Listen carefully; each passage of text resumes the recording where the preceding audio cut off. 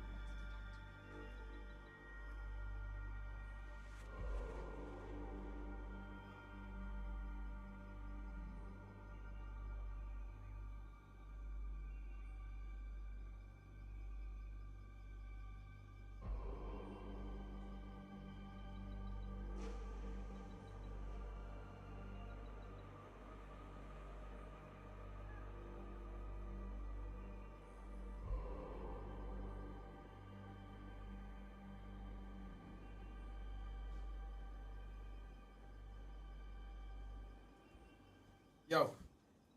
Is the patch live or what?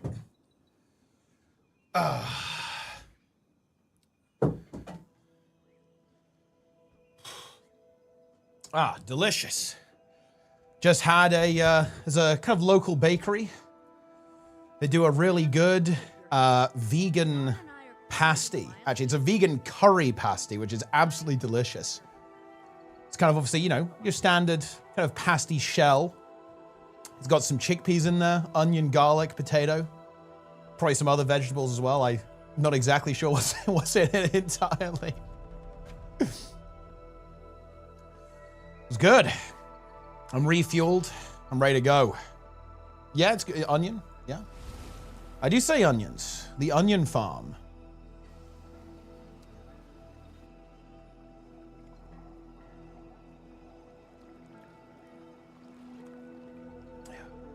Delicious. Oh, I'm back. I guess we didn't really... I mean, look, this has slightly thrown my plans out, guys. I don't know what to do now. I was waiting for the patch. I was going to play the new patch. But it's cooked. Why'd your t-shirt falling apart? This t-shirt is older than Guild Wars 2. That's why. I do actually have some plans to pick up some new t-shirts soon. That will be potentially good for streaming. The issue is, right, is that all of my other shirts are too like heavy, right? They're too heavy for streaming right now. They're very uncomfortable to wear. So this shirt is, as you can see, basically translucent at this point. Like it's barely even, you know, look, it's barely legal on Twitch, okay? And that's actually an advantage because it's really hot right now. So currently, it is very warm, and having a very light shirt is good.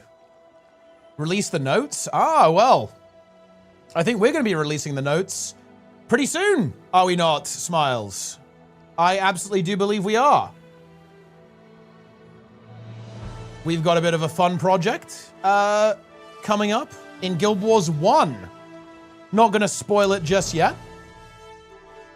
But stay tuned, guys. Stay tuned.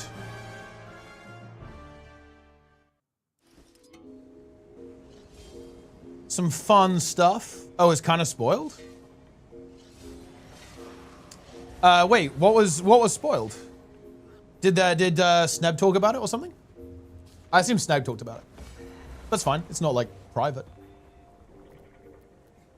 Yeah. Ah, okay. Wait, what did Sneb say? What did Sneb say? So I know what I can say. I don't want to leak the plans. I actually think it's gonna be really fun. I think the idea we had like it was actually really great. I love this stuff. Like me, Smiles, Sneb, and Gwen, we were all in a call. We had like a proper like brainstorming session. It was actually really fun. I actually liked it a lot. That stuff's always good. And yeah, I think we came up with a really good idea.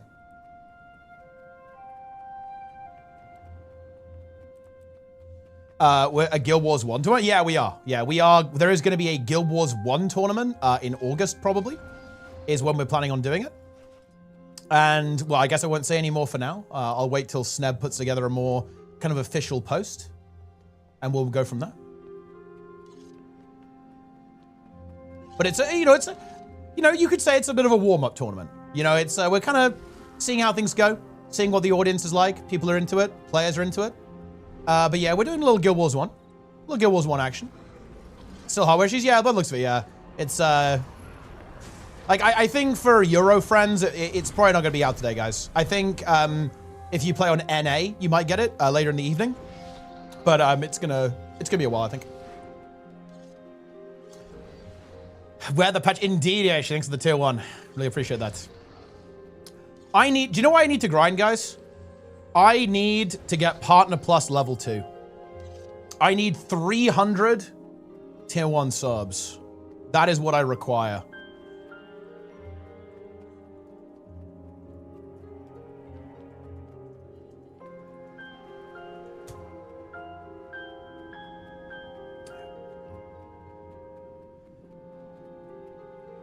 But yeah, new t-shirt. Well, I think I'm gonna get some new t-shirts pretty soon.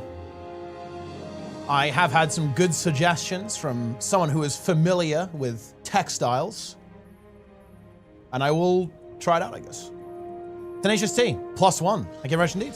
8 months, 1 month in a row. Very good. And yeah, I think it's really weird. The way it, like the count you see on stream is maybe accurate. That uses like an unofficial Twitch API to basically say how many there is. Maybe I should make it say out of 300, because that's the actual goal. Because right now it basically goes by 10. It rounds up to the nearest 10 and it says that's the goal. But maybe actually it should say out of 200 or out of 300, or maybe every 50 instead. That might be the way to go. Because I don't think it saying 180 really communicates the goal very well, I guess. I need to put Secrets, Janther, and Visions. Do they ever go on sale? Well, honestly, they were on sale. Basically a couple of weeks ago, I think, or even like last week. So if you actually contact support, they might be able to help you with that. But the answer to that is yes. Like they do go on sale. Ah, Nike with the tier 1 sub. 117-month resub, a number only equaled by the sperm count of the average infertile Mountain Dew drinking gamer. World record. Correct. Yeah. Tier 1, 117 months there. We love to see that. I think one of the longest subs now. Like this is one of the original subs, guys. Think about that is nearly 10 years. Do gifts or prime subs count? No, only paid subs. Like only specific non-gifted paid subs. So it has to be a tier 1, tier 2, or tier 3 sub. Tier 3 count for more. Oh, Janther and VO went on the last sale. That makes sense, I guess, because they're the more recent expansions. But I think all the other ones were, yeah. Was there a patch today? Not yet, but there was supposed to be. But there was a hardware malfunction, and that disrupted their development pipeline a bit.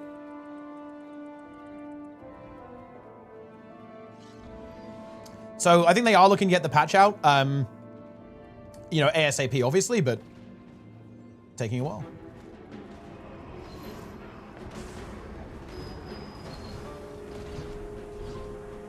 That's just the way it goes.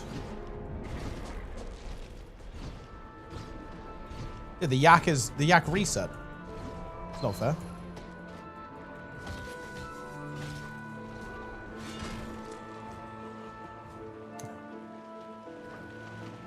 Boom.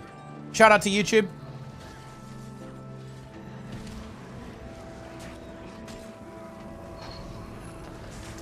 Awesomeness in the chat.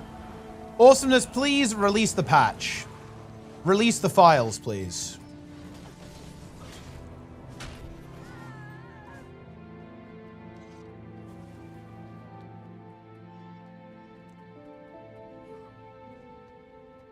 But yeah, definitely want to grind that out.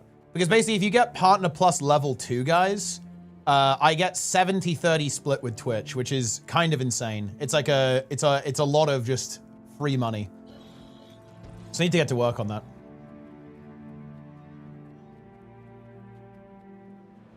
The truth is, with the employee asked him what time to mourn the Deadeye changes after being seen crying in the hallway. Well, we'll have to see like what the Deadeyes cook after this. You've been saying that for 3 years? I mean, well, look. Doesn't make it any less true.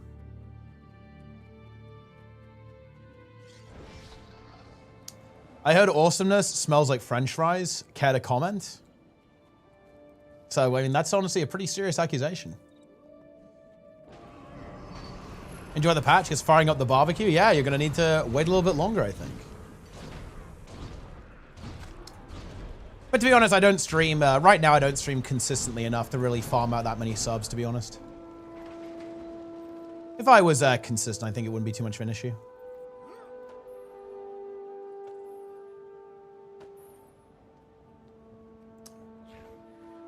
But that's what we're going to do. We're going to get on it, guys. It's consistency, the consistency arc. I haven't really been consistent for, I'd say like 2 years at least. But I'm going to work on that. What are your thoughts on WoW Classic Plus? Very excited. That's going to be a game that I'm very much looking forward to playing a lot. Like, I love Classic. I really like Vanilla WoW in particular. Like Vanilla specifically, not just Classic, right? So yeah, like an infinite version of vanilla, very interesting.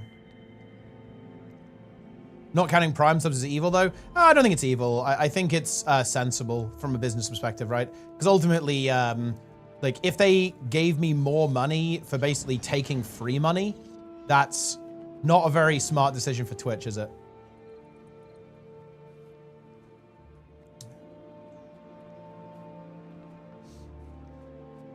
What's your stream schedule like usually? Like right now it's basically random. Like I'll show up for patches and stuff, but like in between I'll, you know, materialize.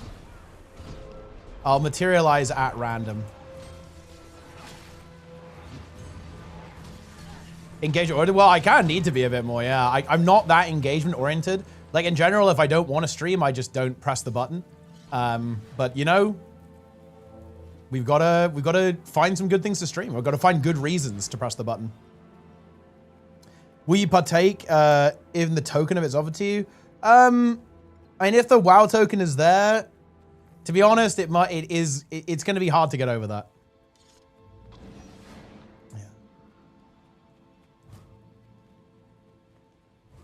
Guild Wars 2 isn't a very engagement-oriented game, unfortunately. Yeah, that's why you kind of have to make your own fun a little bit. I have some good ideas. I just need to actually implement them.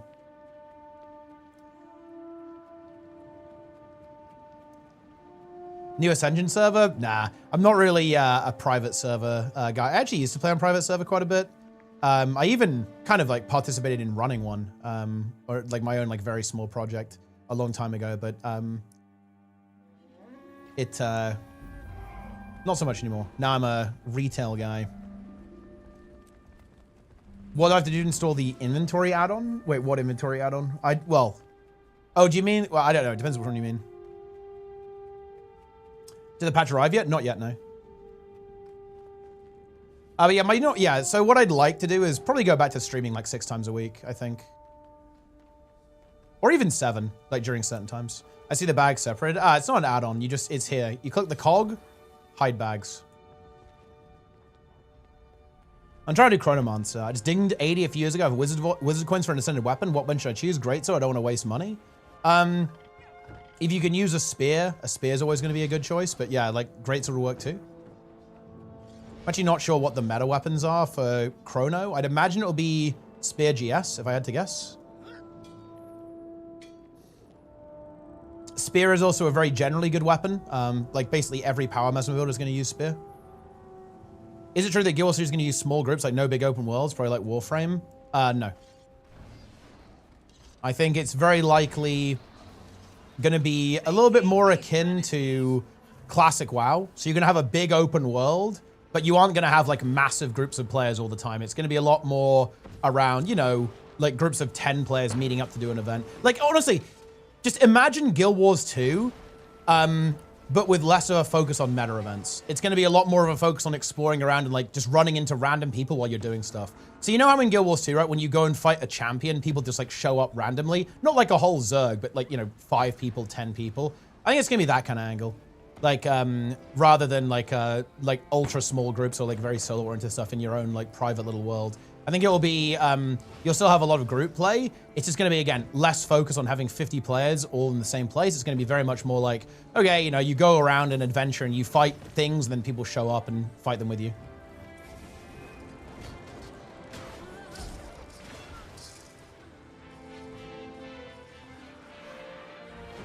Dagger sword. Yeah, I mean, would also be a seemingly good weapon set. To be honest, like weapons are like weirdly flexible these days. Like you don't really have to play the meta weapons on a lot of builds. Like there's a couple of different like variants that I think work pretty well. Ascension cut with most of the classes. Going to play against look for her. To be honest, like I don't think I've seen the class design. I'm not super into it. It's a little bit too much for me. It doesn't feel like classic. It's deviated a bit too much from classic.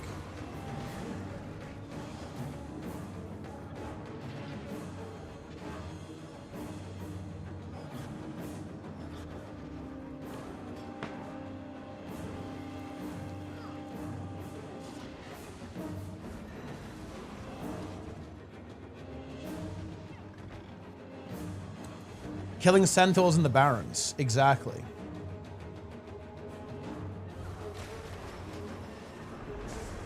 Because again, when it comes to Classic Plus, I am looking for very specifically Vanilla Plus.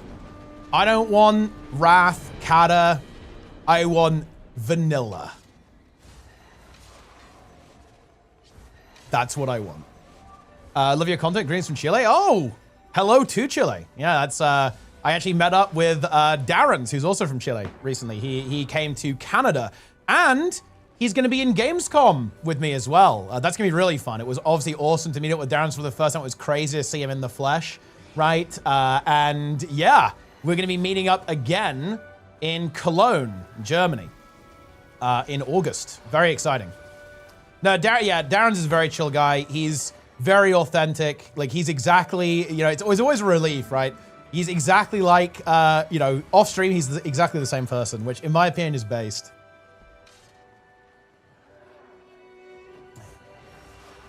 But yeah.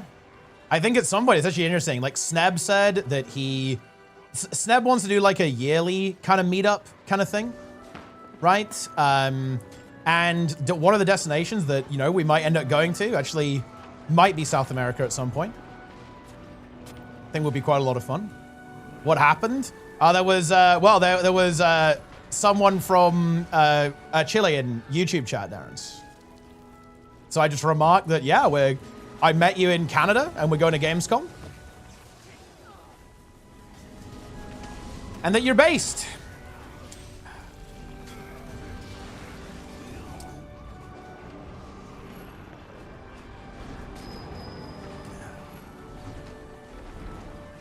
Darren just woke, by the way. He's a soy boy.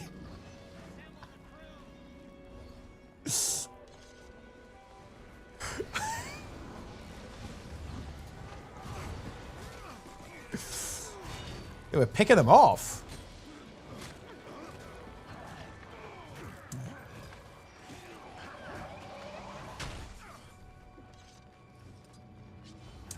Is Roy present in Gamescom? Well, we haven't really heard anything about Gamescom, guys.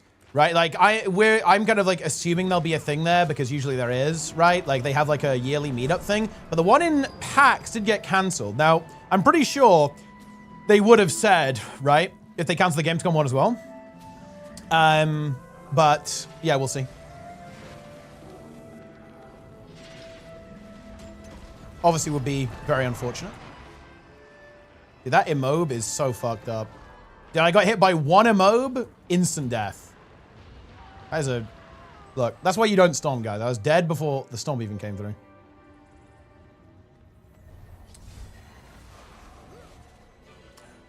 Huge gameplay trailer at Gamescom. And I would really like to see that, yeah. Like, I think it might be a little bit too early, to be honest.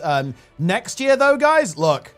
Definitely go, I would say, next year. Obviously, like, if you're in the States, you can go to PAX as well. They'll obviously go hard at PAX next year for Guild Wars 3. But yeah, Gamescom next year, guys. Bear in mind, it's going to be right before the beta.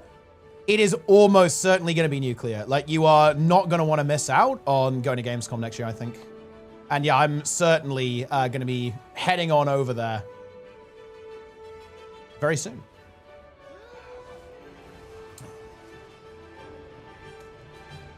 How many days are you going? I'm there on the Wednesday, the Thursday, and the Friday.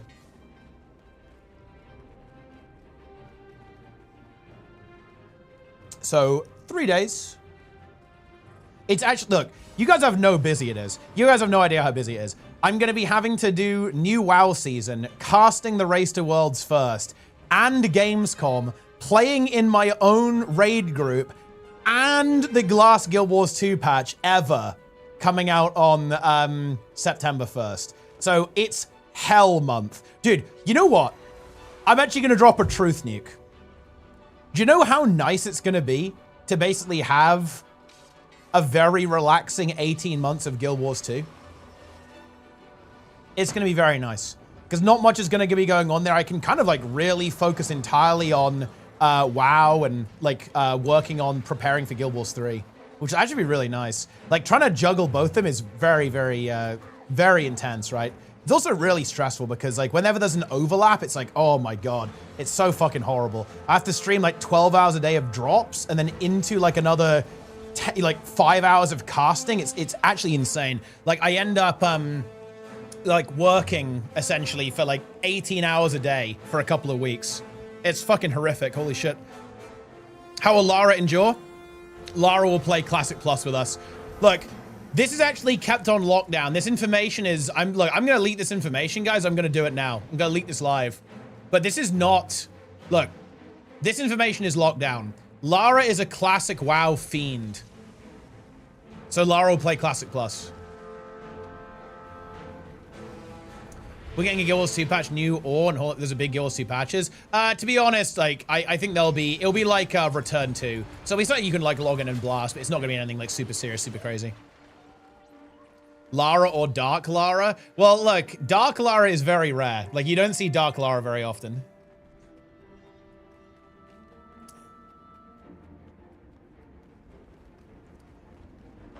When is Classic Plus? Probably towards the end of the year. It was kind of leaked. There's a roadmap for WoW Camelot, which is the development name for Classic Plus. It's being announced at BlizzCon, and it's releasing towards the end of the year. Patch is delayed? Yeah, patch is delayed right now. Should I rename my stream to The Patch is Delayed, It's Over? What do you guys think? I actually might do it.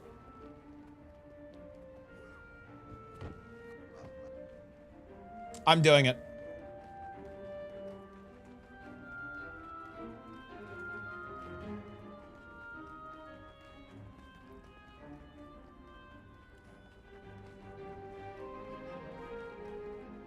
Patch delayed maintenance mode. Are you saying Guild Wars 2 is done on this match? No, of course not. I was joking.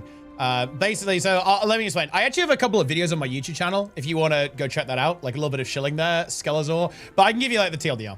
So Guild Wars 3 is coming out, right? Like they're hard at work at Guild Wars 3 right now. And kind of partly because of that, right? Like there isn't another Guild Wars 2 expansion, right? For at least another 18 months after the end of Visions of Eternity. So the final patch of Visions of Eternity is on September 1st. Right? And there won't be any normal Guild Wars 2 content added to the game for 18 months after that, at least. Likely a bit more than that. Likely closer to 2 years. And it's not there's nothing going to be happening. They're adding a system called Hall of Monuments, which is basically like you can earn rewards and stuff in Guild Wars 3 by playing Guild Wars 2. And they're doing a lot of fixes, right? They're adding a new map to kind of give you some like fun details about Guild Wars 3 in Guild Wars 2. And also just to be a bit of a, you know, a bit of a fleshing out of like the core game experience. They're polishing up a couple of things. Like they're doing like a quality pass on all of the old content. So they're going to work through the entire game and give it everything a bit of a new lick of paint, right? They're going to fix bugs. They're going to, you know, bring things up to date balance-wise, right? Like design-wise, like all that kind of stuff, right? Over the next 18 months. But there's not going to be another expansion, and there's not going to be any, I guess, kind of like regular content releases, essentially, over the, you know, the coming, like 18, 24 months. Actually really hyped about that. I have to play through. Oh yeah, for sure. Yeah. I think it's going to be, I'll tell you what, Skelzo, I do think it's genuinely going to be a very exciting time, a really exciting time, to be a Guild Wars fan.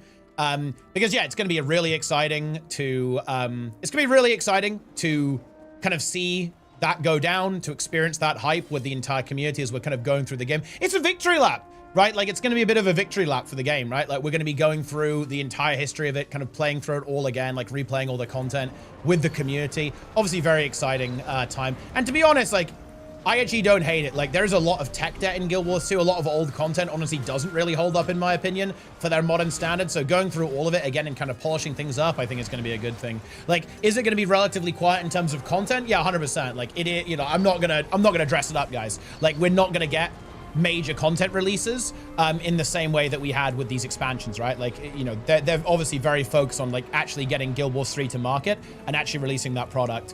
But will it be fun and exciting? 100%, yeah.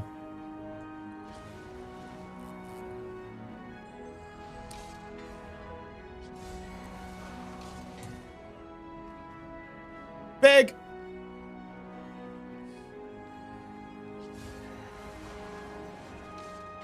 Do this maintenance period, like everything I suppose. I mean, I actually, honestly, I don't hate that. I think that's not a bad idea. I think that would be good for the game. Like 3x packs on, go 1 off, and address tech debt. I actually would not hate that at all. I think that actually sounds like a good idea. Now, again, I'm not sure how financially viable that is, because obviously the reason they're able to do this maintenance period is because Guild Wars 3 is going to earn them some serious cash. So I don't know how viable it would be financially to basically have downtime in the schedule. But honestly, in a Guild Wars 3 world, they probably could, right? Because if Guild Wars 3 is basically going to be the main breadwinner for the studio, which it should be, and I hope for ArenaNet's sake it will be. That's certainly their end game here. They want Guild Wars 2 to have a bit more room to breathe and Guild Wars 3 to be the main product of ArenaNet. So if they're able to do that, then yeah, maybe they can actually have a slightly more flexible development schedule. They're not going to be so shackled into basically like very quickly releasing Guild Wars 2 expansions. It should be enough for a single Buffalo wing. I mean, look, there you go. Easy prime. Thank you very much indeed. Do you think if Guild Wars 3 gets delayed, the Guild Wars 2 maintenance gets extended? That's actually a great question. I'm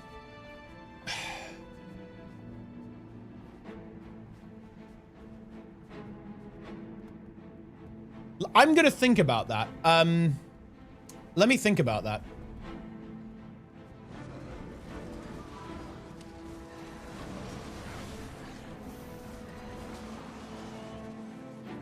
So what are they going to do? They're doing 18 months of kind of like polish, but they are going to start working on another expansion, and it's going to take them about 18 months. So I think the answer to that question is maybe no, under the assumption that they'd be fine with just releasing the Guild Wars 2 expansion they're gonna do before Guild Wars 3. Because they talked about this a bit, right? It takes about 18 months to do a Guild Wars 2 X-Pack, right? And they're gonna be starting work. I think they're gonna start work on an X-Pack at the same time as the maintenance period, right? So theoretically, it doesn't affect the development of that expansion if 3 is delayed.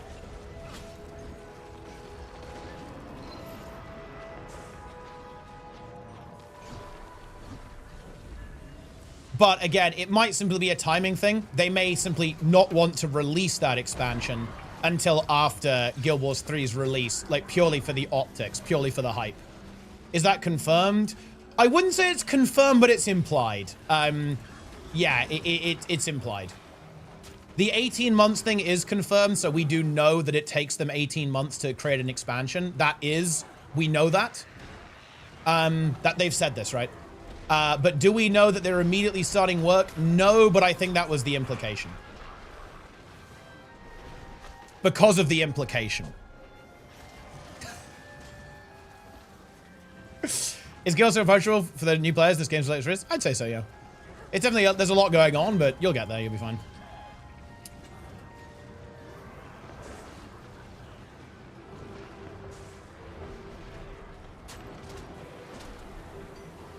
Action combat? Yeah, guys, it will be action. It's confirmed to be action combat. They've actually explicitly said this. They won't work on a new X-Pack until Guild Wars 3 came out. No, I don't think they said that. I said they won't. I think it was stated that there won't be one until probably after Guild Wars 3.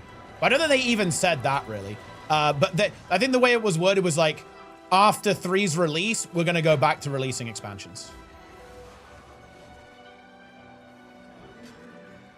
And actually, no, I think they didn't even say that. I think they said, like, after the maintenance period, which it was implicitly assumed to mean after Guild Wars 3's release.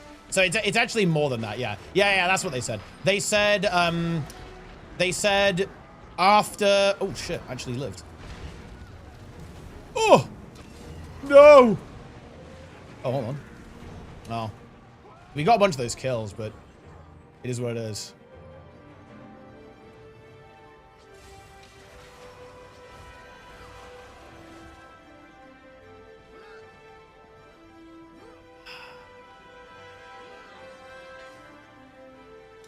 Not because of the game. I also play Guild Wars games, the release of Guild Wars 1 Nightfall. There's some things that are not good for my personal taste. Action combat or the engine I personally like. I think it'll be a good game. Well, I mean, like, I think it's completely valid to not like the game because they're obviously, you know, because it's in Unreal and it's just, you know, it's using modern technology, the game is going to look different. That's just the way it is. Like, you know, engines have come a long way. Graphical fidelity has come a long way.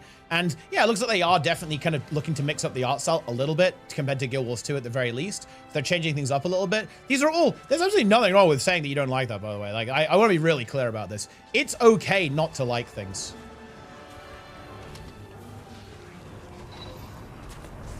You don't need to justify it either, right? Or rather, well, it's not that you don't need to justify, because, like, I get this a lot. Like, for some reason, I almost feel that people feel bad for not liking something that's popular, right? I would actually really urge you to not feel that way. For example, look, I am the most contrarian of contrarians. I didn't like Baldur's Gate 3. I just didn't like the game, guys. I bought it. I didn't refund it because I wanted to support the studio, but I played it for a couple of sessions, and I just didn't like the game, right? It just wasn't for me. And you know what? That's okay, right? That's fine. That's just the way it is. It's, you know, you're not going to like every video game. And there's nothing wrong with that. You don't have to, you know, rationalize it. You just don't like it. It's the same, look, it's the same thing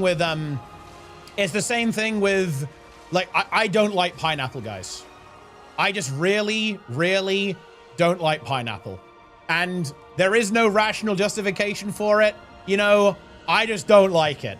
And it's the same thing with media. It's completely fine to not like things.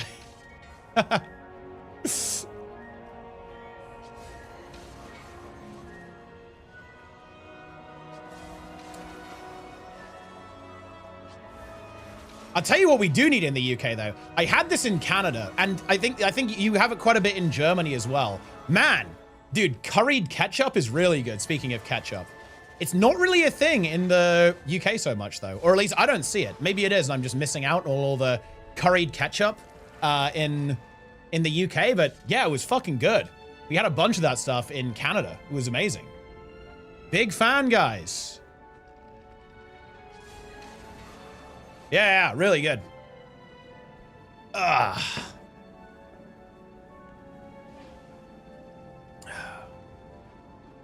Stargazy, look, that is one of the most cursed UK foods, okay? You can't say, look, you can't represent UK cuisine with Stargazy pie. World Cup time. Oh, is the football is it happening now? I thought it wasn't for a couple of days.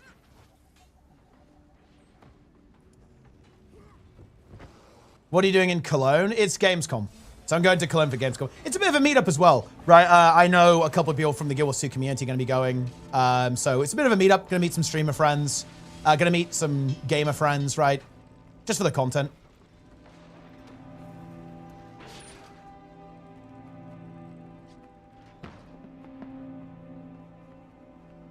Oh, yeah. The World Cup is starting in 0 minutes. France versus Spain. Ooh, very exciting.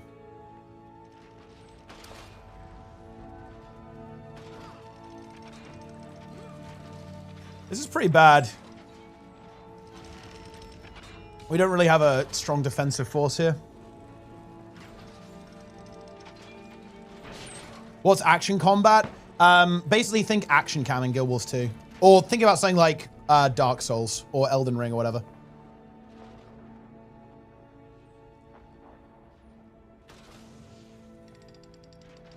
Or New World. I don't know anything about the World Cup. Well, yeah, I don't know anything about football, but, you know, you got to get into it, right? You know? Come on, England! Score some fucking goals! And it's such a big part of UK culture. I'm not saying it is in other places, but I don't know if you guys know this, but we are, like, giga obsessed with football in the UK. It is 1,000,000% our national sport. It's like a big part of national identity, right? Is like supporting a football club and what football club you support. So yeah, everyone, look, I'm not really into football, but yeah, people love the football here in the UK, right? It's a huge, yeah, exactly, yeah, it's coming home. Look, tell you what, the Norwegians, they were rowing home, guys, let me tell you that. Yeah.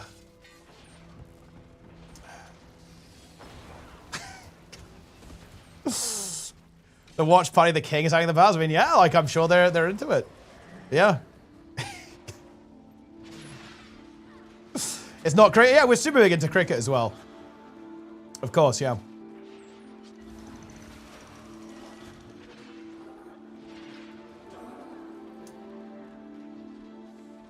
Hope Guild 3 won't be as clunky as New World, but Guild Sound I don't think will be as bad. Well, I think it will definitely go a little bit away from that because like New World was definitely.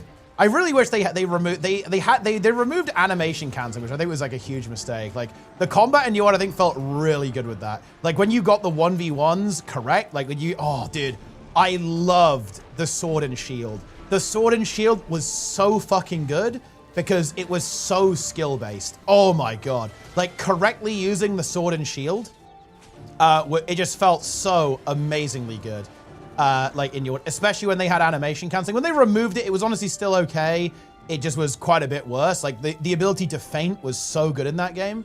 But yeah, I still loved it. Like, because it just had the sickest combos on it. Like, the heavy attack was so good to combo with. Like, the trait system, like, the build system was really good. It all, like, lined up to be, like, a really big combo thing. Like, you know, you need to land your shield bash, land a backstab into the, like, what was it called? It was like a combo ability, and you did, like a twisting thrust or something like that. It was really good to, like, land that. Are you being serious? The patch was delayed? You're just trolling? Oh, no, the patch was delayed.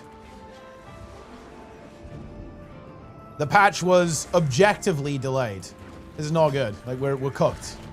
We're deep fried, guys. It's over. Yeah.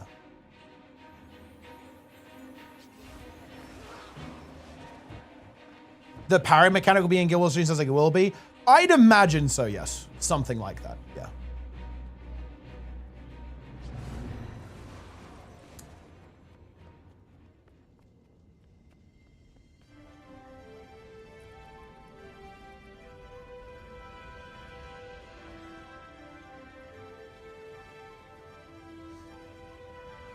New World combat was fun. You all released side in original animation pass. The combat started to feel really clunky.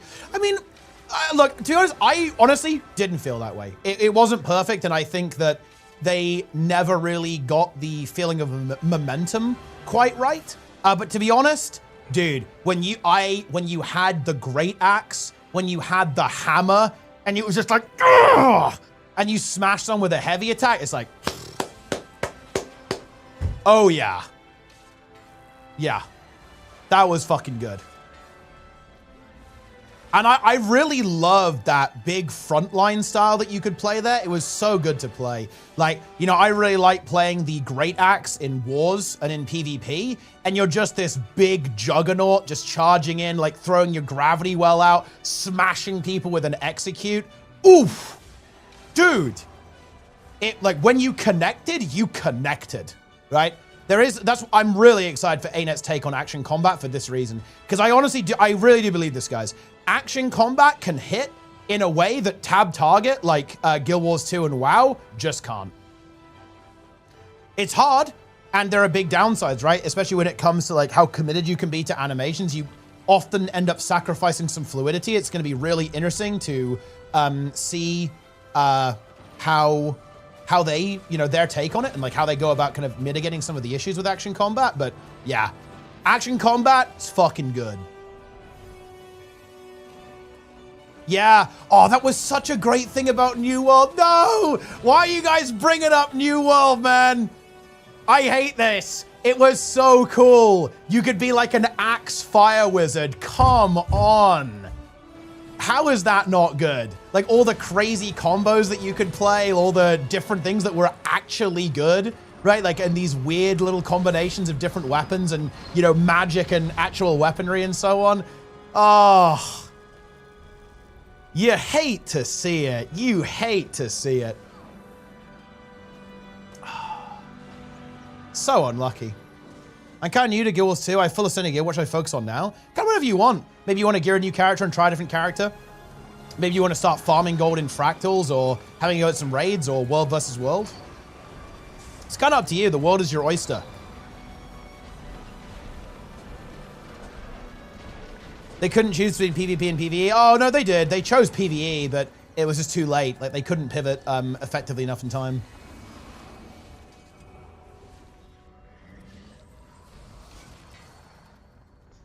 Why do you say if infinite time to play, you don't work? Basically, like, look, welcome to work for yours truly, right? Like, when there's, like, something going on and I have, like, big viewers, that is work. I am very fortunate to be able to say that as well. Very privileged indeed.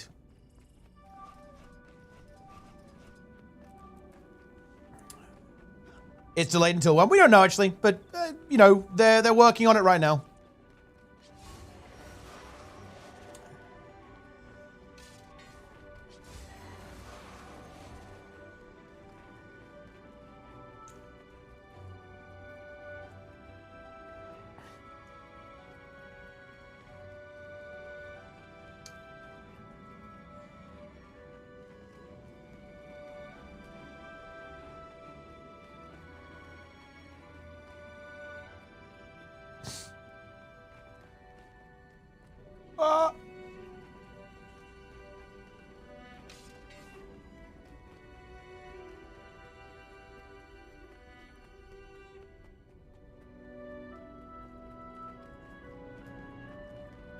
New World return M equals goes. I like that, actually. That's good.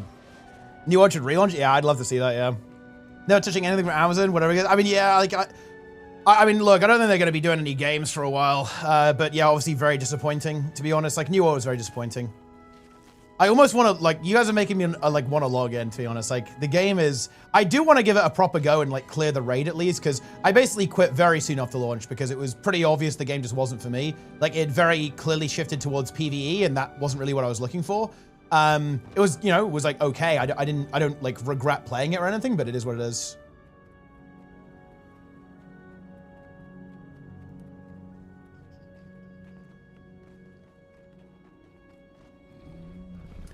It is what it is.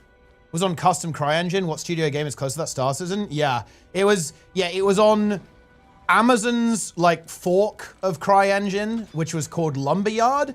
And the thing is, it was relatively unsuitable for the game. They ended up massively modifying it to the point where it became distinct again. So it went from CryEngine to Lumberyard, from Lumberyard to the Azoth engine.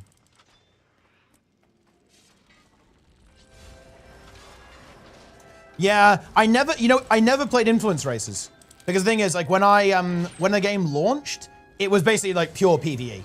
It was, like, opt-in, PvP was, like, a complete afterthought GG, essentially. So I just fell off the game immediately, but I did hear that Influence Rushes were actually really good. And I tell you what, I bet I would have enjoyed those. I will admit that. Is this a straight haircut? It is, yeah. I think I got the wrong gear for my Luminary. I should have, wait, what stats did you get? As long as you got, like, Berserker or something with power and precision, probably not that bad. I kind of want to log on to Hardcore, actually. I want to start doing Wizards Vault stuff, because I actually do still want to do the Hardcore project. So maybe I'll log on to Hardcore and actually do some Hardcore while we wait for the patch.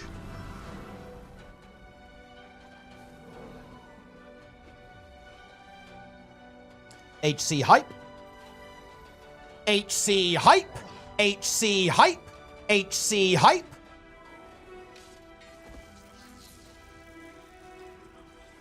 They dropped daggers after making the game dead. It was waiting for the whole time. Yeah, it's so shitty. Because of course it will never really get, you know, properly polished up.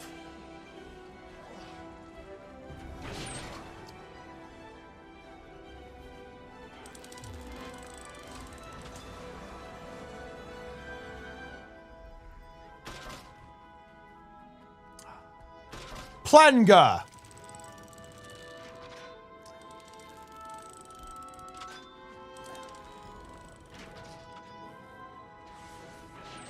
But yeah, what's the situation, guys? Anyone here going to Gamescom? Any Gamescom goers? Because I'm definitely interested to meet some of you guys if you're going as well. So I definitely want to make it known that I'm going in case, you know, you want to hang out.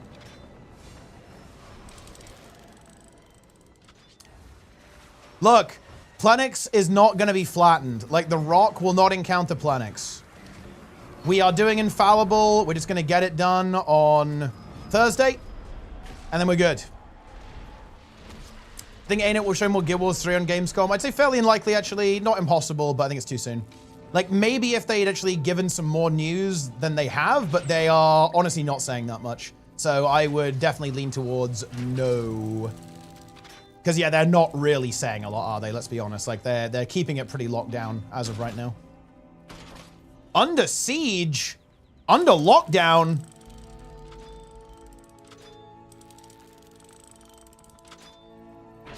What should I get from the vault?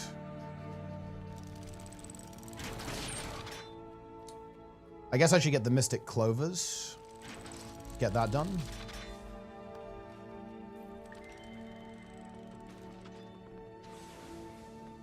Gamescom will be in scorching heat. Yeah, I mean, look, you gotta do what you gotta do, but it's not gonna be fun. Is that a stain in your shirt? Nah, it's holes. Can you see? It's holes. The truth is, though, it's pretty much the only shirt I have that I'm actually comfortable in while streaming, so that's what I wear.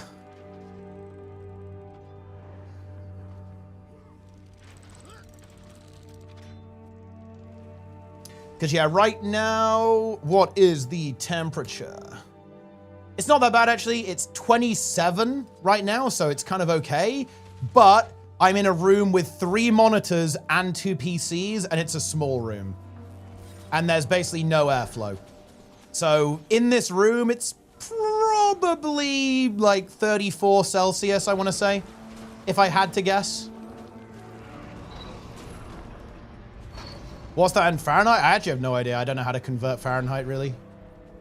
I do know that, what is it, like, well, 37 or 36, right, will be 100 Fahrenheit, because that's how that measurement system works.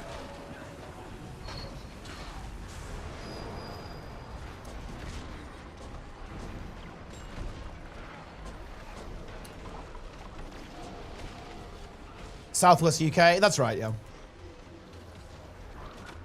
Big stream bucks to find new shirts. Well, because I buy new shirts, I just don't really like them. I just prefer this shirt. So I'm on the quest to find replacements, and I actually have got some good intelligence. I will attempt to buy some shirts, I think, pretty soon.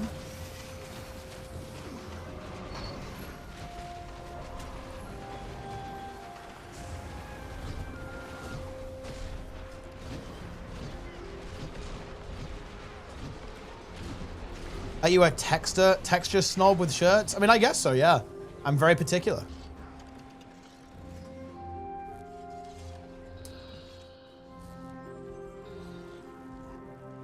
But yeah, gonna invest in some climate control for next year, I think. It's finally about time.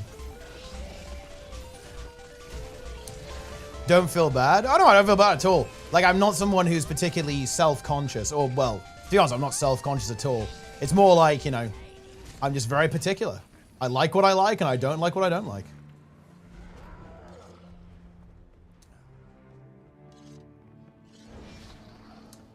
Some premium very shops. I mean, yeah, look, I'm definitely down for suggestions, right? Like, because I just want to find one that I actually like, and that I'll buy like 10 of them and just wear it every day for streaming. But yeah, I just want something that's like very, very light, okay, and good for streaming. No Dungeon Rush? Well, it's not in the game yet, right? Because the patch is delayed because there's some hardware issues.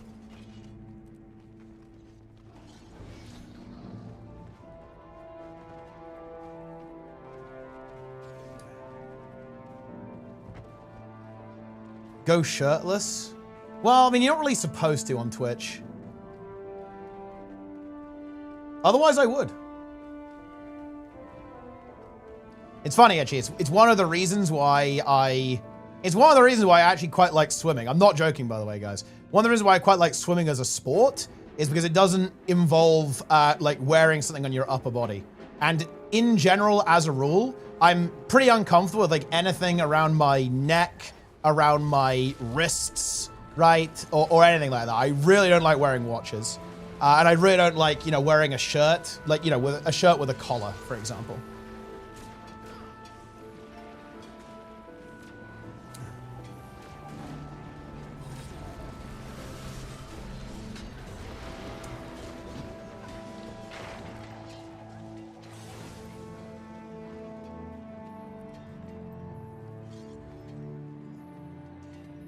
Threadless is a shirt company. I'll check them out. Not sponsored. Maybe you should be sponsored.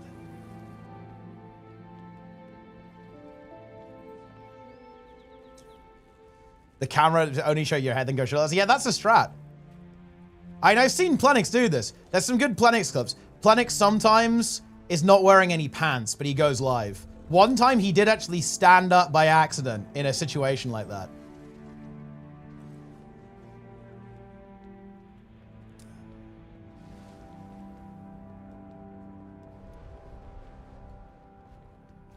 I've seen the clip. I think we've all seen the clip. I mean, look, dude, he found this instantly. How did he find this instantly? Check it out, guys. Yes! Also, yes! Also, yeah, that's Coca, sorry. No, I shouldn't have said that. My bad. Coca!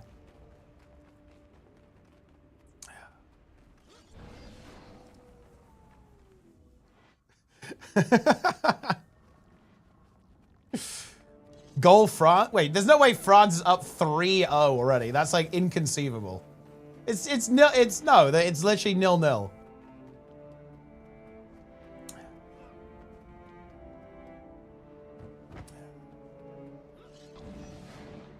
Oil up. Guild Wars 3 is coming. Yeah, it's time. Yeah. Legit go. There's no way. There's no. I thought like maybe France scored. Like maybe it was like 1-0. There's no way it's 3-0 like 15 minutes in.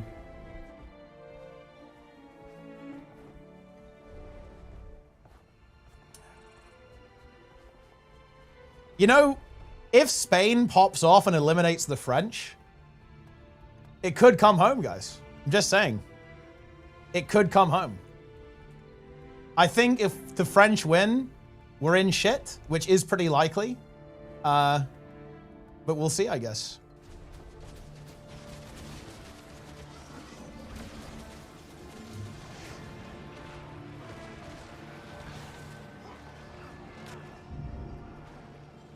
Pay the ref to win against us, Norway? Well, we didn't pay the ref. We paid the camera attached to the wire.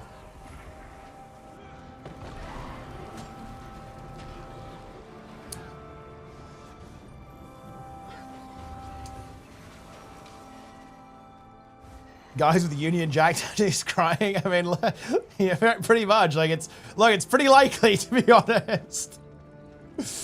It could be brutal. There's a high probability of some brutality for the England fans.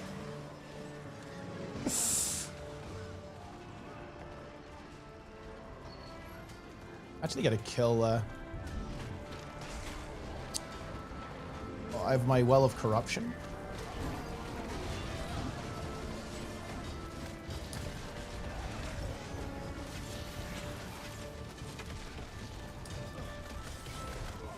$42 minutes next update. I bet Ian is watching football and draws another Uno reverse card for us that upstate window as pass. Well, I mean, look, guys, you know, obviously this stuff can take a while to resolve, obviously. And look, let me tell you from experience, guys.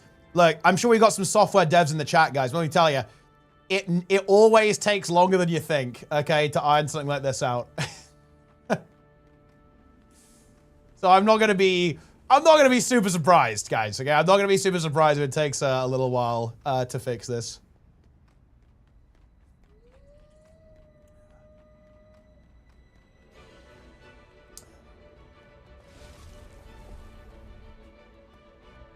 But we'll get there. Guys, yo, awesomeness, real quick, bro. Have you guys asked Claude what to do? I'm sure you have, right?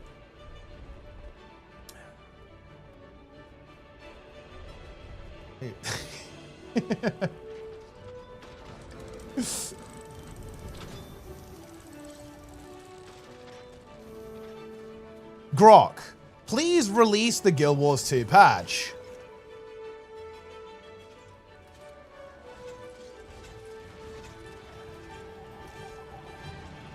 Grok, I am fully vibe coding my job now. Grok, make Guild Wars 4. I fucking love the Grok emote, dude. It's so good.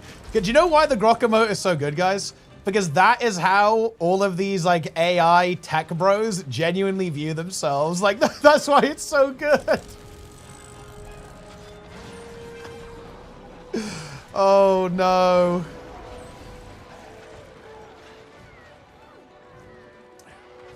Feels good. Please implement this feature. Don't leave any bugs in. I am Tony Stark.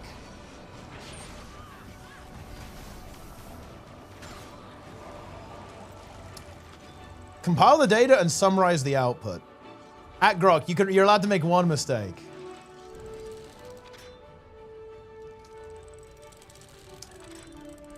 AI slop.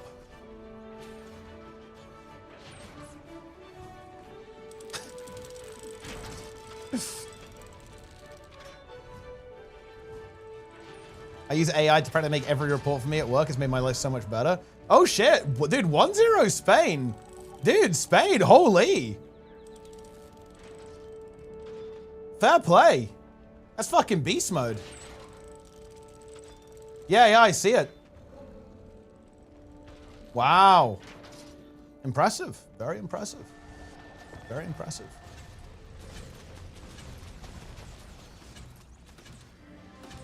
Yeah, I know Spain's I know the Frenchies are the big favorites. I know they're the big favorites, right? They were looking absolutely crazy, right? Pretty much unstoppable, I think, right? Was the perception with the French, like, unbeatable. So the Spanish, putting the work in. Very exciting.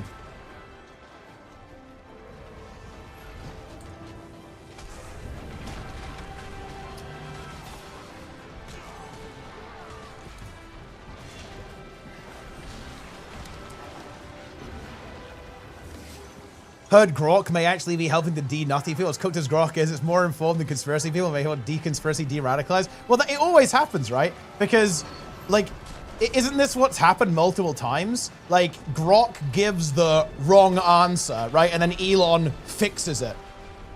So yeah, like, you can't... I suppose that's one of the potentially decent things about AI, is that it's not good, really, at being like a conspiracy theorist, or it doesn't seem to be that way. Like, it does try to actually look at real world information, I guess. Like, you know, it's certainly not perfect, let's be honest here, right? And it hallucinates and creates a bunch of slop, but yeah, it seems to be very difficult to actually get it to say what you want it to say, right? Because Elon hasn't done it. Like, Elon's failed. Like, he keeps trying to make it like this ultra brain rot, like, lobotomized AI, and it doesn't seem to actually work very well.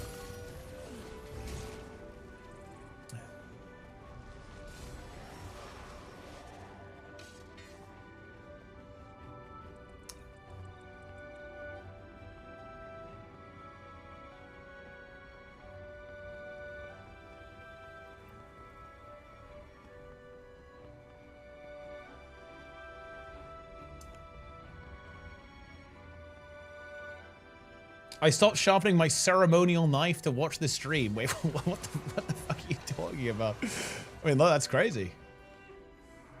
I'm not adding this emote, guys. This is a dog shit emote. It's too far. It's clearly AI, for a start. It's not, like, made with love. This is clearly AI slop. And it's too much. It's too much, guys. I'm sorry, you already have treeing. You don't need this one.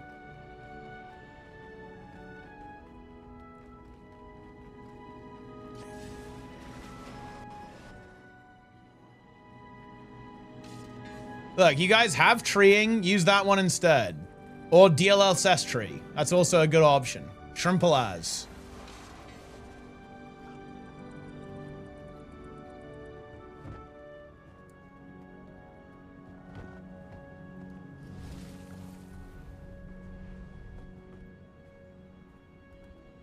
No, this one's trash.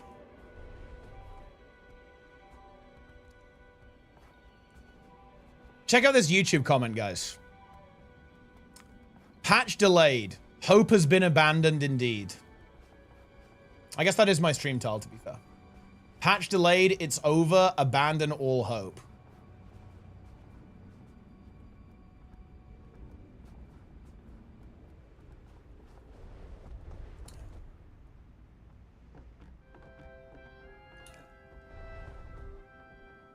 It is what it is.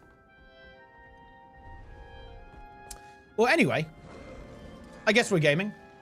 I'm not going to go for a super long stream today. I actually have a couple of things I need to do. But I'll stream for another couple of hours, I guess. Oh, you know what I need to do, guys? Let me actually check if this is still going. I can get you guys a free bag slot, I think, from WEHYPE. Because, man, I really wish I, like, I'm not going to... Look, let me put it like this, guys. The current leader of the ArenaNet partner program is giga-based. I hope one day they will reveal themselves so we can all celebrate in their greatness. But basically, they're very good, and they do a lot of good shit. Oh, it might have been over. I might have been too late.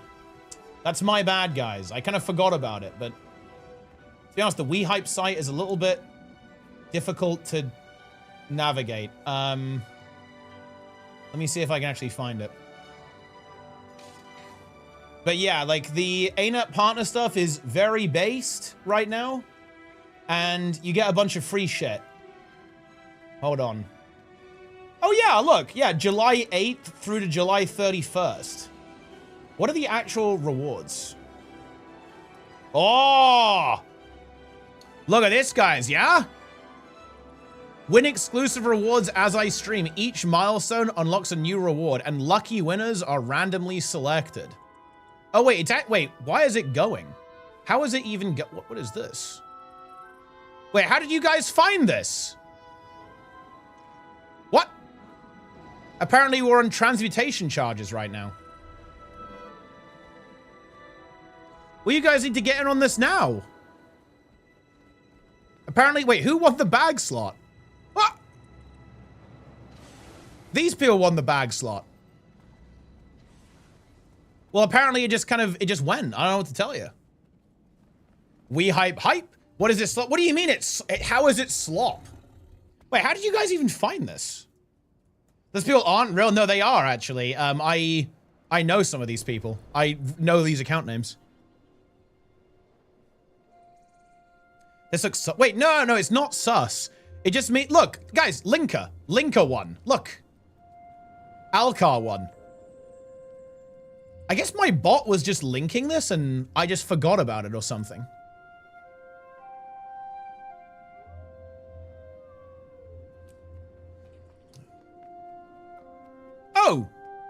Oh, look. Oh, yeah, it's just exclamation mark WEHYPE. Well, I guess that explains it.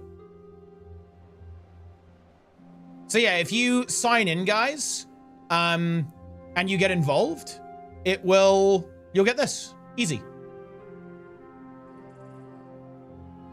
Boom. So yeah, you can do that. Right now we're on the transmutation charges, but then there's some other stuff, right? The next one is the Raptor mount skin. There is a chair, the Dragon Throne. What's this last one? Exotic weapons grab bag contains a random exotic weapon. Estimated value $12. I'm gonna be honest with you, that's a little bit ambitious, WEHYPE, but I respect it. Why is that last? The first thing is by far the first one that's also valued at $5 versus the exotic weapon grab bag valued at $12. But I mean, look, I don't make the rules, guys. I don't make the rules.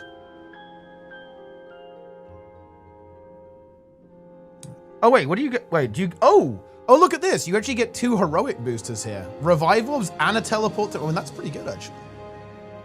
That's really not that bad. Oh, wait, you get Mini Mr. Sparkles as number 7. Okay. I see.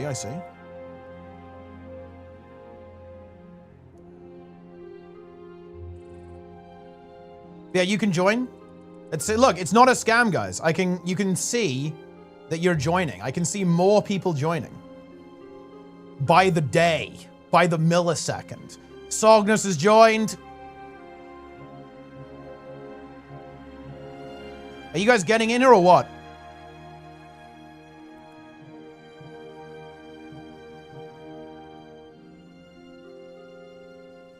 Exclamation mark WEHYPE. I'm putting it in the stream title. Free stuff while we wait. Free WEHYPE stuff. Okay, there we go. I did it. By the way, post a link on YouTube. It will actually work on YouTube as well, by the way. If you guys on YouTube, because look, I am actually going to work on getting Twitch or YouTube chat shown on Twitch. Look, you guys won't believe me when I say this, but there is right now no good solution, or well, no good solution to show Twitch and YouTube on stream. Seriously, in the same chat window, there is no good solution. I am literally going to have to make my own solution. I am not joking, guys. To do this, because it's kind of YouTube's fault. Like, the YouTube API is complete ass to work with, so that's the issue. But I do actually have an idea. Well, I have a scuffed idea, because obviously my what I'm probably gonna do when they were TOS, nah, they changed it. What I'm probably gonna do is send all of the messages from my bot directly to, I'm just gonna modify the, I'm gonna modify my chat thing to also receive extra chat messages directly from my bot. So it's probably not something I can really share publicly, because there are a couple of solutions. I think what people usually use is streamer.bot, but that is unacceptable to me. I don't want to run another application. I'm not willing to do that. I only want an HTML page. I don't want to be running, because I have my own custom, have YouTube? Yeah, they do, and I know what solution they're using, but it's a solution that's unacceptable to me. I'm a really special snowflake, and I really dislike that solution. That's why I said there's no good solution. Because yeah, there is something called streamer.bot, but again, I do not want to use a third-party bot and have that running on my computer, basically. Because I have very specific needs, and my bot has very specific features that realistically would either be difficult or not even possible to implement into something like streamer.bot, so I don't want to use that. TOS, nah, they changed it. Or rather, they changed it, or they said it's okay. This was a recent thing. Like, Dan Clancy, the CEO, specifically talked about it on a live stream. It's fine now.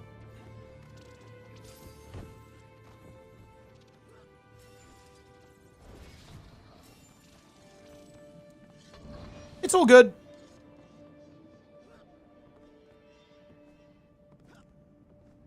But yeah, I'm gonna have to come up with my own solution, because like I said, and you know, I do almost wish I'd found this before, because what I really like about this is that it actually does allow you to run your own scripts. You know, you can use Python, JS, or C#, for example, which could be pretty good, but to be honest, it's not gonna be as flexible, obviously, as running your own shit, right? And building your own software.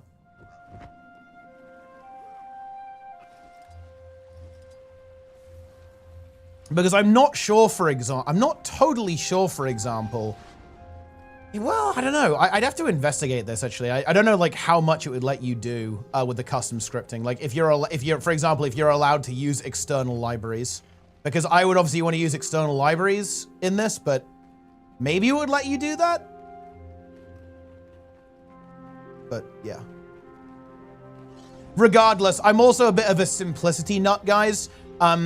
I really, really don't like running more than one application per job, if that makes any sense. So I don't want to run 2 pieces of software for my stream. I want to run 1 piece of software for my stream. I don't want any points of failure. I don't want any like weird interactions or issues where the software's talking to each other. I want 1 thing. I don't want to have to fire up 2 things every time. Like, my stream setup is streamlined as hell, guys. It is pristine, okay? It is smooth, let me tell you that. And I like it that way. Sounds like you just like Windows? I actually do, yeah. If I had a choice, I would probably use Mac OS. Well, to be honest, I'm actually not the biggest fan of more modern Mac OS. I really liked Mac OS 10, or I guess Mac OS X. I don't know, however you want to pronounce it. Like a lot of the more modern Mac OSs, they're a little bit more handholdy in a way that I actually don't like. Because I actually ran a Hackintosh for a while, and the OS was kind of bothering me a little bit, but I definitely still prefer it to Windows.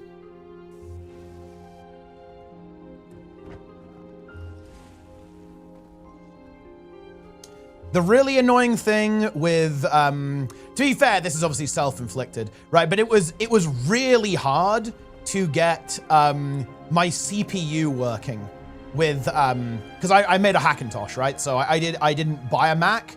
I used my Windows PC and I booted illegal Mac OS on it. And it was such a pain in the ass to get it working. But at the end of the day, right, like that's not really Apple's fault, right? Like you're not supposed to do that.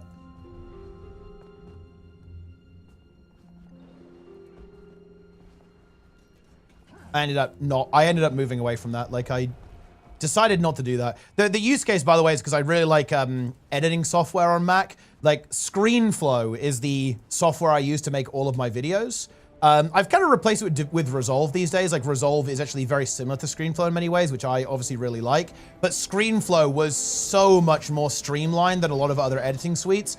It was not as powerful or heavy duty as something like Premiere or DaVinci, but it was fast, right? Like you could very quickly do things in a much more streamlined way. Like that was the trade-off, right? For having a little bit less muscle to it, like overall in the, you know, in terms of like what it could actually do, but it was an incredibly efficient workflow, which I really liked. And I haven't used ScreenFlow for a while because I actually don't have a Mac setup right now, but I honestly really, really miss that software. Like ScreenFlow is amazing. And it's Mac exclusive. So that's why I ended up having a Hackintosh, which I've always had Mac computers, is basically to run ScreenFlow. Final Cut is also great as well. I am kind of a bit of a decent fan of Final Cut. These days though, I will say, honestly, Resolve is amazing. I never got along well with Adobe Premiere. Look, I don't know, seriously guys, I'm actually gonna drop a truth nuke.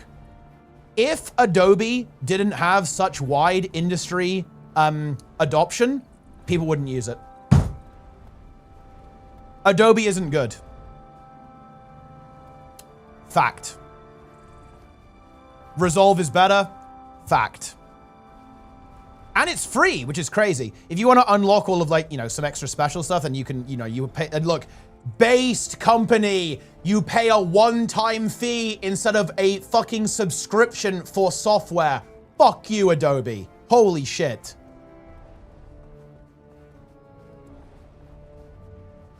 Based Resolve.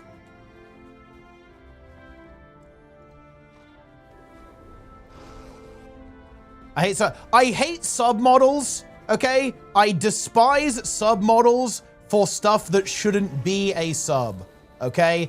I do not want your lifetime support for your software. Sell me the software and piss off. I don't care about update slop. If you want to sell me an update, that's fine, do it. But I'm not paying a sub for shit I don't want. Do you consider WoW software? Of course, yeah. But it's a live service, so paying a subscription for a live service is reasonable. What I would say about Adobe products is that I do not want that software as a service, right? I want it as a product. I don't want a service. I want it as a product.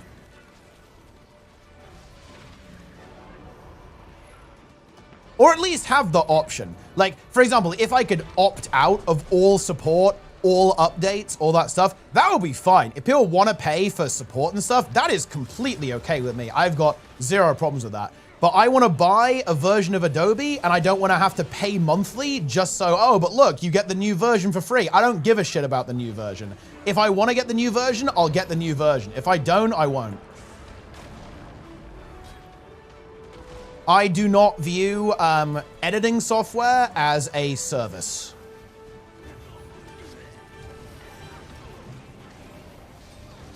I view it as a product.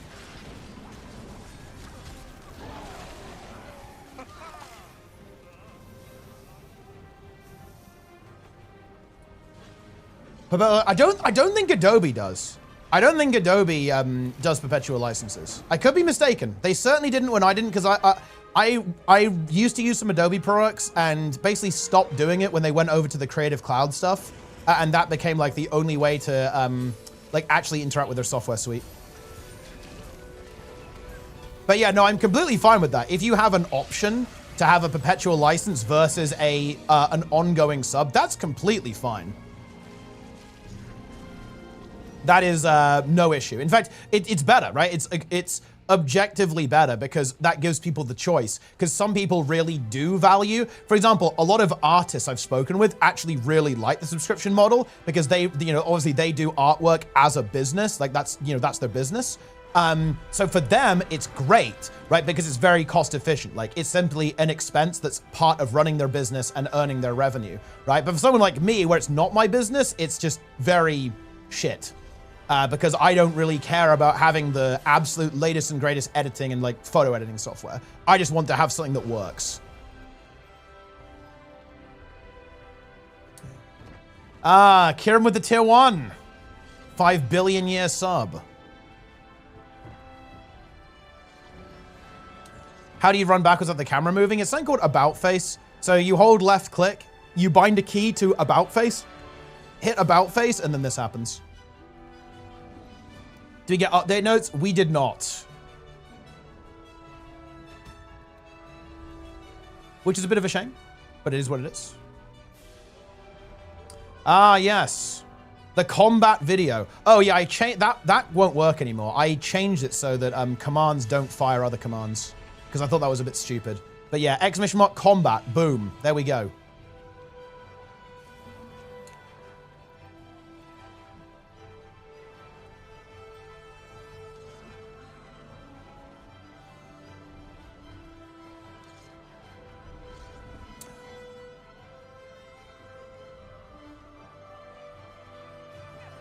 You can just use Windows 7. Well, yeah, this is the weird thing about Windows too. Like, Windows, I just wish there was an option. Like, because you know what, guys? I'm actually going to drop another truth nuke. Windows hand-holding you is actually good for most users. Let's be honest about this. Windows bothering you about updates for security, bothering you about everything, is actually good for most users, right? Because most people are potentially not quite as tech savvy, aren't as aware of security vulnerabilities. So it's good. Like, it's good to have that kind of thing in the OS. But just let me turn it off, right? Like, I don't hate the fact that they're trying, that they have all these security features and kind of hand-holding. That is fine. Like, there's a time and a place for that, and there are many users that benefit from that type of approach to operating system development. But just let me turn it off so I don't have to deal with it. If I'm more of a power user, right? Because I don't hate Windows. I don't have a problem with Windows. The only thing that's not good about Windows is audio is a real pain in the ass. Like, I don't know why, it just is. It's just super annoying to get audio to work properly sometimes. And I don't like when Windows Update like resets my audio settings like every 2 months or whatever. That's really annoying. But it's not that bad. Like, Windows is fine.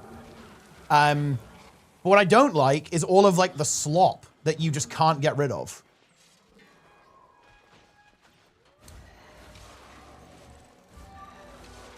And obviously there's very serious privacy concerns regarding Microsoft 2, that's another story, right?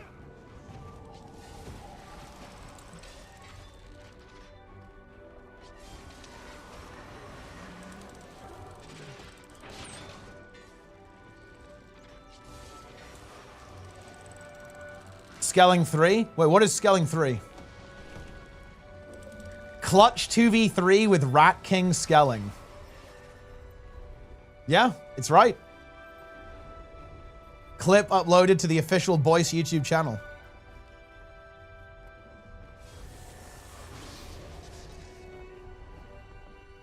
That Teapot voice is cursed? or in another video along with some other settings. Oh, dude, I remembered when I read this. Yeah, when I did this video. Dude, I was a little bit ill. I do remember this. Is about facing. You can bind a key. Yeah, dude, I had a gnarly cold when I did this video. Key to about face to make your character immediately turn around. And if you hold left click, hold your camera still as well. This lets you quickly change direction without backpedaling or... Because I kind of rushed this video out, right? It wasn't because of Summit, but it was kind of because of Summit as well to an extent, because Summit wanted to learn about the game. I was working on this video at the time it was going out. It was going to go out either way, right? But I kind of rushed it out when I was a little bit sick because Summit was looking to learn how to play the game and learn about the combat system. So yeah, I remember this very well. Yeah, I had a lousy cold when I was recording this, so I sound very, you know, hoarse here, right? Or disorientating yourself, which can give you an extra edge in the battle of movement and positioning. Yeah. Additionally, there are a lot of abilities and effects in the game that have mobility baked into them, and can therefore be used for combat purposes and simply moving about the place. Traversing the area and being where you... This is such a good video. Don't mind if I do, guys. This is a good one. I'm very proud of this video. Also, fun fact, by the way, guys, and this is like a big shout out to ArenaNet, by the way. So ArenaNet, fun fact, I'm not sure if I've ever said this on stream before. ArenaNet paid for subtitles in multiple different languages for this video. So you'll actually see that, and these are not all auto-generated, right? Like ArenaNet actually paid for legitimate, like actual proper subtitles into French, German, Spanish, and Italian, if I'm not mistaken, actually, for a couple of these tutorial videos, which, by the way, is a lot of money. Like, they absolutely paid multiple, I would imagine, potentially thousands of dollars to actually get this done for a couple of my Ultimate Beginner's Guide videos. I believe they did it for this one, the interface one, and I think Boons. I'm not sure. I'd have to actually go back and check. I'd have to go back and check exactly which ones it was, but it was a couple at least. And yeah, they actually, they paid to have that done. So yeah, these are not auto-generated. These are actually done, these are professional subtitles for this video, yeah. Which, as you can see, you know, it's a long video, right? Like, this is a lengthy video. This one's about 25 minutes, and there are other, you know, some of the others, again, like 20 minutes, like 15 minutes, and so on. Summit? Summit is I mean, he's honestly an old school, like, legend streamer, right? Like, one of the oldest, you know, I shouldn't say oldest, right? I don't mean it that way, but, you know, one of the longest running streamers on the entire platform, one of the original pioneers of streaming as a business, to be honest, or well, in a professional capacity, I should say, rather, like, on the entire platform. Obviously, you know, was kind of into, like, a shooter guy, right? Like, you know, into that kind of game, but honestly plays a lot of everything. He likes WoW quite a bit, for example, likes MMOs, right? Like, Summit likes MMOs. And has played all of them. Played New World. He's played some Guild Wars 2. Played World of Warcraft, obviously. So, I mean, yeah.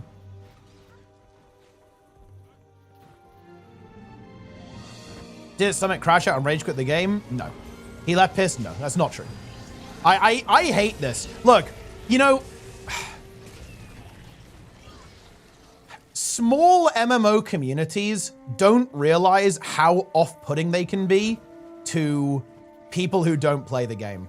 I really wish people could see how off-putting the Guild Wars 2 community can be sometimes. Like, if I would, look, let me put it like this, guys. If I was a streamer coming to try out Guild Wars, I would be put off a little bit. I'd be weirded out a bit by the Guild 2. To be fair, actually, not anymore. I will give us credit where it is due. I don't think this is really the case so much anymore. But back then, oh yeah, we were fucking weird, dude. We came off as very culty, very tribal, and it was like red flag, red flag, red flag, big time.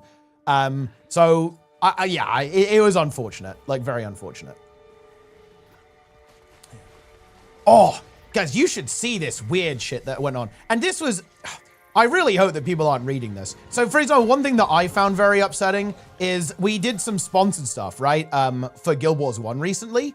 Those videos got posted to the Guild Wars 1 subreddit. And man, the response was disappointing. Like, a lot of the responses were like, oh yeah, why are they even bothering to sponsor these people? They're just gonna play for a little bit. Oh yeah, this is fake as fuck. They said this about like Annie and Foe, for example, because obviously their, you know, Lara's video got posted there, like Foe's video got posted there on the Guild Wars 1 subreddit. And it's like, man, like what the fuck is wrong with you guys? Like that is just lunatic tier behavior. Right, like you're having these really big streamers introduced to the game, like showing it off to their audience and potentially getting like loads of new players and excited about playing the game. Like, why the fuck are you being this weird? Like, I don't get it. Like, what? I mean, it's gatekeeping. It's literally gatekeeping. They're saying, oh, this person isn't gonna play every day for the next 3 years, therefore them playing the game is illegitimate. It's like, ugh, ugh. Absolutely repulsive behavior. Was the community their own way? Nah, not really. The actual story, MightyTeapot is just following. Like he basically just was ultimately didn't really know about the game and it wasn't what he was looking for. So Summit thought that Guild Wars 2 was like an ultra casual game with essentially no competitive scene that he could like rock up to, like grind a little bit, play competitively, get pretty good at, and then leave in like the space of a couple of months. That was basically the type of experience he was looking for. It's like a very, you know, a very, very chill experience. Now, of course, that isn't really the case, right? Like, especially when it comes to PvP. PvP at the time had a pretty competitive scene, right? Like, it was much more competitive than it is now overall in terms of, you know, in terms of ranked and so on. And yeah, obviously, like, that isn't the experience that you're gonna get, like, in Guild Wars 2 back then, and that wasn't what he was looking for. So it wasn't like a crazy crash out or anything like that. And like, obviously, playing PvP as a new player on stream in front of like 15,000 people is gonna be frustrating, like 100%. But he wasn't like crashing out or anything. It was like, oh yeah, okay, like this is not really the experience I'm looking for. I'm gonna go play something else.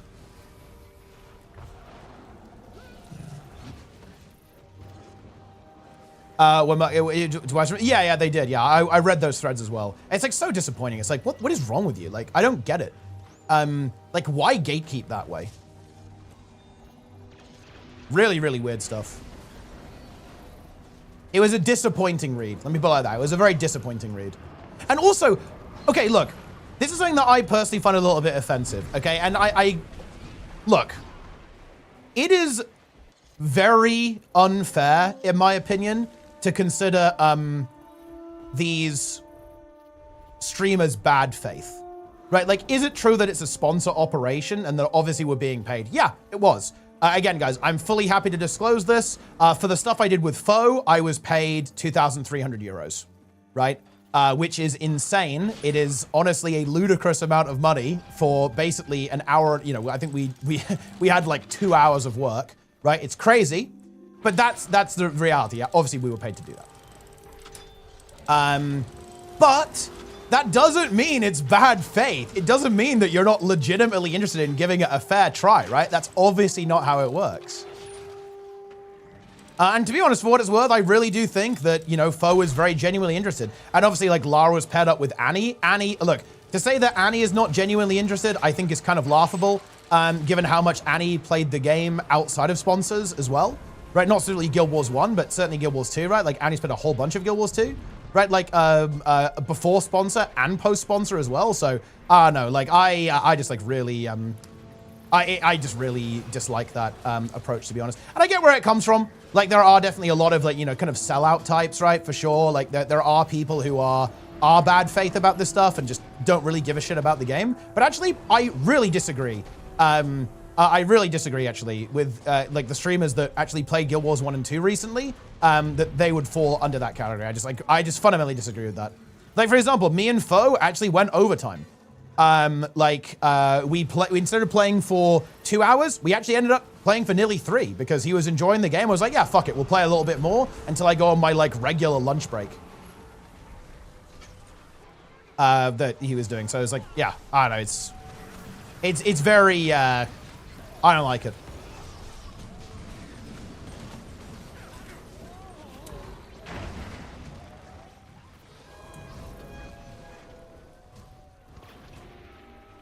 He did not come across as enthusiastic. I'm not sure I actually agree with that. Like, I mean, that's fair, obviously. Like, I'm not going to tell you you're not allowed to have that opinion or anything, but I'm not sure I agree. I think he was, like, pretty interested. Like, he was, like, asking questions and stuff, and we played a little extra as well. But that's fair enough. What about Max? I mean, I think it was unfortunate that Max couldn't stay, because like, I think the thing that went a little bit wrong with Max is that he's very, very busy, guys. Like, you got to understand, right? Like, Max obviously is, you know, he basically runs the Liquid Guild, like the Team Liquid WoW Guild. So his time is very, very limited. And I will admit, it definitely didn't look perfect when he had to go and couldn't stay extra time to basically finish off Doom CM. For example, that would have been really nice. And I agree, it didn't look amazing, to be honest, to do that. But to be honest, like, I don't really think he was interested. He was certainly interested in, like, the raid design and stuff. Like, he was really enjoying Adina, for example, like Adina challenge mode, and also really liked the Doom encounter. Yeah, I don't know. We'll see.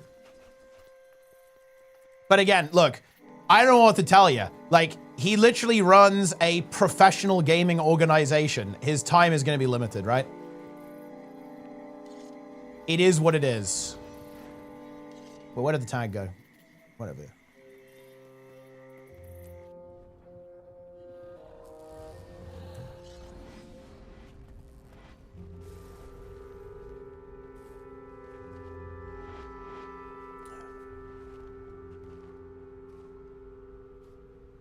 Oh, no. I think it's a little bit unfair. And look, I say this as someone who doesn't take sponsors. Basically, I don't take sponsors right now. I just do stuff with Guild Wars. You know, I'll do some stuff with Guild Wars 2 again at some point in the future. I'll tell you what, guys, like, there's some really exciting stuff, actually. Like, I'm not gonna say too much, but look, I'll definitely give a little bit of a hint here, actually. Like, I actually did have a meeting with Scripe again recently, who is obviously like you know, one of the leaders of Echo, another top WoW team, and they're actually interested in doing some Guild Wars stuff as well, which would be really fun, right?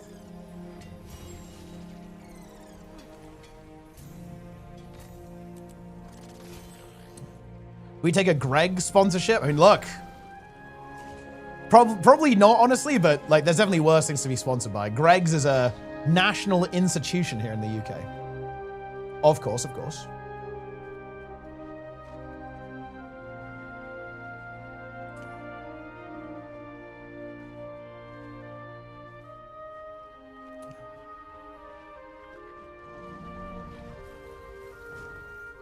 Well, okay, guys, I'm actually gonna leak this.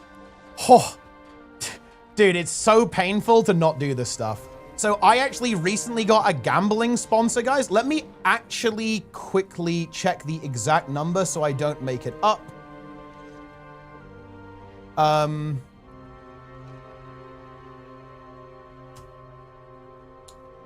But I actually recently got an offer for a gambling sponsor. They wanted me, okay, yeah, they wanted me to stream gambling for 2 months with 20 streams per month. So quite a lot of work, to be fair. To be fair, quite a lot of work. Quite a lot of work. I admit that. But this was the deal. 20K a month, 30% commission. For a streamer of my size. So realistically, obviously, your commission's going to be good there because that's the whole point, is that you're basically suckering people into online gambling. So realistically, that 30% is going to be a lot. Like, it's not going to be nothing. And they kind of implied that they would expect over 100K in sales. They said that if you get over 150K in conversions, they'll up that commission to 35%. Retroactively even, actually, as a bonus, basically, like over the course of the sponsorship. So they're expecting you to sell a lot of shit. But yeah, that's, realistically, I think it would probably be 60K for 2 months of work. Moved to the UK a couple of months ago, I haven't touched Greg's. Is it necessary I try that? I wouldn't say it's a necessity, but it's definitely a cultural experience for sure. What made you a target of gambling sponsorship? Oh, I get stuff like that quite a bit. Like, I get sponsors for offers for all sorts of things, guys. I get it for like beds, chairs, desks, mobile games, shooter games, like puzzle games, indie games. Like, look, your email's on the list, right? Like, you get mails about all sorts of stuff.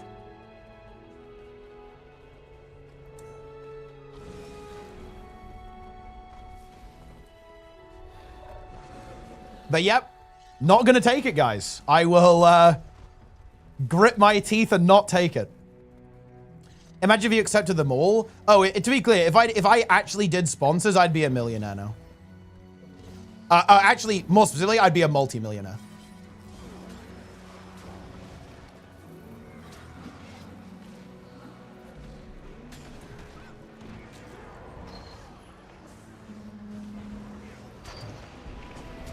Hello, Elaine. Well, basically, the patch for Guild Wars 2 got delayed. Unlucky.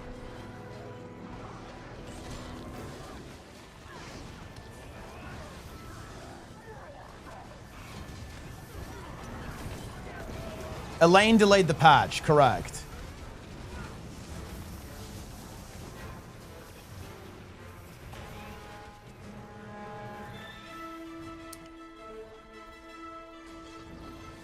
People have no idea about sponsorships. I actually agree. I dislike it a lot. In my opinion, I would make it a requirement that you have to disclose how much you're being paid to do something. The reason I would have that level of transparency, by the way, is actually because of the personal element. I really have a problem with the ethics of influencer marketing because of the nature of influencer marketing itself. It is not the same thing as an advert, because the reason why influencer marketing is effective is because it is based on social trust, which in my opinion requires more transparency. Like, for example, if you have like an actor in an ad, the effectiveness of that ad has nothing to do with that actor. Well, not the person. Maybe, you know, how they look, how they present themselves, right? And if they're, you know, they're giving a really good, like, engaging performance, then obviously that can affect the effectiveness of the ad. But it's not personal. You guys know what I mean, right? Like, but when it comes to influencer marketing, so a streamer doing a sponsored stream, a YouTuber doing a sponsored segment, that is entirely based off the person, the interaction and the relationship between that streamer, that creator, and the audience. And in my opinion, that the fact that influencer marketing does that requires a greater degree of transparency. That's why I am going to tell you, if I get sponsored to do an ArenaNet stream like I did with the Guild Wars 1 stream with Foe and I did with Max with Guild Wars 2, I'm going to tell you the exact number, because in my opinion, you should know that number.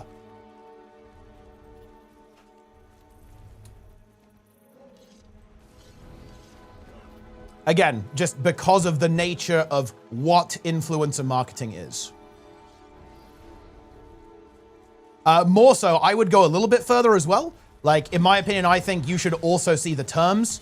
I think, again, one of the reasons why influencer marketing is so effective is because you actually don't see the terms. For example, a lot of these sponsors have non-disparagement clauses. So in other words, you can't say anything negative about the product you're reviewing. You can understand why they'd want to do that from a marketing POV, right? But obviously, in my opinion, very bad ethically. So in my opinion, that should be disclosed. Like, I think if you are not allowed to say something negative, you should, look, I'd go further. I think you should have to disclose that. It should not be optional. And more specifically, I think the contract, or at least a version of the contract, should be public for all sponsor deals. So how much and what are the terms? Doesn't have to be like the nitty gritty, obviously, because there's obviously like legalese that's involved there. But I think it should be a legal requirement. If you do a sponsor, you should have to see what are the terms and how much.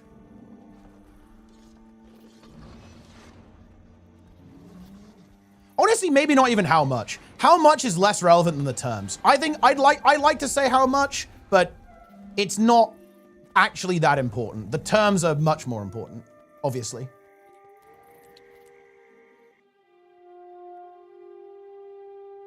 I wanted to come back. Seems like gw2 was dying. Is it worth getting back into? I'd say so, yeah. Yeah, funny enough, like the game is actually more alive than it's been for a while because of the Guild Wars 3 announcement. And I think it will be a pretty exciting couple of years. Yeah, patch is delayed, guys. Oh,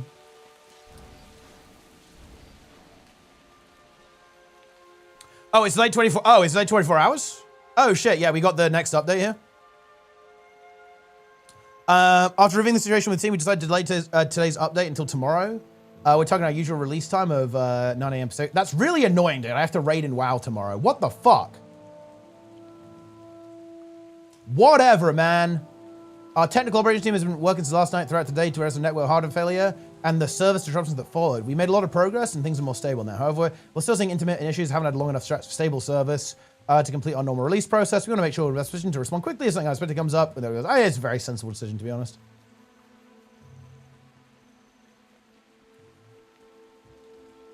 And that's from Grouch as well. Yeah, maybe they should release the notes, though. Release the notes, Awesomeness, Trig, Roy, CMC. Dude, that is a sick fucking emote. I might have to... What is this? Lip zip, it's coming. This is a brutal emote. Is that Colin? That's Colin, right? Ooh.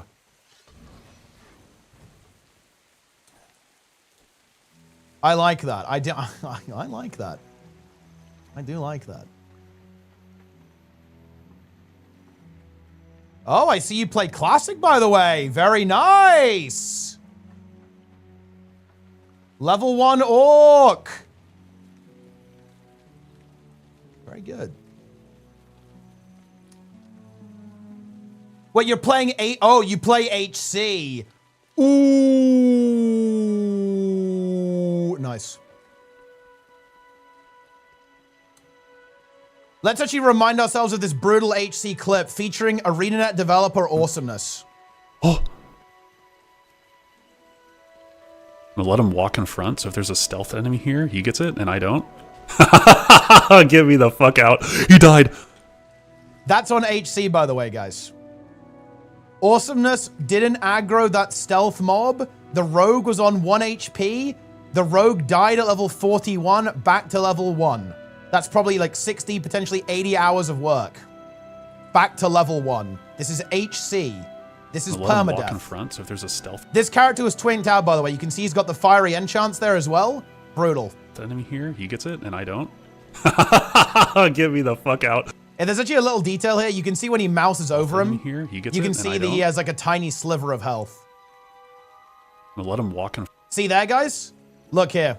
Can you see like the tiny green bar under the rogue's tooltip here? It's right here, right behind the hand. The Sith. Front, so if there's a stealth enemy here, he gets it, and I don't. Boom. Get me the fuck out. He died. Yeah. No shot. He died. Wait, is he dead?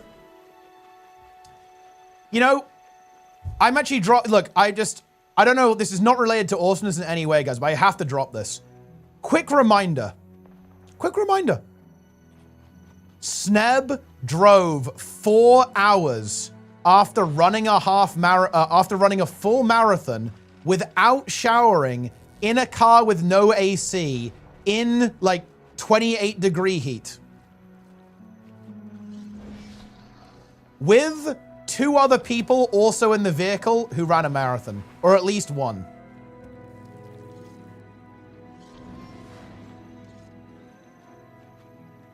Yeah. No AC, no shower.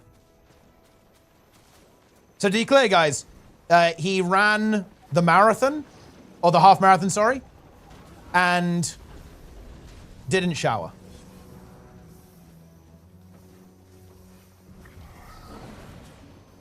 No, it wasn't a marathon. It wasn't a marathon. I misspoke, guys. A little misspeak. Half marathon.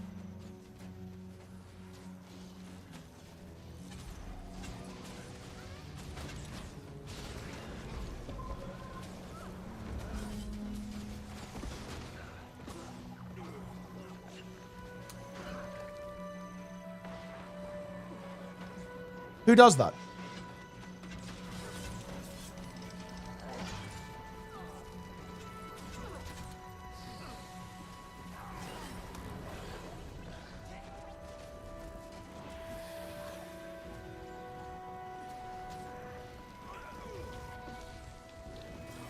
Drowned.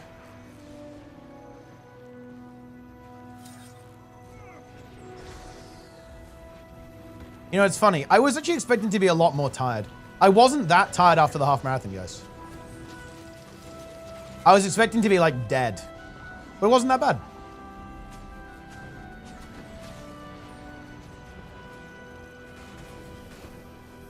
Wing 8 infallible in 2 days? Correct. 7 hours. Are you ready, Magrest? Are you ready?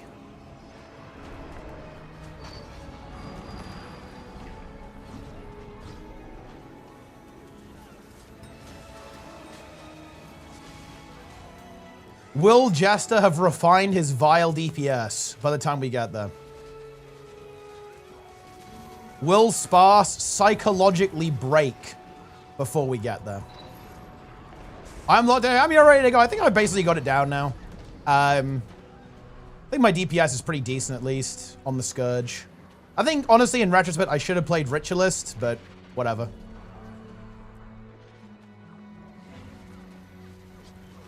I think there's not much point in changing it now.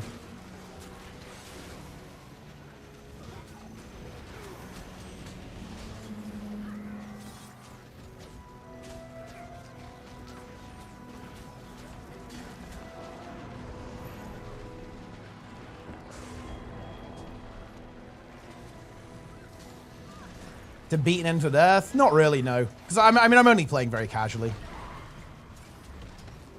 We're not actually playing serious yet. Reset 1 billion times on Decima? Nah, Decima is easy as fuck. I don't understand why anyone dies there. You just have to dodge the spread. That's it. That's literally the whole fight, right?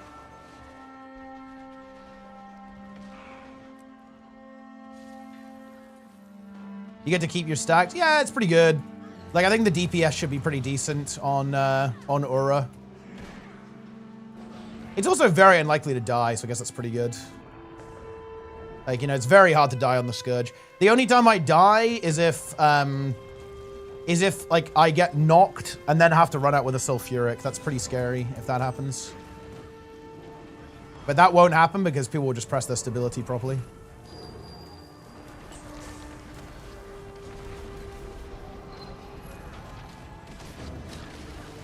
So it's not a problem.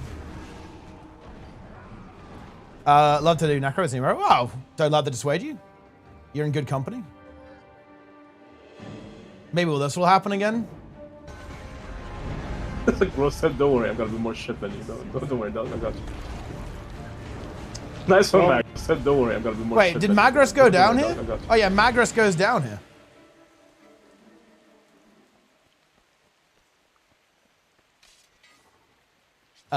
When 28 degrees this month until today, I'll motivate with 28 degrees in Houston, Texas. By the way, Celsius, yeah, you're at plus 32. Oh yeah. I mean, look, yeah, we don't use Fahrenheit, so I have no idea how to convert. But yeah, look, 28 is not that bad. But to be clear, 2 weeks ago, no, I think just over a week ago, you know, nearly 2 weeks ago, it was 39 where I'm at. So trust me. Okay, look, I'm not going to pretend that it's as hot as some places in the States all the time. It's definitely not, right? Like, the UK is very, you know, very temperate compared to many places around the world, certainly including America. But oh yeah, we've had some real heat, and we're going to get some real heat too. I think this week, for the last couple of days, it's been around like 34, 35, which, you know, is pretty toasty, right? It's very high humidity as well, which is not much fun. But yeah, the nasty thing about like the car thing was no AC and all of the sweat from like a half marathon buildup. But oh yeah, don't worry, we've had some real heat as well. And yeah, it was about 39 for like 1 day here in the UK. It was like 38, 39.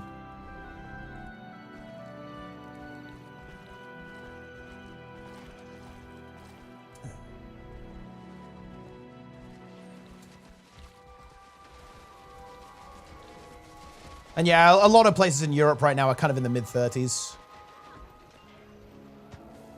Which, let me tell you, it ain't great. It ain't great. I think that is one of the things that was really nice in Canada.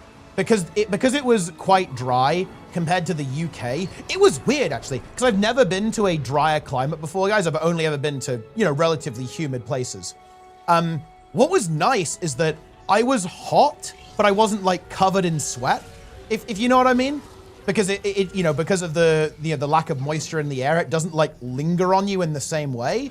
But when you come back to the UK, you're just drenched. It's disgusting, right? Like, it just stays on you. It's cloying. It's horrible. And it just never goes away. Right? Like that was the thing. Like, whereas in Canada, it was hot, right? Like, it was hot and relatively uncomfortable, but it wasn't quite as unpleasant in a way because it was quite a bit drier. Yeah, there's not as much moisture in the air. But it was hot. Let me tell you that. It was hot. Wasn't as hot as when I came back to the UK, but pretty warm.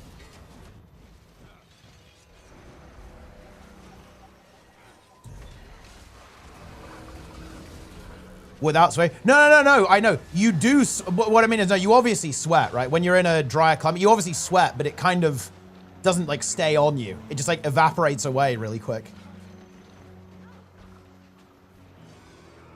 Because obviously, yeah, sweating is really important. It's how you cool yourself off. But you're like, I feel like I feel way more disgusting here in the UK than I was in Canada. In Canada, it just wasn't the same. I was way less sticky, right? Like, all the time.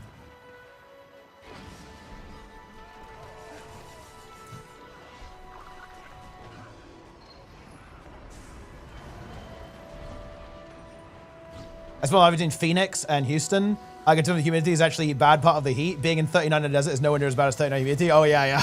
You're telling me, that's for sure. It is brutal. It is absolutely brutal. When you have, like, high humidity and some high heat, it is fucked up. I'm actually hoping it's not too bad in Gamescom. The last time I went to Gamescom, it was hot, man.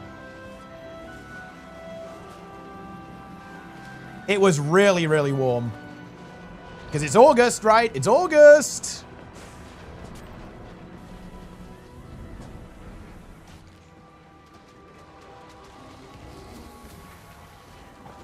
Wet bulb temperatures. Yeah, that stuff is, like, really disturbing. I'm not sure if we're necessarily at risk from that now, but that's, like, really, really scary in terms of, like, long-term climate change, right? Because I understand it, wet bulb temperature is basically, like, a combination of obviously, like, heat and moisture such that, like, your cooling system doesn't work and you just die. Like,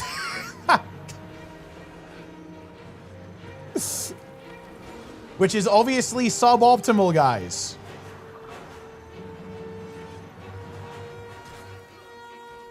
Not great. Not great.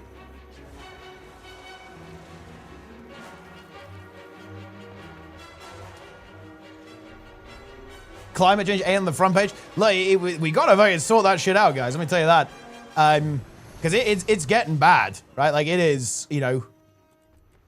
It really does blow my mind that a lot of people are climate change deniers. It's pretty obvious, you know. You just go outside and, yep, it's hotter, you know. Wait, Spain scored again? Wait, guys, are the French choking? What? 2-0 Spain? Guys, the French are choking. What is this? Oh, shit. Yeah, it's Moda moment. Yeah. Oh, shit. Well, dude, fair play to Spain. What a lock-in. Yeah, I definitely thought they were quite the underdogs here, and I think that's very much the case, but I mean, big respect to Spain. They are locked in, apparently. They're here to go. All right. I mean, wow, that's obviously looking... that's obviously looking really bad, right, for France. Because we were, what, 60 minutes into the game?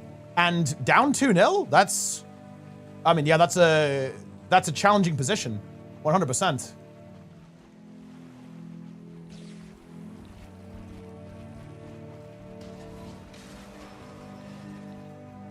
Oh, dear.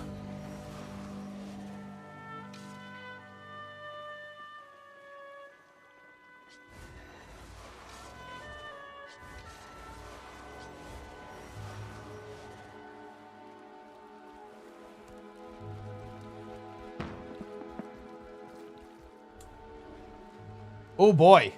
Yeah, so on the betting markets, guys, everyone just sold their French stocks. It's now gone down to a 6% chance that the French win the World Cup now. People have lost all faith in the French.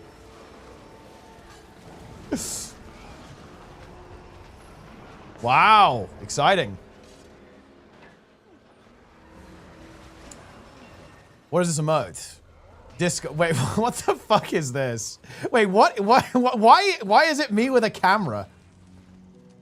Why is Discourse like a weird me with a tiny hand with a camera? Explain this.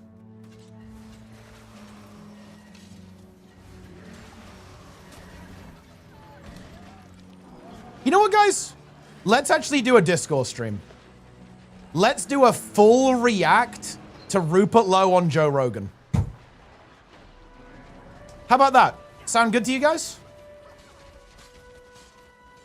Yeah.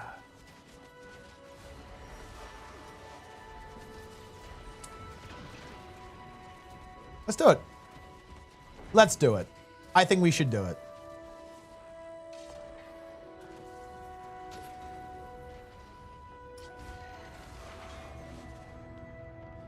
But I don't understand the emote. Like, what's the link? What's the link with the camera? I mean, maybe I kind of want to add it, but like, what is it? What is this? Maybe I'll add it. Maybe I'll add the emote, guys. Yeah.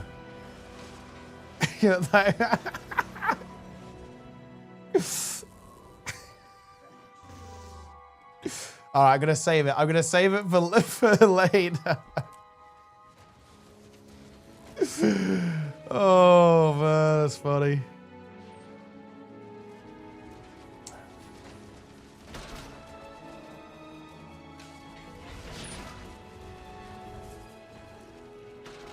Discourse.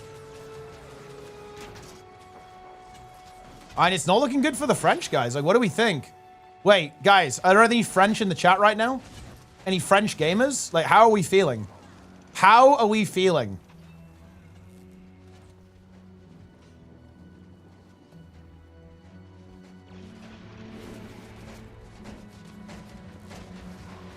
Can the French pull off a miraculous rally and recover in this game?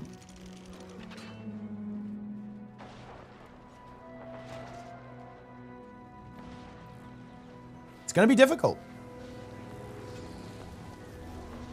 Dude, the Spanish now, okay, according to Polymarket, 52% chance of winning the World Cup.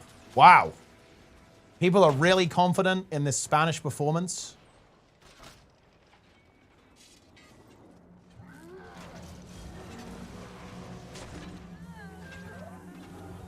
Very impressive.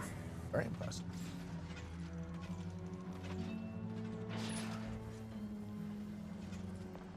Is the patch out yet? No.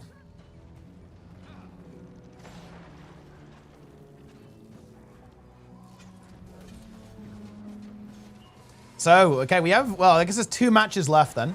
Assuming that Spain wins here. Argentina versus England, which is definitely a very historically entertaining match. Then potentially either Argentina versus Spain or England versus Spain. Yeah, Spain-England would be pretty epic too. That's kind of like your, yeah, well, yeah, it's like your old Empire finals, right? You know? Yeah. The old world empires battling it out. And yeah, colonizer showdown, exactly, in the football.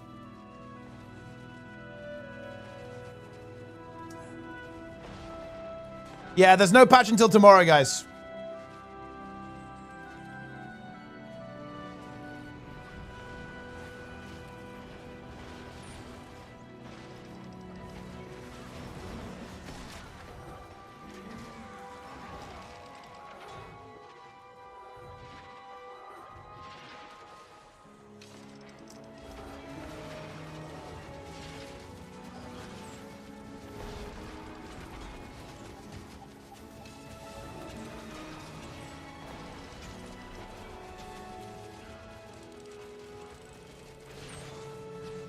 bring it home. Then imagine, look, I'm sorry guys. It is so it will be poetry in motion. Okay, if the UK wins the World Cup in the USA. I'm sorry, that's just cinema. That is just cinema, guys. I need the boys to lock in, okay? I need the boys to lock in big time for this one. Oh.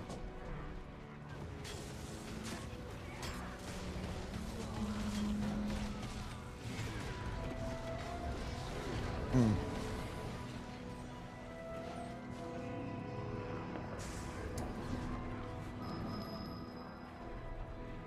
I'm getting out. Uh-oh.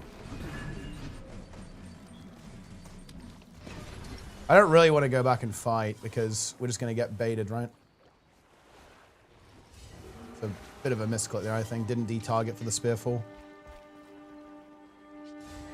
What was the original impetus for the Zero to Hero series? Was something going on at the time would have led to new players? Not really. It's just the impetus was I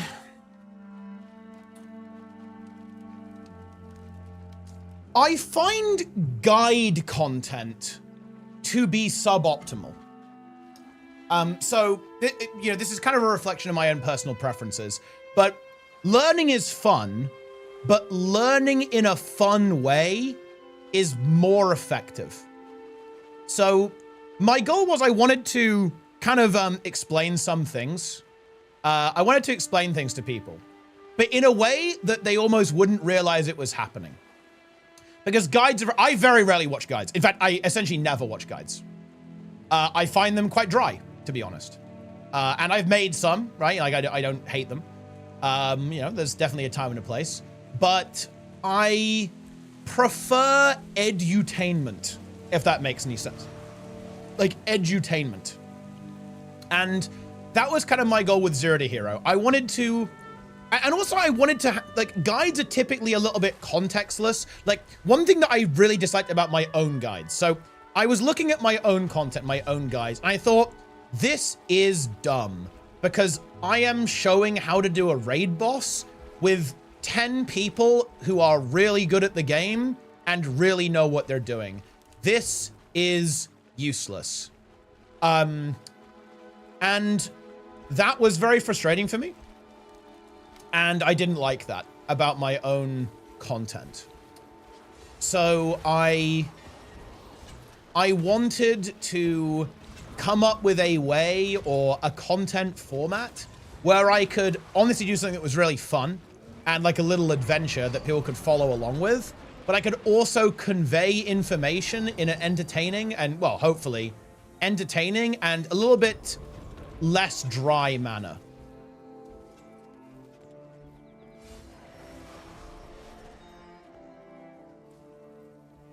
So that was basically the impetus for it. And it's something that I definitely prefer to do versus guide content. In general, I really like stuff like that, like where you're communicating information, but you're doing it in a more entertaining way.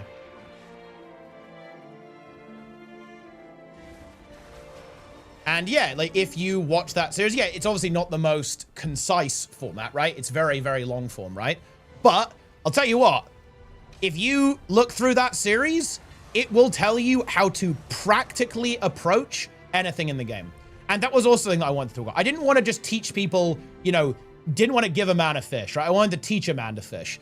And the goal of that series was, well, how do you think about Guild Wars 2? Like, what's a good way to generally think about strategizing, about achieving goals and moving through the game, pretty much. And I'd like to think I succeeded pretty effectively there. Did zero fishing? That's actually not true. I did a lot of fishing in Guyala.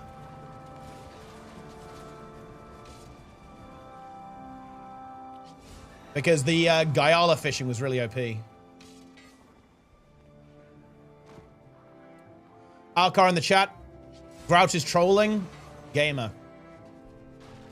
Wait, how many hours do I have to stream for the WEHYPE rewards? Oh shit, there's a thief attacking me. How terrible. The thief's gonna jump on me, I think. Or maybe not.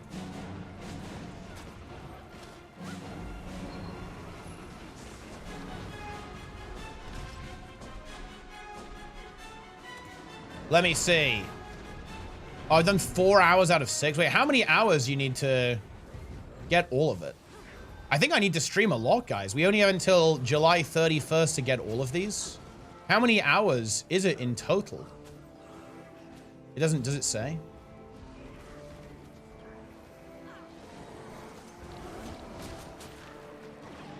It says next to the reward. But does it say for the other levels?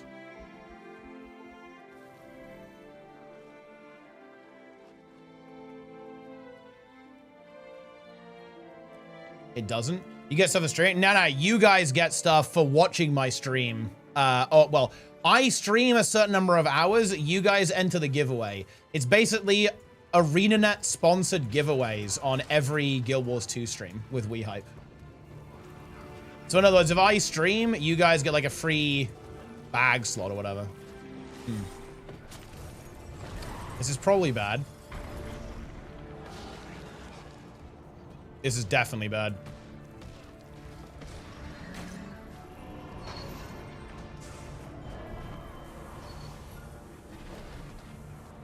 Oh! I'm gonna have to run away. No! Yeah, it's not looking great, is it?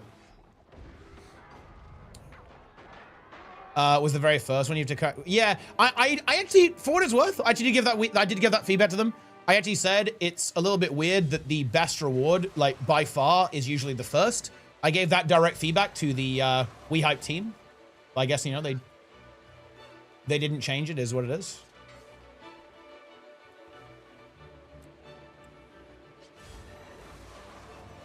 Ultimos1239 with a prime, very nice. Love to see a prime sub. But yeah, go get your free stuff from WeHype, guys. I will try to do these. I'm not gonna lie, I kind of trolled by not publicizing it when the bag slot was being unlocked, but don't worry, guys. We'll lock in for the remainder of them. We're gonna turbo lock in, guys. Big time. Exclamation mark WeHype in the chat. Equipment templates, but yeah, equipment template would be super nice for sure. I'd be a big fan. I would like that. We would love to see that.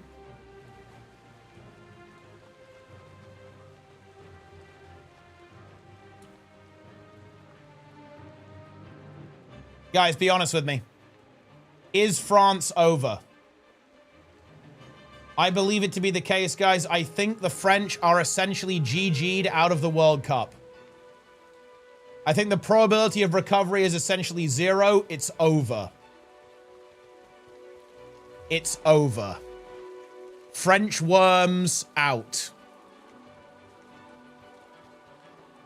Tragic stuff. Tragic stuff.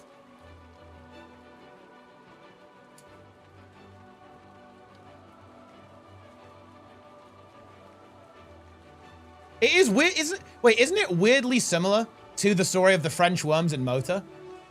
Kinda is. Yeah, in the semis. Oh, well, it was loser bracket final for... There's no double elim, right, in the World Cup. So it's not really the same thing. Because it's in semis, right? We're in semifinals. As opposed to lower bracket finals. Oh, there's a third place match? Oh, I see. Okay, there's a third place match. Okay. So, I guess kind of then. Like a little bit. Going to gw2, long-time MMO player. User here's popped off and has been hooked. Yeah, I mean, look. It's a good one. It's a good series. We do like it.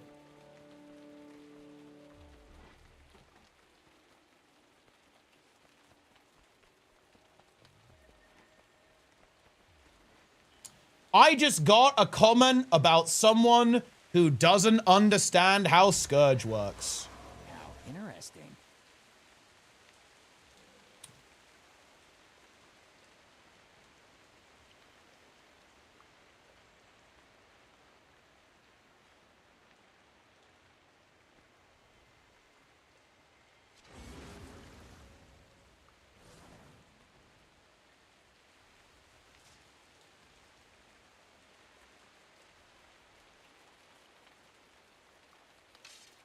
And now we're gonna have to talk about it, guys. It's the only way.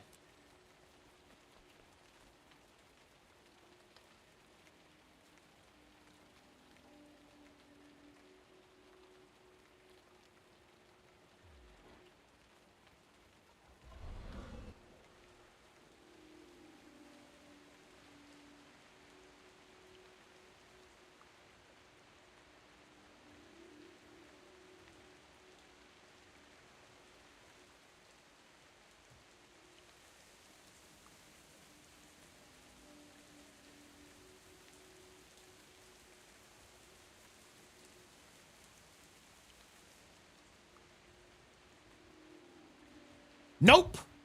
I have corrected misinformation. Boom.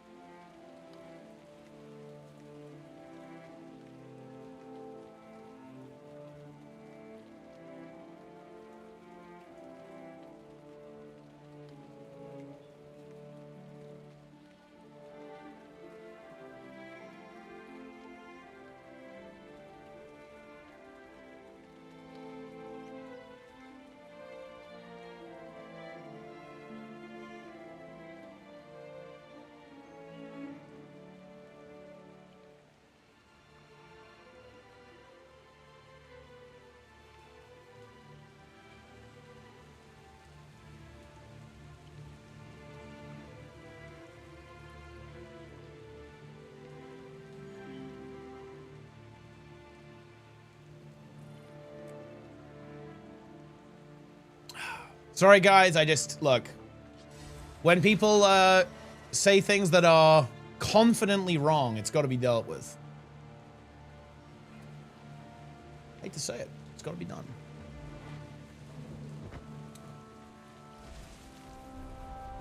Are there any misinformation fans here? The number of winners per tier is based on the total watch hours. That's correct, yeah. So if more people watch, there's more free stuff. So you can see here, because I wasn't really publicizing, or I wasn't streaming as much during the bag thing, there were only 11 winners. But, and look, this is my bad, guys. Like, I'll take the L here, okay? Good news. 33 people won the Heroes Booster Bundle, which, I guess to be fair, is okay. Item Booster, Karma Booster. Oh! 10-slot bag. 10-slot bag? Okay, and look, we're already on 35 people winning Transitation Charges, Teleport to a Friend, some Revive Orbs, and 2 Heroic Boosters. So we're going to ramp that up, guys. Everyone can get their Raptor mount skin as well, which is pretty hype, I guess. Oh, boy. Oh.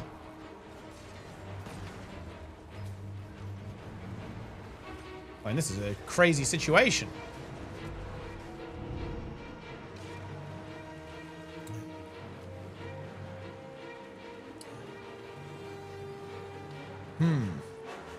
Make disinformation faster than humans can refute it. Oh, I'm under attack by an engineer, huh? Oh, you might regret that. Oh, well, he did. Nice try.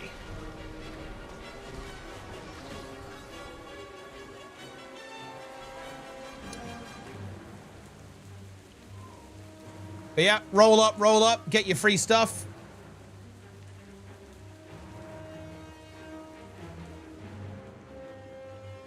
Exclamation mark, WEHYPE in the chat to be hyped. You too can be hyped. And it feels good.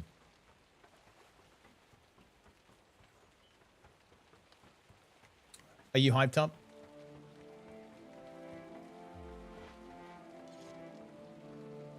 I haven't done an EOD straight on Jade Zipline using Teleport to Friend. I mean, yeah, Teleport to Friend is actually surprisingly useful.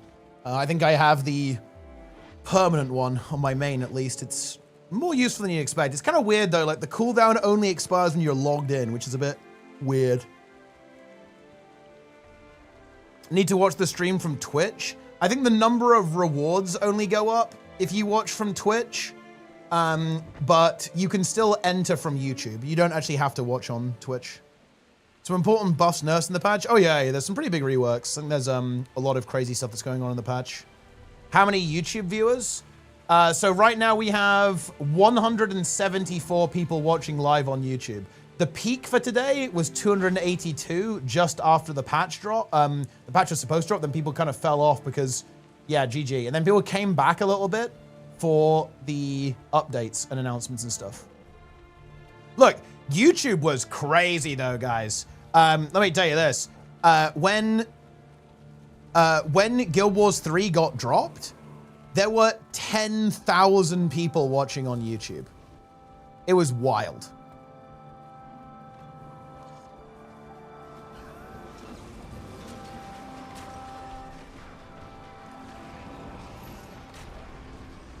Poe doesn't kill Ritualist. Learned it last days. What do you mean? There's like, I don't think Ritualist is being changed, is it? Ritualist is, wait. Also, Ritualist is good in every game mode right now. Why are we saying it's going to kill Ritualist? Ritualist is very strong in PvP, very strong in PvE, and also very strong in World versus World.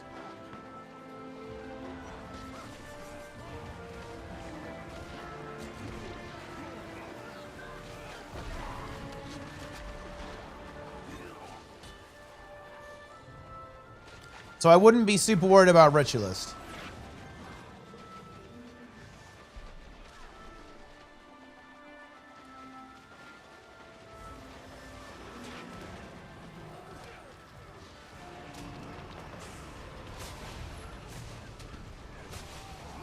Oh!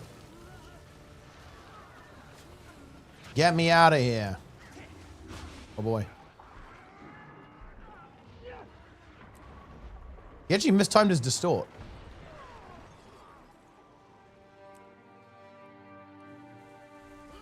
Is heal Spectre good? Actually, yeah, it's pretty underrated.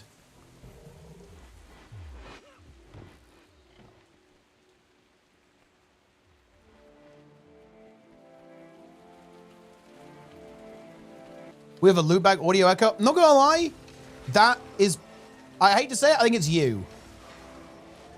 Make sure you don't have the stream running twice. I just listened to the stream. I don't think that's happening. I hate to say it, like, I believe you may have the stream open twice.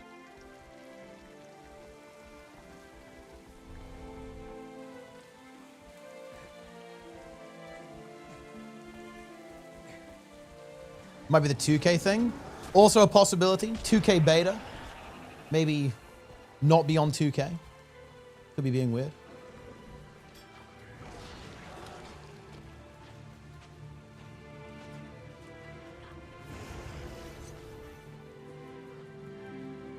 Android Twitcher did an oopsie. My fault. Well, there you go then. Had one character for the longest time looking for changing. Worried about not having any map combos. Trying to redo it as well as story sorts. You don't have to. You can just like teleport onto the maps. Like you only have to do the story once really per account. It's like pretty easy to get about. They're mildly inconvenient, but you probably have a bunch of teleport to friends just saved up and piled up. Just use those. Some crazy changes on the patch notes. Yeah, to I think Weaver and Bladesworn are getting the biggest ones. Like Bladesworn's getting a bit of a mini rework, I think, and Weaver is getting a fairly major rework, to be honest.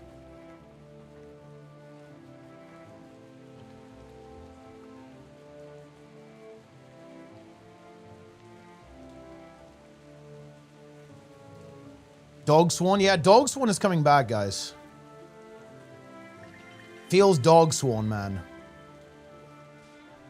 Why is Roy hiding the patch? He fears the patch.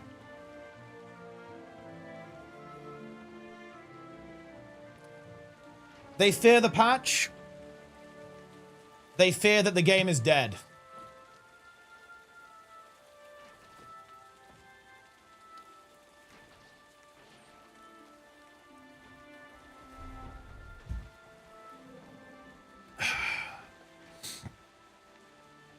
Sword main hand redesigned for warrior. Ah, yeah, it's full Condi now, isn't it? That's kind of interesting.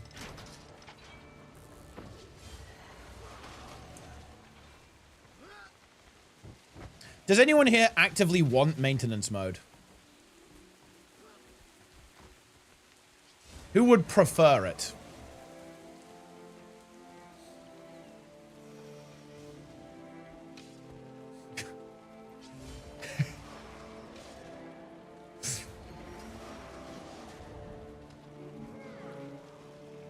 Wow.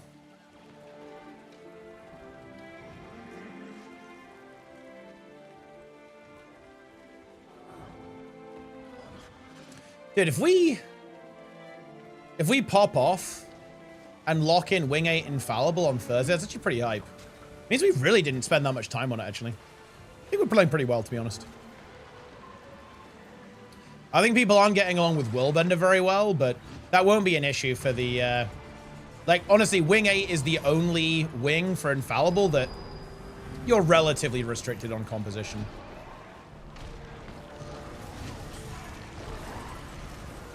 The other wings, you have a lot more flexibility.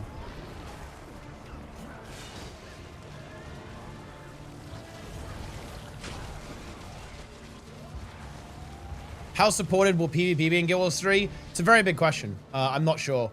Like, the extent to which they'll do PvP in that game is very interesting. I think it will probably have something. It will probably have, like, some element of PvP to it, but, like, I wouldn't expect it to be, like, a big focus. Is Infallible easier or harder after the Balance Apocalypse? Almost certainly easier, because the patch is a power creep patch. There's no nerfs, really, at least in PvE. There are a couple of nerfs in other game modes, though, obviously. We'll play Willbenders on every wing. It's fine. We don't have to have Jester on it. Oh, after the Balance Apocalypse? The April patch? That's a good question. I think it's probably about the same, to be honest. I don't think it's that different, really, because, like, everything got nerfed. I guess, like, really OP builds got nerfed, so you could maybe say the DPS is a little bit harder. The thing is, they nerfed, like, the really hard wings, though. Like, the timers on the super hard wings, which were Wings 1 and Wing 7, they're much, like, less cancer, especially Wing 7. But to be honest, like, I think it's pretty similar. Like, you basically run the same comp, and everything's just nerfed by 10%, right?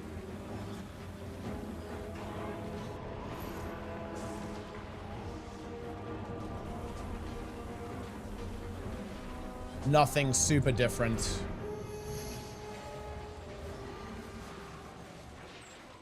Like, for example, would it have been nice, I guess, to run, like, turbo DPS conduits, run, like, 4 Willbenders and 2 conduits? That probably would have been pretty nice. It would have, like, killed Aura very quickly, that's for sure.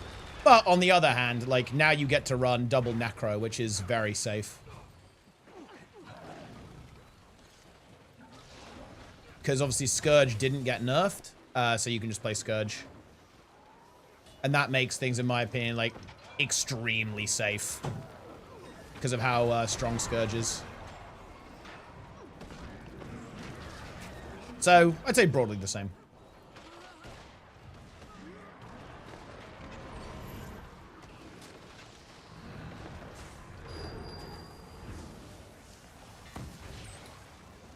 Wing 5 Infallible must bring the Plen Joy. I think Wing 5 is one of the easier ones. I wouldn't be surprised if we can get that done, like, even in one session, to be honest.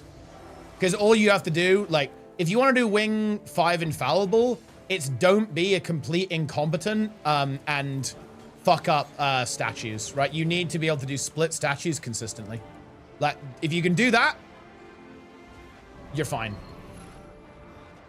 And the thing is, I think the time is pretty chill on Wing 5. I'm pretty sure it's just a double healer angle. I think you can play double healer for basically, for Doom CM, at least. Probably don't really need it for Desmina. You can run a single healer there just to save some time, but just play double healer, right, on Doom, and that will make things, like, really, really chill, I think. Cuck Engineer. I think Architect actually has experience doing it. He did it on Wing 3, so it might be Architect. I actually don't mind doing it. I've done it as well. In our, like, old Wing 5 speedruns, I played Engineer. So I guess that would be what? You play Condimech on Desmina. Scrapper for River. I guess Condimech again for... I guess you just play Condimech, right? On base... Yeah, you play Condimech and Scrapper, I guess. Is the approach. Condimech on Doom, Condimech on Desmina... Condimech on statues, and then Scrapper on River. So, I mean, yeah, if nobody wants to do it, I don't mind doing it. Like, I can do that.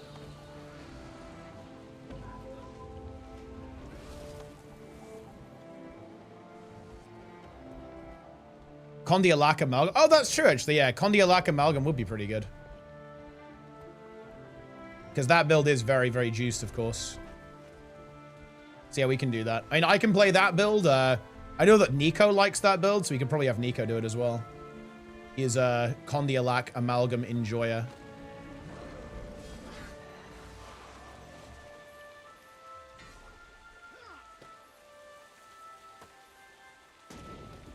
But yeah, Wing 5 is just don't be a clown and die to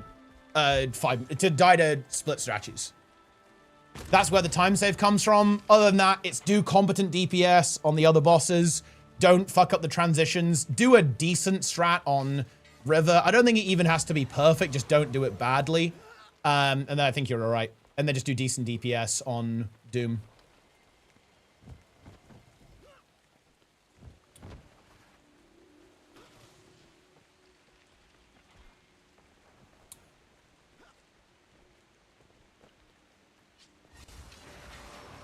And then just play a bunch of Scourge and other assorted good DPS builds. How hard is the Edge not GG? It's actually something I'm really worried about. Like, I haven't done it yet and griefed, but it's definitely one of the concerns, like, because I obviously have a really big reflex to, like, GG after a boss to get, to do a skip or whatever, to gain some speed. And I think, particularly on Wing 5, it's really scary, because you GG quite a bit there on Wing 5 when you're doing a regular run. So, yeah, I'm definitely very worried about it, but to be honest, I think it's easy to not do it when you're doing something like Infallible, right? Like, you just don't do it. You're scared of it, but it won't actually happen. What is the podcast videos that talk about games I mentioned before from PoE? It's Chris Wilson. He has a YouTube channel. It's just called Chris Wilson, I think. And yeah, they are really good. He is very based. Never done anything past Wing 4. Yeah, it's because, like, the public... If you want to get into raids, you have to join Discords and stuff these days. You can't really do it publicly. Like, the public raid scene is essentially dead. Like, I'll be honest with you. Like, it's not a good way to engage with endgame PvE. Like, you need to join Discord communities.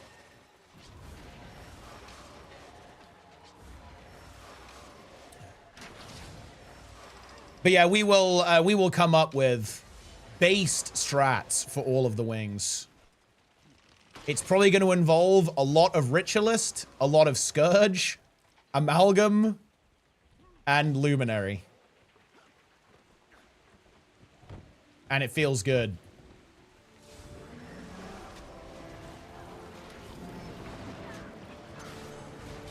Boom. Rat. I mean, we are actually playing Antiquary on Decima, so you do get some rat action. And Antiquary probably will see play, actually, because Thief is mandatory on every wing. So yeah, I thought Thief was bad, guys. But yeah, Thief is mandatory on every raid wing. So you're probably going to see Daredevil gameplay, Antiquary gameplay, Spectre gameplay. So, yeah, it's going to be that.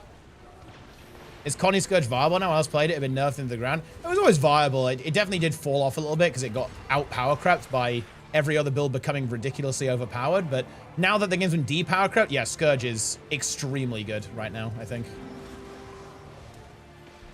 It's not as overpowered as it was at its peak, but it's an excellent choice. What makes Thief mandatory? Skips and mobility.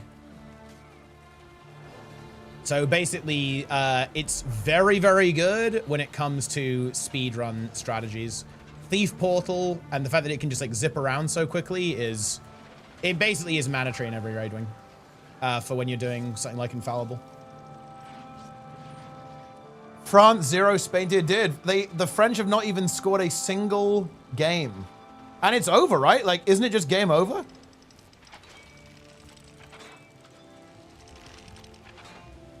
There's no way. How will we do escort? We'll just do 2-team. Isn't 2-team correct these days? Pretty sure it is.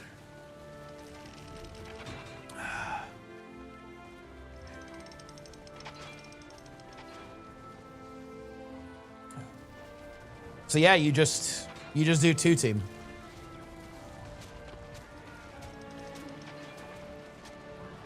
One team does the tower, one team does Glennet. You bring a bunch of stability, and then there's honestly a bunch of different approaches. There's a bunch of approaches you can take, right? You can, honestly, playing Necros, I think, is honestly good because you can just take Well of Darkness, so taking a bunch of Ritualists is good, I think. You can do Engies, right? Because NGs obviously have a bunch of blind access as well. That's going to be really good. Ellie is great as well if you want to play Ellie, because again, you can play Glyph of Storms. That's really good. And you can spec into Tempest on that fight, so you can play Fresh Air Tempest and Earth Overload as well. You can Earth Overload. You've got Scepter 3, which is a blind. You have the Glyph of Storms, which is going to be a blind as well. So there's actually a lot of like very good options for doing Wing 3.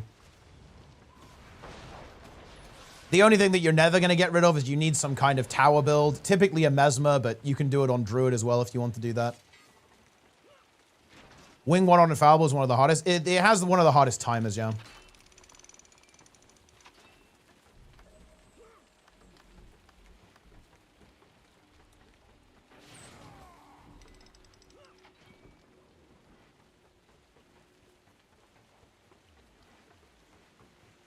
Wow.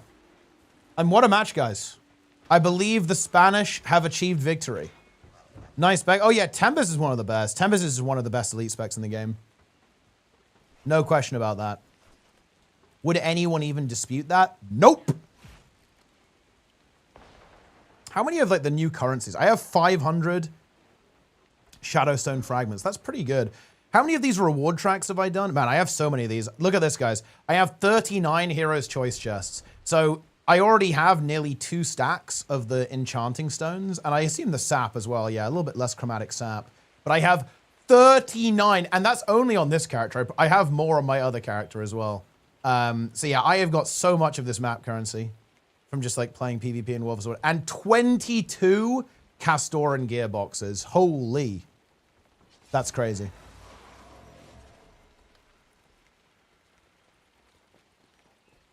Yeah, I mean, look, the Spanish locked in, guys.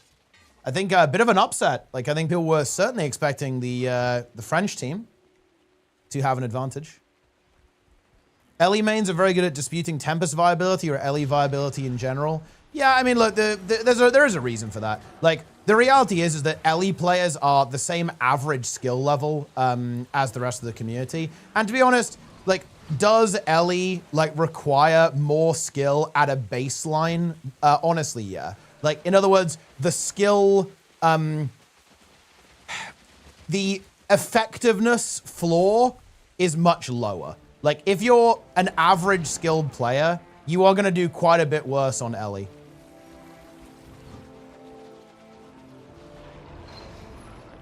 Because you just need to know what your abilities do. A little bit more, because you have more skills, right? You have like more skills, so you need to understand like what all those buttons do. And obviously most people don't. Most people have no idea what their buttons do, so obviously you end up performing quite a bit worse, right?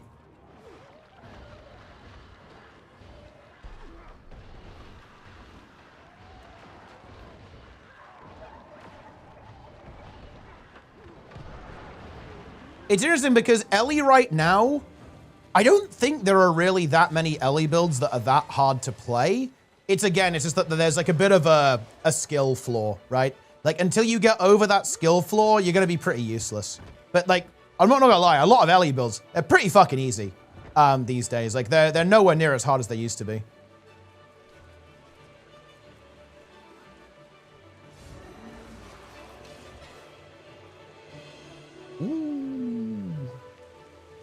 Delaying the patch tomorrow, that sucks. It's unfortunate, but that is the way it goes.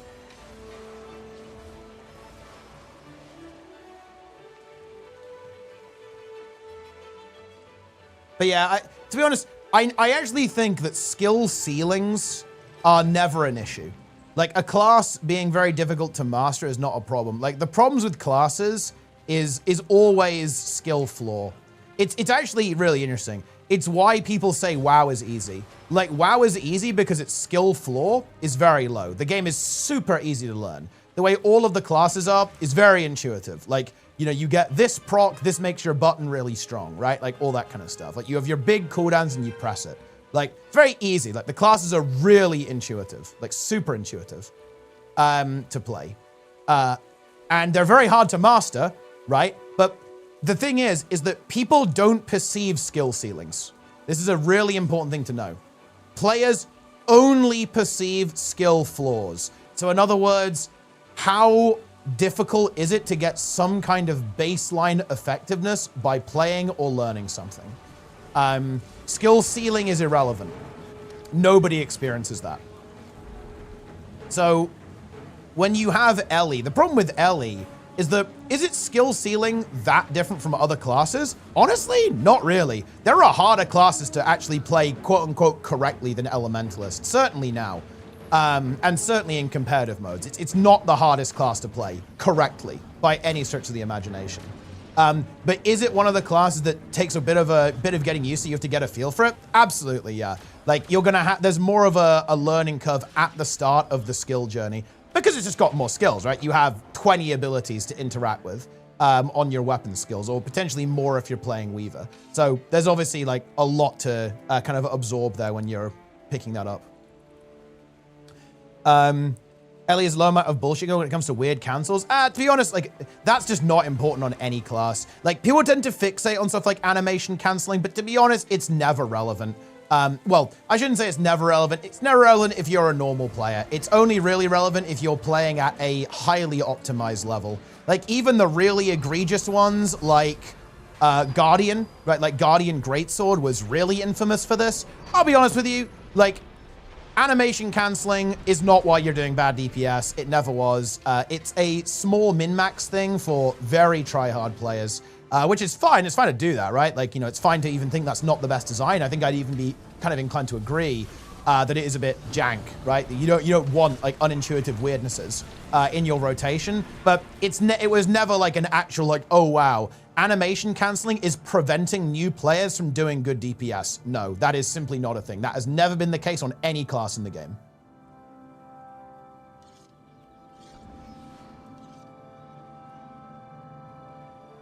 What build do you play now? I'm playing Ritualist. It's kind of a scuffed build. I'm playing like half a roaming build, half a zerging build.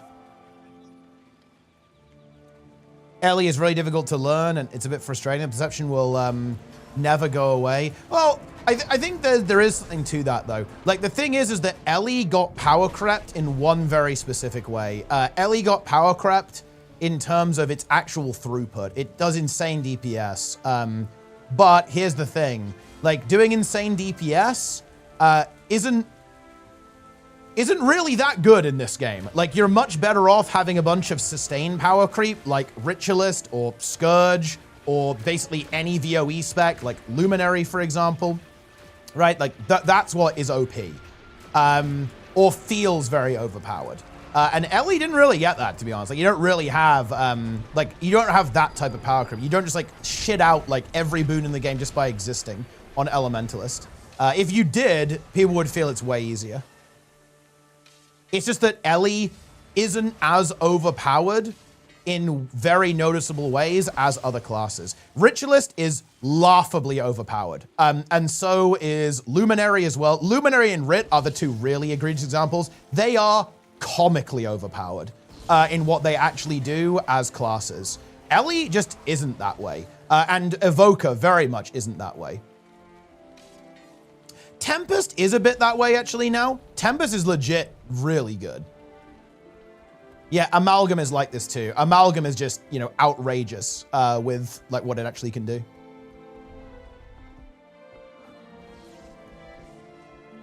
But Evoker, not so much. Tempest is great though. Tempest is very underrated. Tempest is a sick build. I love Tempest. I wish they made Healing Tempest. Healing Tempest is, it's not good, I'll be honest. It's, you know, it's a little bit mediocre.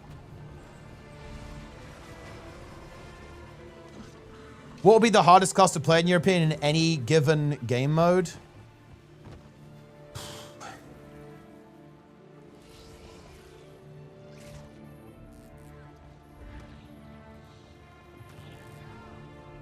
In PvE, it's usually support. It's usually Druid is the hardest build to actually play correctly at high level. I would say it's stuff like Chrono as well. I can't say Troubadour because Troubadour is the most brain dead shit in the entire game. It is so easy to play compared to Chronomancer. So in PvE, it's basically whatever the hard to play support is at the time. In PvE, PvP, it's Mesmer or Thief. Take your pick. or power rev, actually. It's power rev. It's power rev, it's untamed.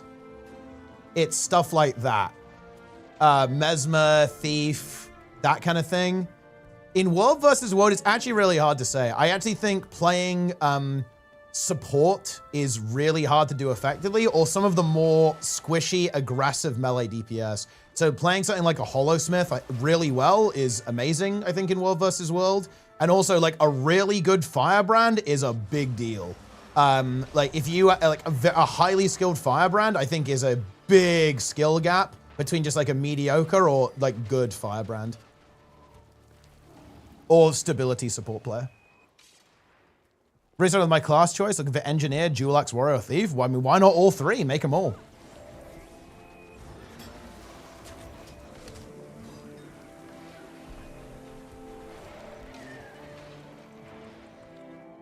By animation cancelling, do you mean missing out on DPS by not proactively cancelling animations, or losing out on DPS by not cancelling something? It's animation cancelling by cancelling something called aftercasts. Basically, look at this. Can you see how my spell has gone off? My character is still doing an animation. Look at this.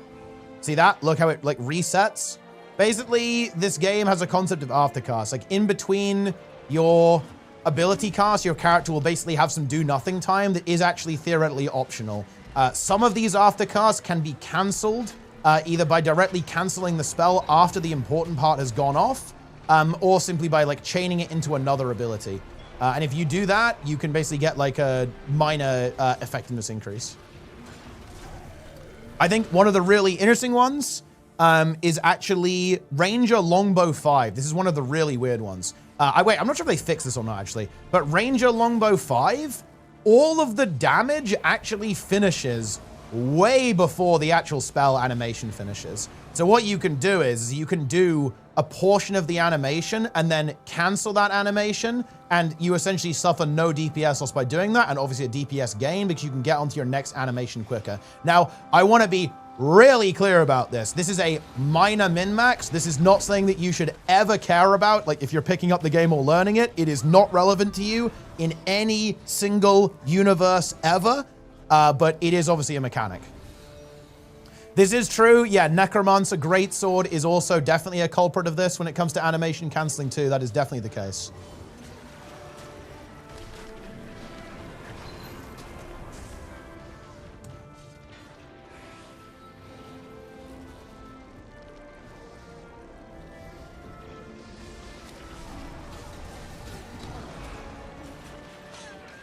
If new low HP classes feel harder, I think mostly, like, I mean, honestly, like, Ellie, I feel like not so much, actually. Like, because core Ellie is actually kind of good. Thief, I could see it if you don't realize that you can just play pistol, and blast everything. Guardian, I think, is amazing because, like, core guard is also relatively good, to be honest. Also, just has a lot of boon access. I think is actually a great choice to play as a new character. You can't make enemy health bar thicker in this game. Well, I mean, I have here, but yeah, you can't do it in a custom way, like with an add-on. Well, definitely you could, but like, you know, that's not common.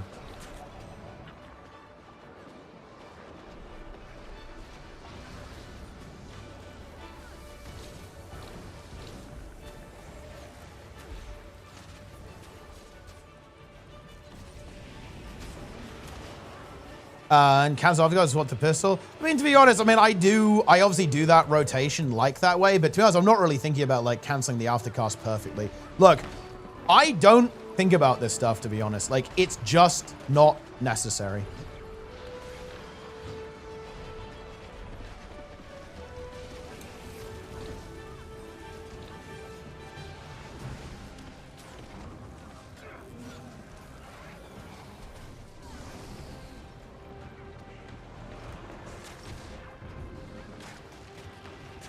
Oh, actually, speaking of which, I kind of want to go do that test. Let me actually go and do the test. So we can know how this actually works with the stacking sigils. There's no way to play core if you had access to specs. So, oh, no. But I'm saying if you're, like, you know, you're a new character, right? You obviously aren't going to have access to it. So you have to play core Ellie for until you can get to elite specs. This is not going to go well for you.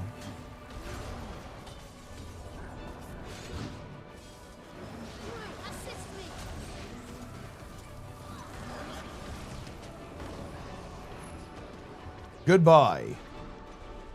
Skills that cancel each other and force movement. I mean, that you can generally learn the rules for that. Like, there are some pretty strict, there are some vague rules you can go. Like, for example, heal skill always interrupts, right? Look at this. If I cast this ability, watch. Heal skill gets canceled, right? So there is actually a priority to this. Like, you can understand how it works, then it's not a big deal. Because again, like, it is actually pretty deterministic.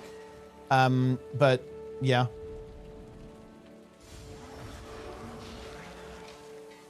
Do you think Aftergust is a good game mechanic? I'm pretty neutral on it. I don't think it's really an issue. I think people... Look, here's the thing. I'm going to give you guys my top tip ever for being good at video games, and this applies to all video games. This applies to literally all video games. Don't worry about the micro stuff. People have a tendency to fixate on this because you think, aha, it's this secret technique. It's this magic bullet. Like, it's this thing that, aha, this trick will make me better at the game. No, it's not like this. It's almost never like this. I'm sure there are a couple of examples in some, you know, niche or really funky games that work that way, where you have to know this crazy trick to be even remotely competitive. But no, it's not. Focus on your actual core game mechanics. That is by far the most important thing. But yeah, people have a really big tendency to focus on the micro and these like tiny little details about the game. But spoiler alert, they don't matter.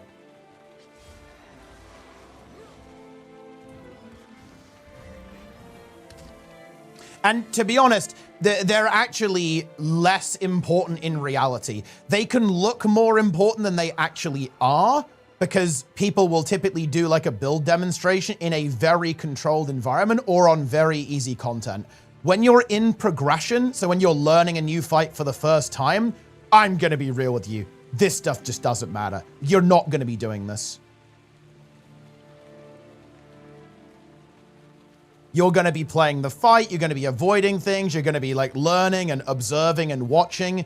You are not gonna be giving a shit about the aftercast cancel to get like another 1% DPS. Like, this is just not a thing. About face, a minor detail or not? About face is not a minor detail. In PvE, it's not that important. It will give you a bit of an edge. But I would actually include that as a part of macro. In PvP, that's a macro mechanic. You cannot play PvP without about face. Well, I mean, again, you can, but it is a big disadvantage, right? To not utilize about face. Oh. And yeah, movement in general is not a micro detail. It is a massive detail. About face, this. So about face is the ability to turn your character into the camera. Snap ground target. Snap ground target is generally not good to use. So no. In PvP, definitely not. In PvE, it can have its usage if you toggle it, but in general, I wouldn't recommend it.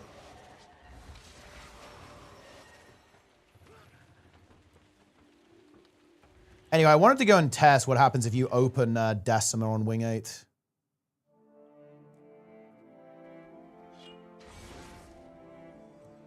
Doesn't know retarget with instant cast. Yeah, and funnily enough, I'm actually not the biggest fan of that for that reason, Barrow. I think it is very, very questionable.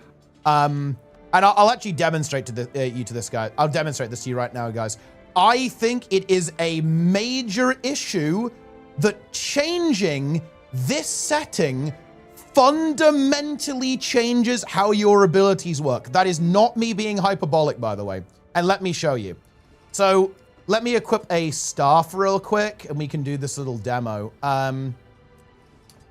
So if you go fast with range indicator, I think this is the default, or maybe normal's the default. So look, I got my AoE here, guys, and look what happens. I hit it, and I move my mouse, right? And the ability goes off where my mouse was.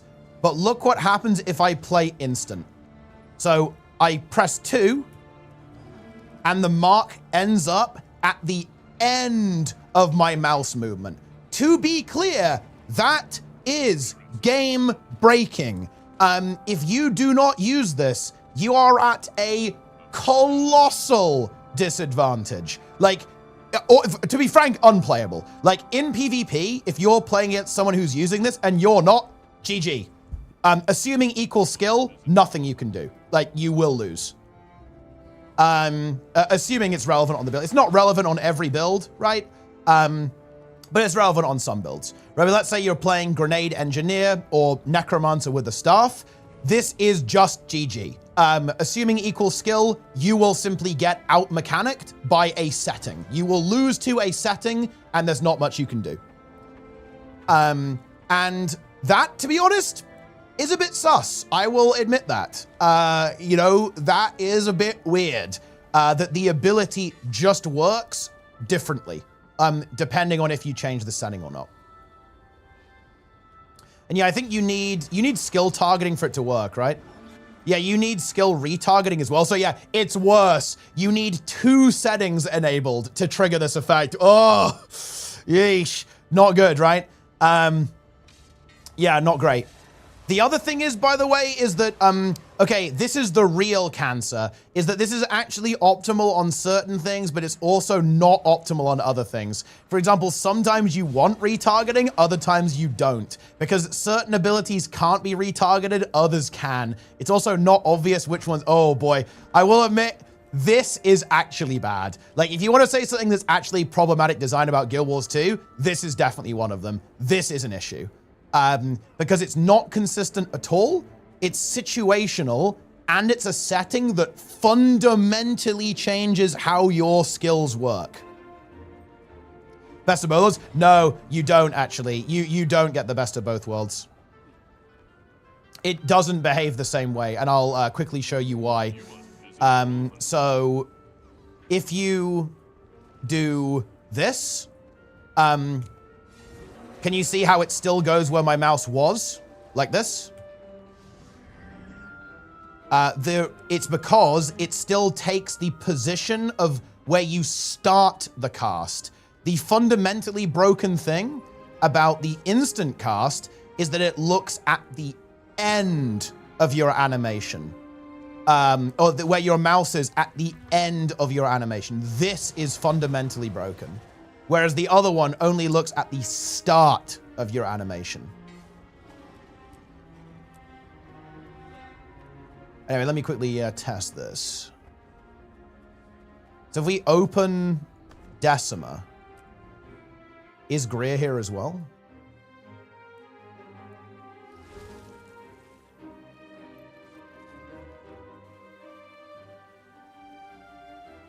Well, exactly. That's the thing. No, I was just saying that. Maybe you didn't hear me. But yeah, it doesn't work on every ability. Yeah. Yeah. For example, Elementalist Resglyph can be retargeted, but I believe Signet of Mercy cannot. Which is, if you think about it, a pretty major design issue. But yeah, this is fine, right? I think we just have to do this. Because I'm pretty sure you can... Let me just see if Infallible will trigger. I think it will, right?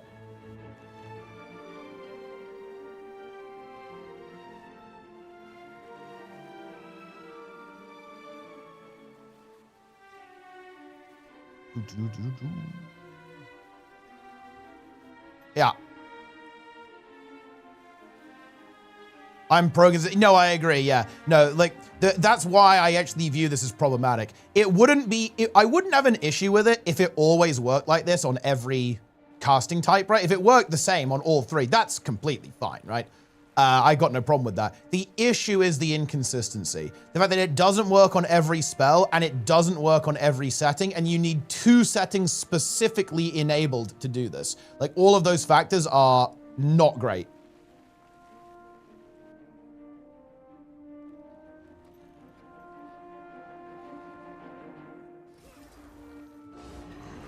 Boom. One that's broken me move. You have to, yeah, because that's like, it's just broken, right? You can't allow that. Is the tunnel open? Well, actually, I think the tunnel is open, and also you can see that there's also more Rot Striders over here. There's a bunch of Greer mobs here. Faster than Indicator doesn't work.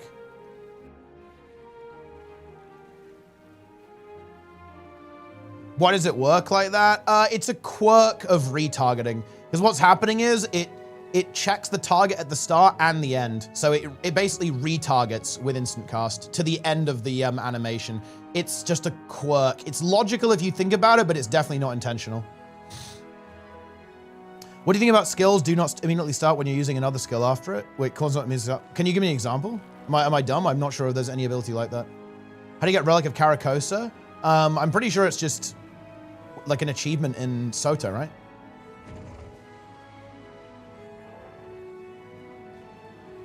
The tunnel is open. I think these guys respawn as well, right? Oh, there's like a million Fumas in here as well. There's like loads of them.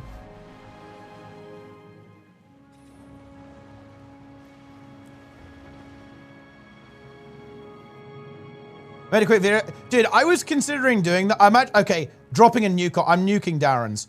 I was gonna do that, Darren's, but I realized that actually, that's beneath me.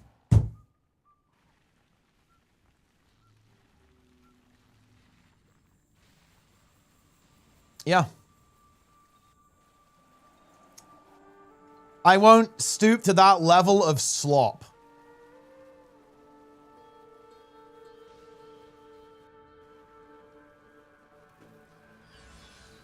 Nice coat, bro.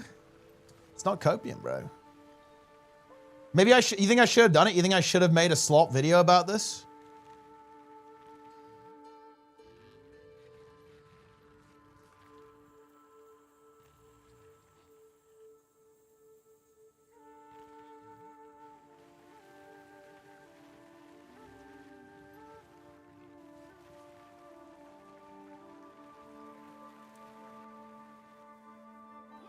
If you use staff 2 and wait the corner target to staff 2 and instant auto attack after. Oh yeah, that's just aftercasts. Like that's just aftercast canceling. I guess I'm not in favor of it that much, but it's okay. But yeah, we talked about this.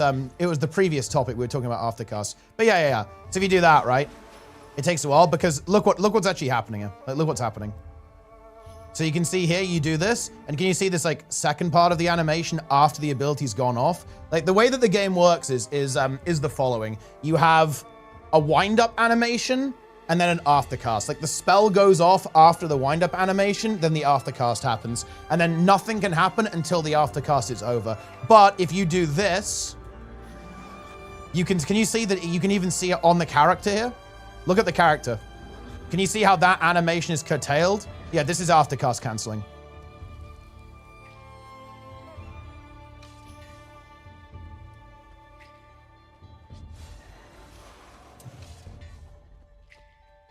And what do I think about it? It's...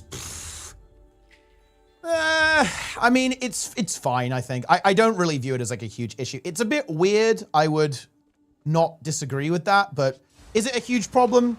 I don't think so. Like, I'm just trying to think, would it be bad if it didn't exist in the game? And also, let's think about why do aftercasts exist? Aftercasts exist because they want they want to have like a cooldown animation between abilities to make the animations look smoother, right? Because that's what they actually want. Because look, you do your cast, your animation, and then your character like resets itself a little bit. It's to make the animations look smooth. It's to make the character look good. So is there a universe where you could accomplish that same effect without aftercasts? I think the answer to that is actually no.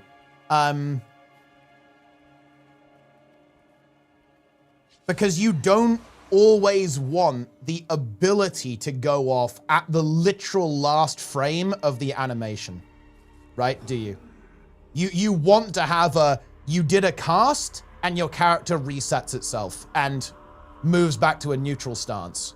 You don't want to go cast, neutral stance, ability goes off. Like you want to have this double segment. So actually, I think it's fine. Aftercast canceling is when you cancel the aftercast that hinders you using another ability, like using weapon swap or stow weapon. Well, it's more like they're both the same thing, Raza. This is still aftercast canceling. It's just that some aftercasts can only be cancelled by weapon stowing or weapon swapping. And essentially forcing it.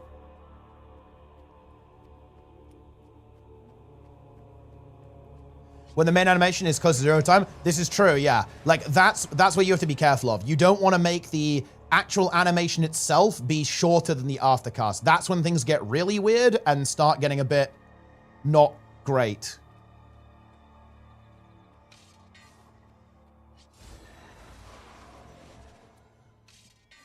But the other thing there is that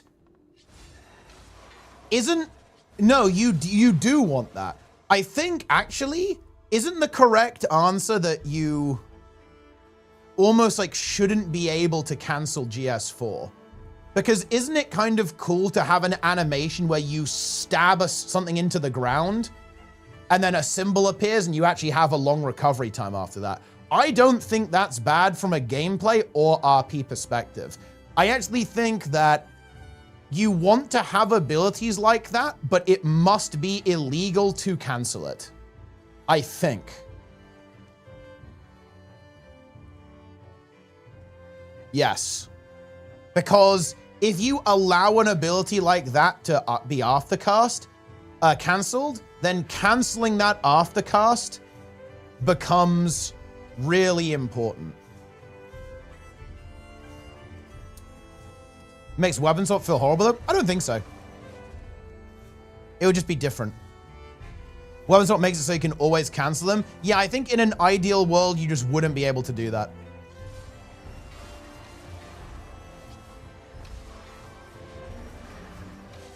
I think, anyway.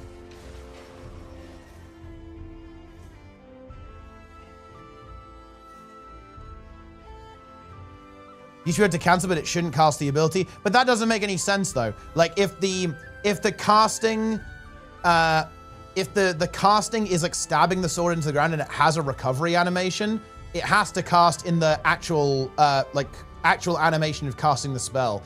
But like, because the thing is, if you want to have aftercast canceling, it kind of means it's illegal to have long recovery times. But I don't think having long recovery times is actually inherently bad. Quite the opposite. I think having like a big skill that you commit to isn't a bad thing. It's a good thing. But the question is that if you allow that to be animation canceled, you are basically making it mandatory to do so, or the spell is like significantly less usable, which I think is undesirable, because I think in general, you do not want to make it mandatory to do unintuitive mechanics, right? I think that's undesirable.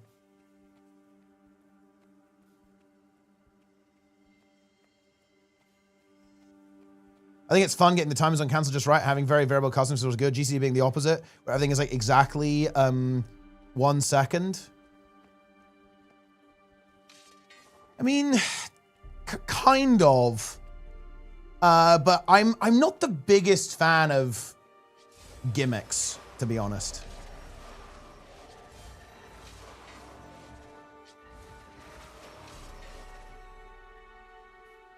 I'm not a gimmick enjoyer. And I do like the idea of having some level of commitment to abilities, right? Like you have to, you know, really send it, and there is like an element of recovery to it. Because again, that's kind of like it's basically more action style, right? It's more actiony, right? If you have a bit of a commitment to using a skill. But you basically have you essentially have two choices. You can either say animation canceling is fine and have a bit of jank, or you can make certain spells that have long wind-ups or long recovery times not be cancelable.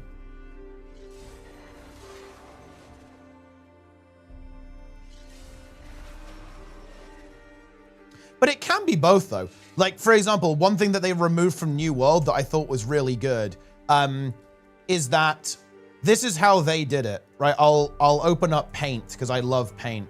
So you had an animation like this, and this is like time, right? This is time. And the way it worked is that in this window here, if you hit block, oh, whoops.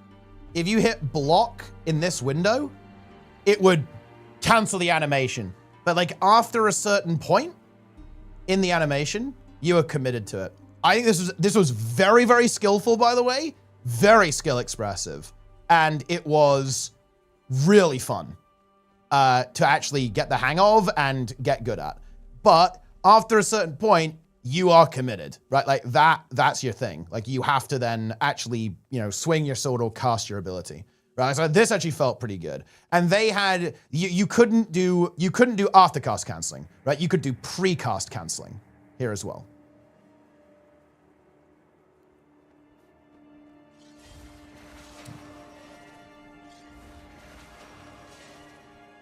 Which I think this felt really good.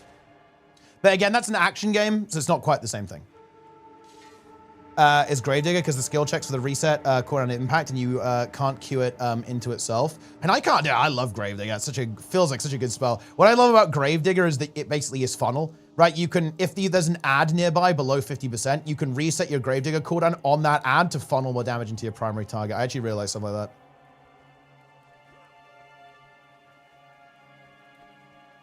The precast canceling still exists in Guild Wars 2 as well, no? Is you get the extra jank on top?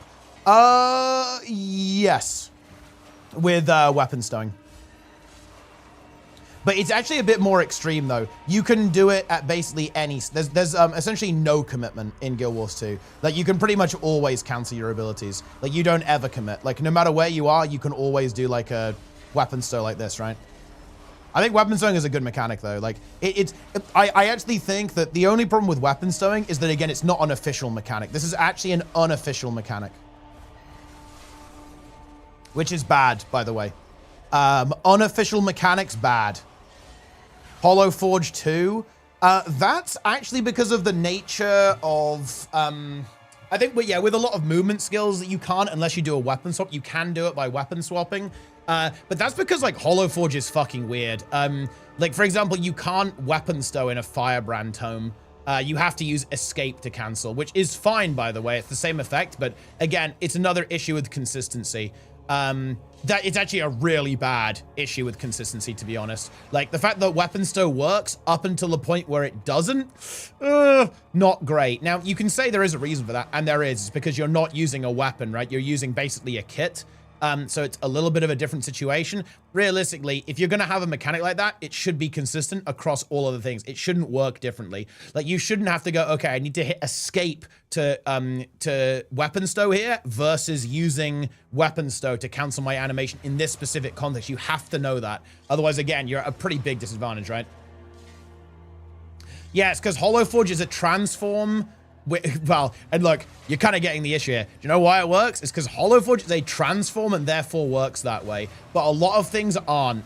For example, I don't think you can weapon stow in Luminary Forge, if I'm not mistaken. You have to use escape. And in Firebrand terms, you have to use escape. And I think in NG kits, you have to use escape. But yeah, Hollow Forge is different because reasons.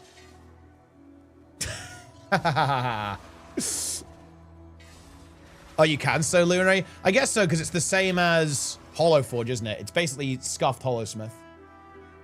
Is it just the Firebrand one that doesn't work?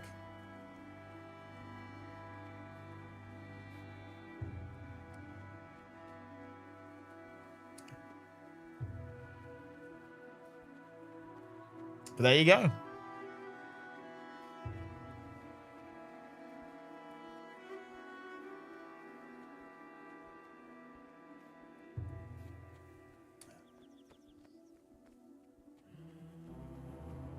You can also weapon stow and Reaper Shroud. Yeah, because Shroud is not the same. Like it's just not the same. It's just different because reasons.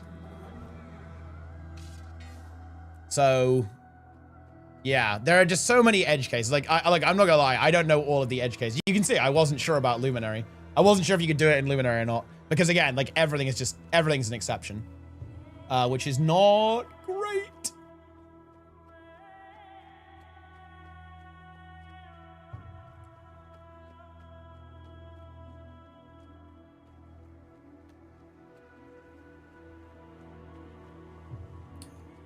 Thought on Shrouds being bugged in many ways, ignoring Doom Greens and preventing Aura Shard pickup. Surely good and intended features.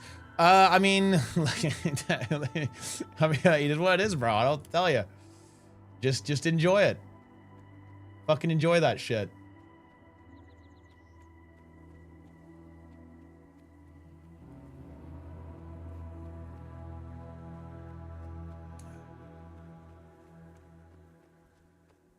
Dodge jumping, that's unofficial, but pretty cool. Yeah, I think, again, like, in my opinion, the approach to this should have been formalize that mechanic. There should be a jump dodge keybind in the game, right? Because I agree. Actually, really cool mechanic. Same thing as weapon stow. Really cool mechanic. This should be a formalized in-game mechanic that is clearly expressed to players. There's nothing wrong with something being unintentional, because weapon stowing was unintentional. Jump dodge is unintentional. But it needs to be, if you're gonna have a mechanic like this, if you're gonna have something that is unofficial, it should be integrated into the game. Because otherwise you're just kind of creating, like, ultimately a very unnecessary knowledge barrier to newer players.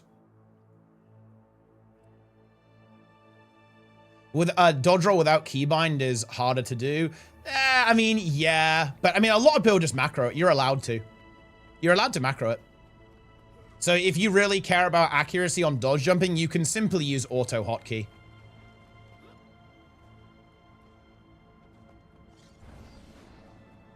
And that's legal, by the way.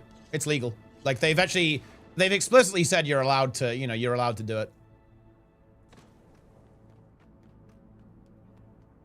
Isn't weapon so not bound by default? Yeah, and about face as well. Like, about face isn't bound by default.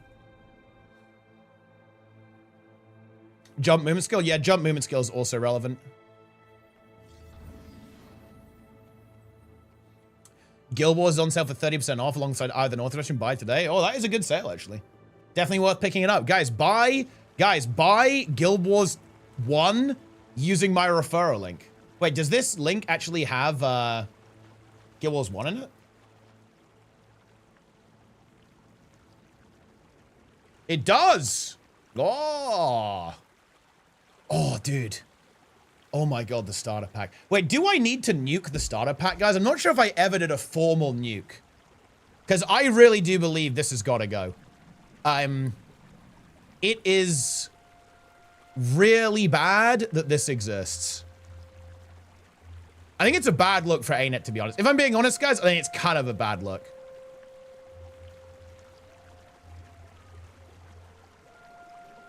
Because, bro, look at this. 18 pounds? Was that $25? And for 18 pounds? Bro. It's only, what, 7 pounds cheaper than POF and HOT.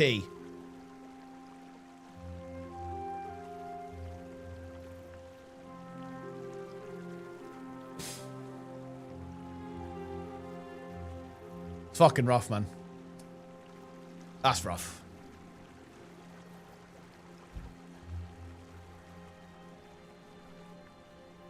That's just not it. That's just not it, guys.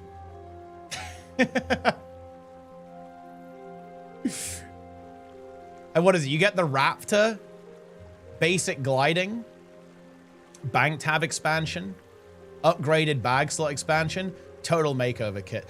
Okay, let's actually be productive. What would be a good way to do this?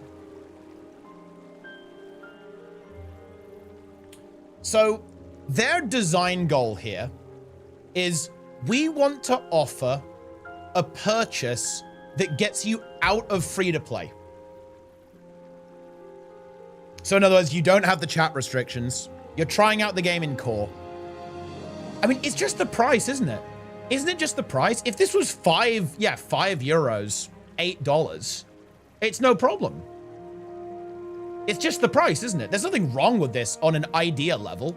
A little bit more bag space, gets you out of free-to-play so you can talk to people and you can use the trading post and whatever. Bag slot, like, what is this? Like, bank tab? There's nothing wrong with that. But the issue is the price, man. The price is just not it. It is just not it. It's more expensive, dude.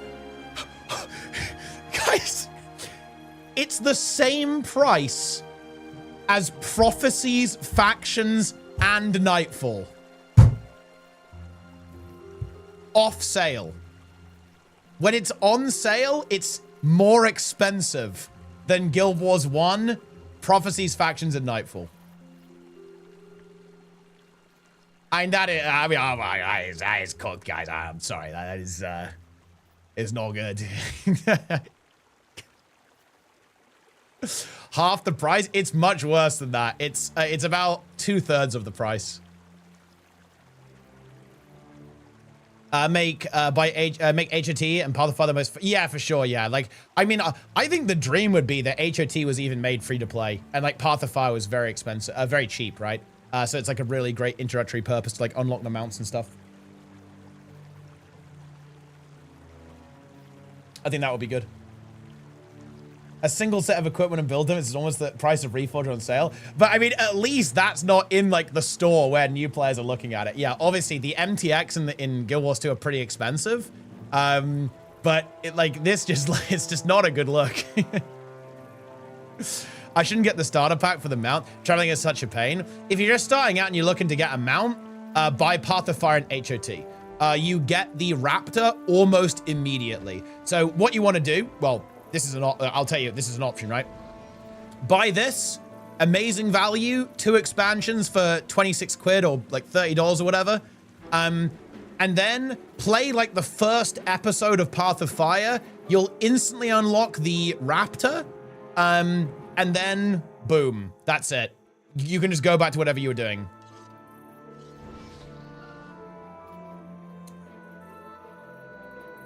Easy game, easy life.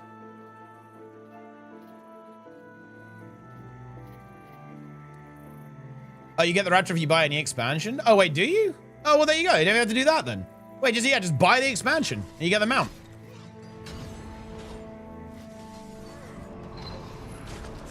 Wait, that makes this absolute trash.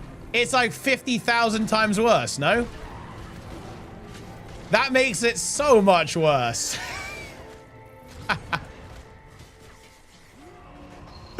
Oh no. Well, to be fair, guys, I actually don't think like ArenaNet like did it maliciously. I understand what they were trying to do. It's just the price is just completely incorrect for this. Like, again, to be clear, what they're looking to do here is that they tried to sell something that gets you out of free-to-play at a lower price point than buying an expansion, and also gives you access to some of the things that is good about the game that people like, which is the movement, so the mount and gliding. So they wanted to say, right, unlock all of that for an entry-level price. Now, to be honest, I think the price is way too high. Like, it is absurdly overpriced. Like, even halving the price, it would still be expensive, because that would still be, what, $10? Like, that, to be frank, is relatively expensive. It's on the more expensive side. But, yeah, oh no. We're getting fucking ganked. Who do we want to go for here? I don't think I can kill the, warrior. Need to go for the troubadour, I think.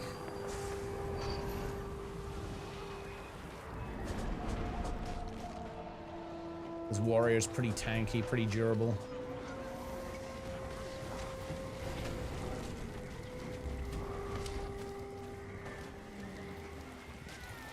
Oh, is that a support troubadour? I'm just cooked, I think. It's too much sustain to get through, I think. Oh. Maybe a little bit of cope.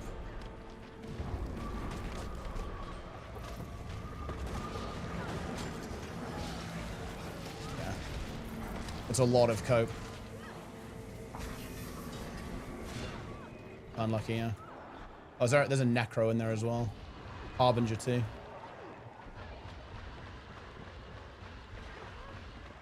Should be in the free-to-play experience. Yeah, I mean, that's obviously not very financially attractive to ArenaNet, though, is it?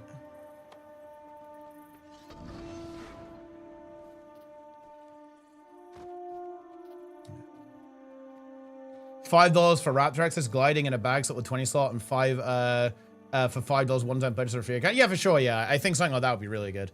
I think honestly, even if it was more like $8 to $10, I think that's actually still completely acceptable.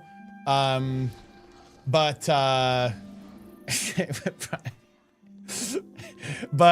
Darren, what the fuck is this video? Okay. All right, people, it's time that we made the video. Dude, what is this? Dude, look at this. Look at what is this video title, guys? What what do we think about this?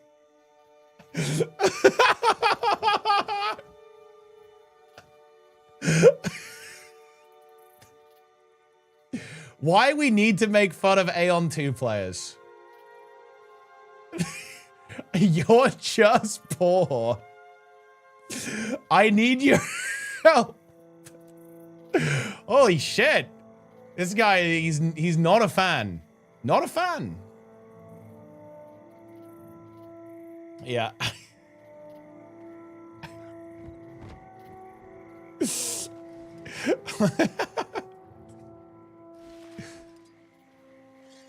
I mean, it is what it is, guys. We're not going to react to that. It probably gets a little bit, might get a little bit wacky. Yeah. I mean, he might be right, but just a bit out of line. That's all.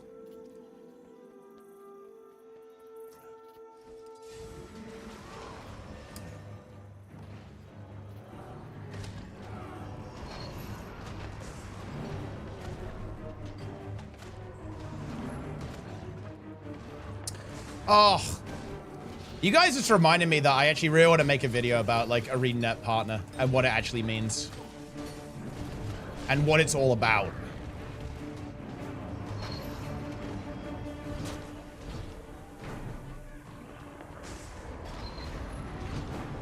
Means fuck all? No, it doesn't. But there's a lot of people, like, there's a lot of like misinfo about partners. And like how ArenaNet interacts with partners. I think one of the things that I am kind of like pretty unhappy about is that I think there's like a lot going around right now that people think that ArenaNet partners are basically not allowed to express what they actually think. And it's not true. I don't know what to tell you. It's inaccurate. Oh boy, Luminary. Do partners get region transfers free? Yeah. Yeah, you can go anywhere. Has been delayed. It's coming out tomorrow. Patch is coming tomorrow.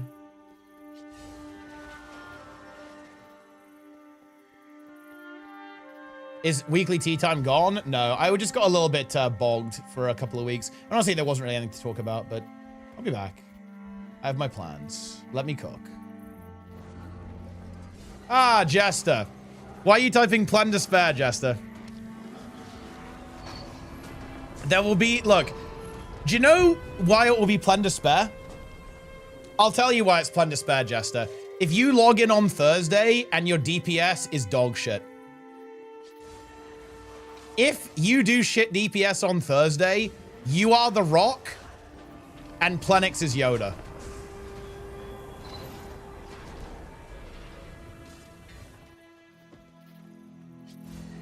You're the Rock. Wait, you're admitting you're the Rock.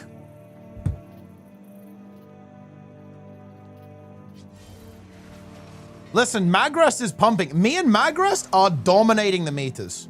Where are the logs? I mean, let me find these logs, guys. I'm just going to go ahead and find these logs.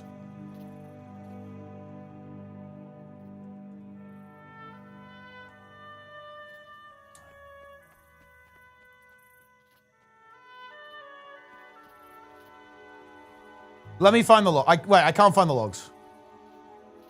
Gateway timeout on DPS report. Huh? Huh?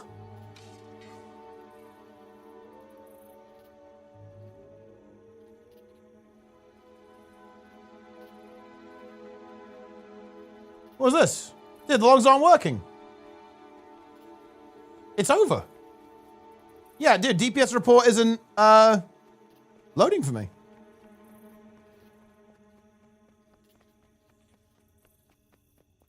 Jester is trying to conceal the files.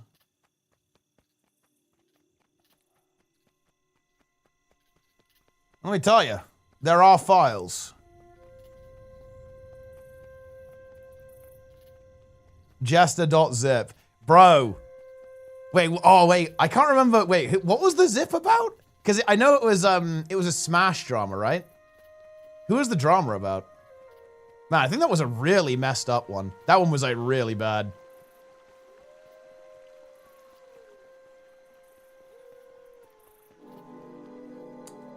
Ah. Very nice. You can see, I'm top DPS. Ah. Very nice. Very, very nice. Mechanics D? Well, I guess I'm not doing anything, to be fair. Like, I just stand on the boss. I got knocked and pulled. Well, how is that my fault? Okay. That's these clown willbenders for not pressing stand your ground. That's not good at all.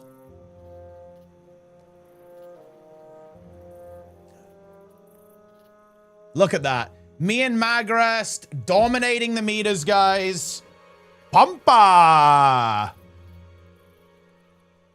31k, Magrest 31k DPS, Jester with a vile 25k DPS, Hades Furret 29k DPS, Bad Architect 29k DPS, Verdi a very respectable 30.4k DPS.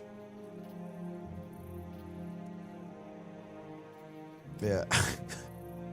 Power or Condi Cockbenders, they're a condition. They are conditions. The full log is not computed. Wait, what is this, Jester? Why are you sending me? You are not folded. You are not being folded, bro. You need to log the fuck in and pump. I see this. You are not ready to pump.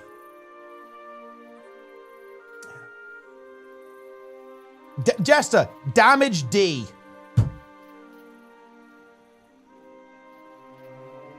What is this?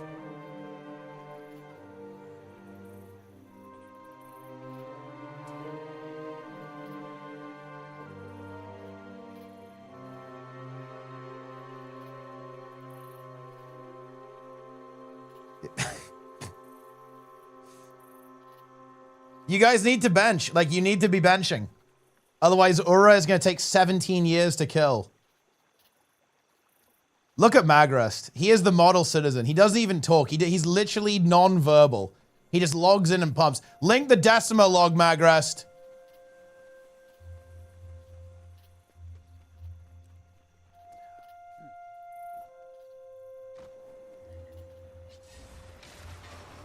Which one? Just like the good one. The one where we actually had like a half-decent kill time. How come DPS report is down, guys? What's up with that? Is it like a French website or something? Are they in mourning?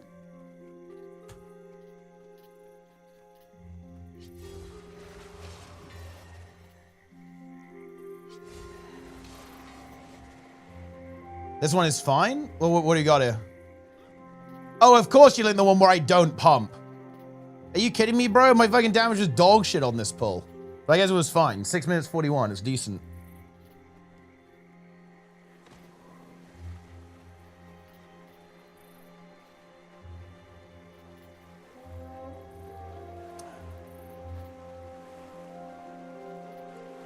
Magrest 32k DPS. Very respectable. Are you watching the English tomorrow? I mean, I probably won't watch the football. I don't really follow it, though. I don't know anything about football.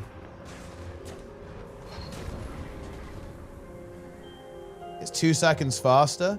Dude, you have to link the one where I'm top DPS. Come on, bro. I did one where I was like 32k. But maybe that one was slower?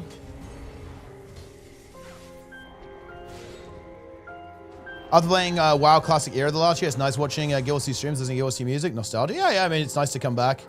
I'm definitely looking forward to Classic Plus, though. It's going to be fun. I never really played on Era. I only played, like, Classic when it was, like, you know, the current version of WoW and SOD. So I don't know what it's like to play on Era. PB rating resets if you go to NA and back. You'll have to play qualifiers again. I'm pretty sure it doesn't really reset, though.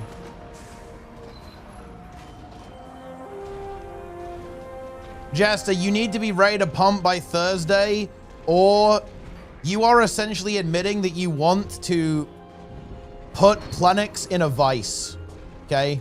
And then tighten the vice.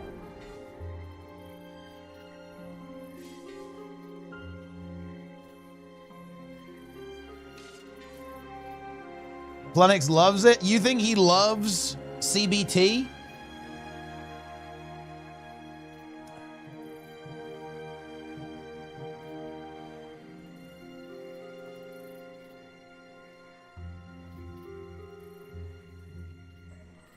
Crush my cock with a rock, I must.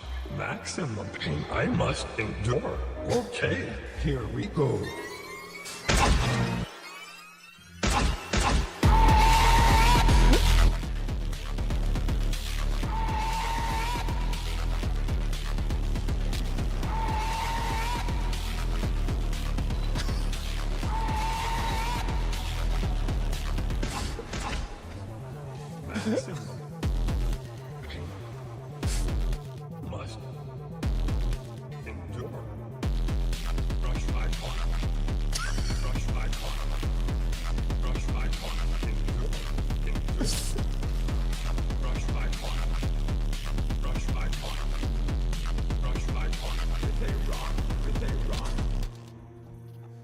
Yeah.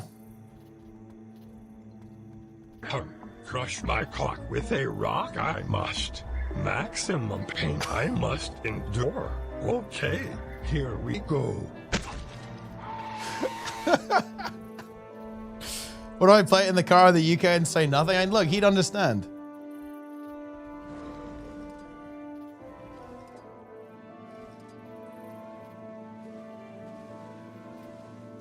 A wheel is a very common thing in CBT. Of course you know that, Jester. Of course he fucking knows. But yeah, you need to pump, bro. Oh man, I was too late to defend this thing. Unlucky.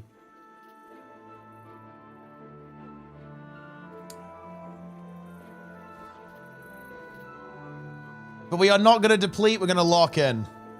Also, I'm pretty sure our stacking strat will work. If we just open Decima, we can get 25 stacks of the sigils for everyone with every run pretty quickly because like all the ads are up. And we just go Decima and go from there. Should work pretty well. Wait, it's almost 50 seconds slower? No, I did shit DPS on this run. Find one where I actually had good DPS. This is where I was like still figuring out how to actually play the class. Again. Because I haven't played DPS in raids like 10 years.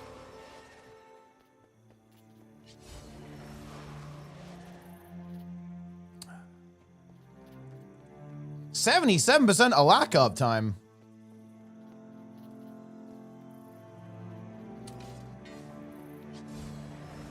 A Greg's sausage roll. Oh yeah, Greg's is great. Like, there's actually a local Greg's we can go to. It's like a pretty small Greg's where I'm at, but we can go there. There's a lot of food you need to try, Jester. We are going to be getting the food. You're going to have fish and chips, breakfast, burgers, pizza. There's a lot of good stuff. Can actually go, you can get Indian food too. There's a really good Indian place nearby. You can go check that out.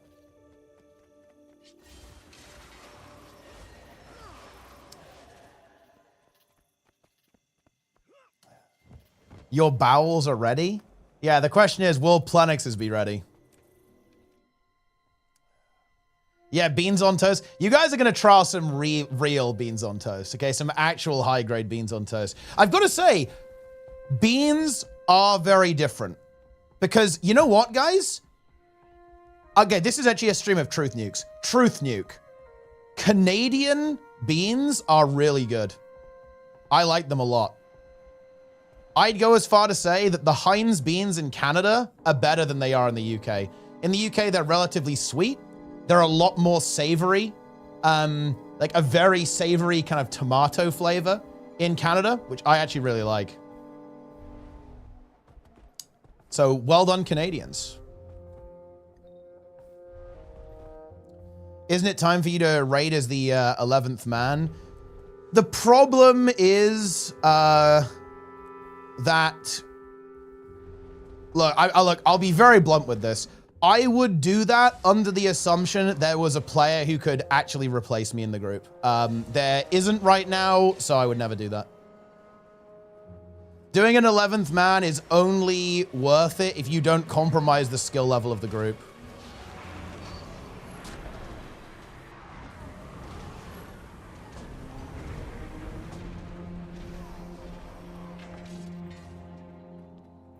I actually wouldn't mind doing it. I do it in WoW as well, but it's the same reason. Like, me 21st would just be worse.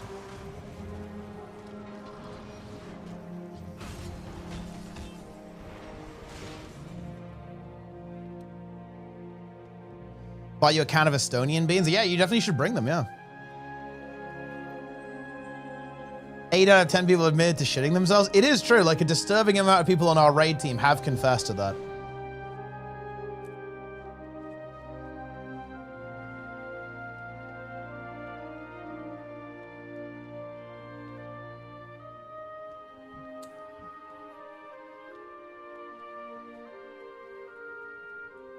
Karaoke is it? I mean, karaoke would be crazy. Karaoke rating would be truly next level.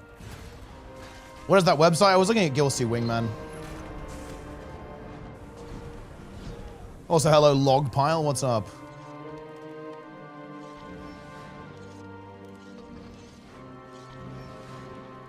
Why a total makeover gets even in the game? There are not character created cosmetics in the game, right? There are ones unique to the makeover kit, though. That's how they sell them. And maybe you just want to change your character, to be fair. It's also fair enough.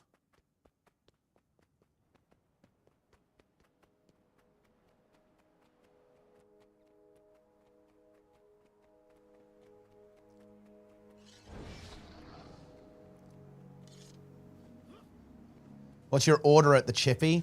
Well, look, in my opinion, there is no... Look, I'm from the south of the UK, so for us here, it's cod and chips, right?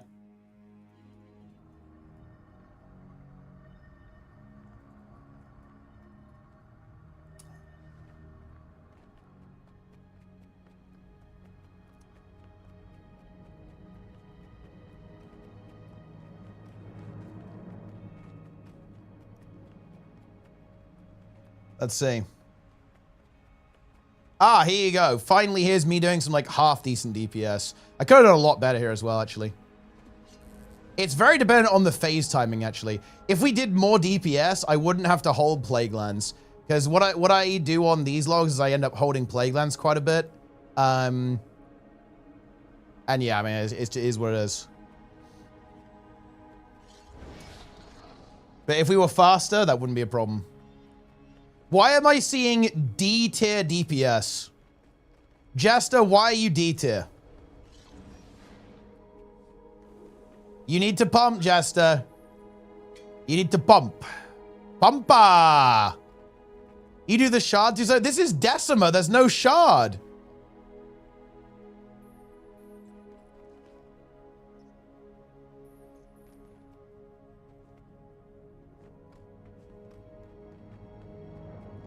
It would have been 6 minutes, 20 seconds. Well, to be fair, maybe we should have him play Firebrand. Maybe we just have him play DPS Firebrand. No? He doesn't need to play Willbender. He'd have to kind of like learn the rotation for DPS Firebrand in like one day, but it might be the way to go. Because he has to play ranged Cockbender, which is pretty suboptimal. Canada has corrupted me. I just got a full French ad. I mean, look, it is what it is.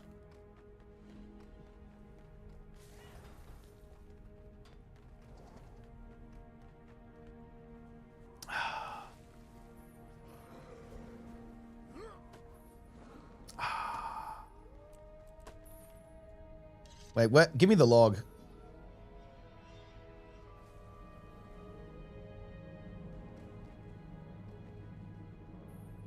I'm pausing. How is bow ranger these days? Actually pretty good. I demand the log. Let's take a look at the DPS across phases. I could easily do 33k as well, to be honest. Especially if we go a little bit faster. Like, you know, on the Scourges, you actually get memed really hard if we phase the way we do. We need to go faster. Like, I end up holding Plague Lands a couple of times, which is not great.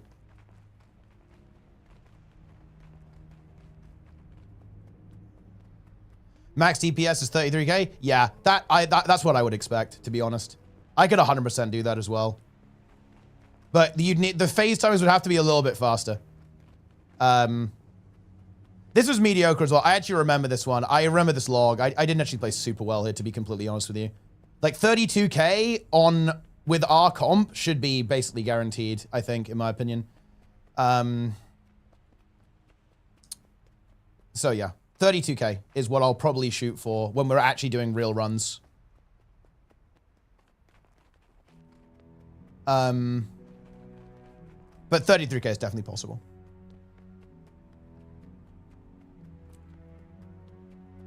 Does not surprise me to see that. Magrest, of course, second DPS. Feels good. Let's look at the graph. Dude, yeah. See what I mean, though? You could easily get that, right? Like, my peak DPS in phase 1 was, what, 35k? Just about? Yeah, the end of the... Yeah, here. 36k, 36.7k. Nice.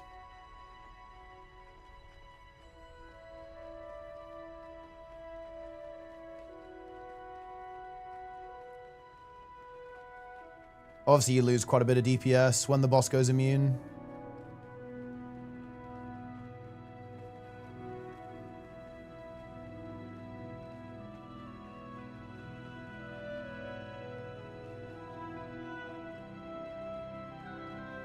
Oh, do you know why our DPS is ass, Magrest? It's because we missed the phase skip twice, didn't we? Oh, dude. Oh my god. We save so much time if we just do like another 5k DPS. Do you guys realize that? We saved 20 seconds straight up. Because we skip the second animation here and here, right? Yeah, we do. Wait, and at the end. Oh shit, dude, if we do just like a tiny bit more damage, like another 5k, we save 30 seconds. Yeah. Because you get animation skip here, here, and here. Bro. We need to actually do some real DPS. We need to do real DPS, and we save so much time. Everyone just plays Scourge. Did you guys realize how sick my fucking DPS would be if we actually did the phase skips? I'm getting cucked.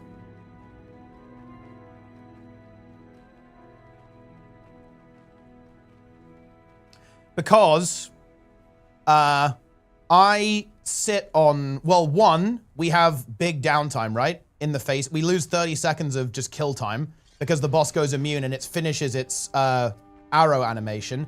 And I hold plague lands for 50 to 0.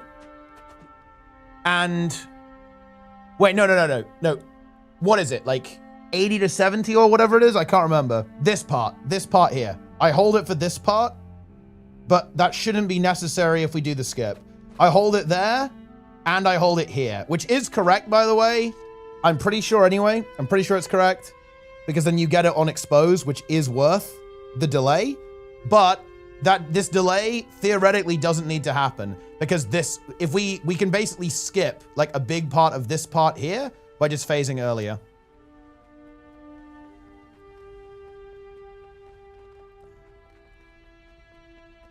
Yeah. Thoughts on this log? I mean, the Ritualist is good. Look, I got no disrespect for Ritualist. This is definitely not my best run, that's for sure. I probably get every mechanic, bro. I probably get every mechanic in existence. I don't know what to tell you. It is what it is. It is what it is, guys. It is what it is.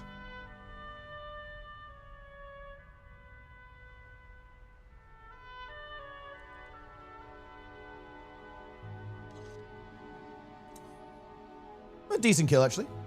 10-11. Not too bad, not too bad. Changing invuln phase into just 0 dam phase so Condi and other on-hit procs can still precast. That's how they basically are, though. Well, I mean, a lot of phases are, right? Like, to be honest, in general, I don't think I'm actually a really big fan of bosses going invulnerable. I think it's a bit weird. Well, it depends what we mean by invulnerable. Like, I feel like when the boss is doing an animation and it's like doing a mechanic and you can't hit the boss, that feels weird. They did this with Illyria in the Void Spire, and I wasn't the biggest fan of it. I think any time where you're just doing mechanics and not having to basically play your character at the same time is weird.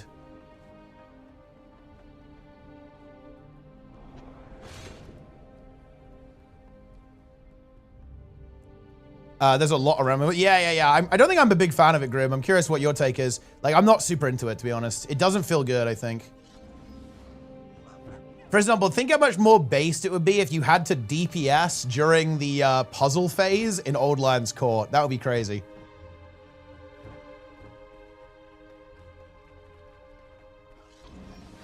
You know what I really want to do? Maybe this is our next... Maybe this is our next challenge, actually. After Infallible. I want to do good strat Keeler CM. So what I mean by that is extending every burn phase by playing bees correctly. I want to do good strat Keeler. Nobody, as far as I'm aware, I don't think anyone's even tried it because people just exploit the fight. But I want to do 4-stage bees. So a single spread, a double spread, and a quadruple spread.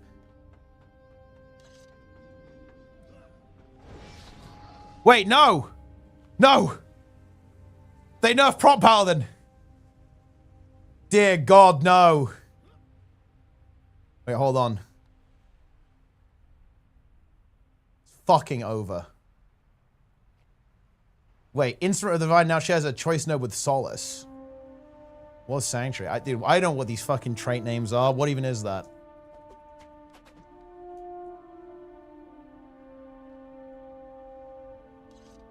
What is that? Oh, that one? Yeah, nobody likes that one. With Solace. Oh! Oh! Well, that's pretty interesting. Oh, dude, they nerfed the tier set! Oh, no! Bro, holy shit. They nerfed prop power damage a lot. It's over.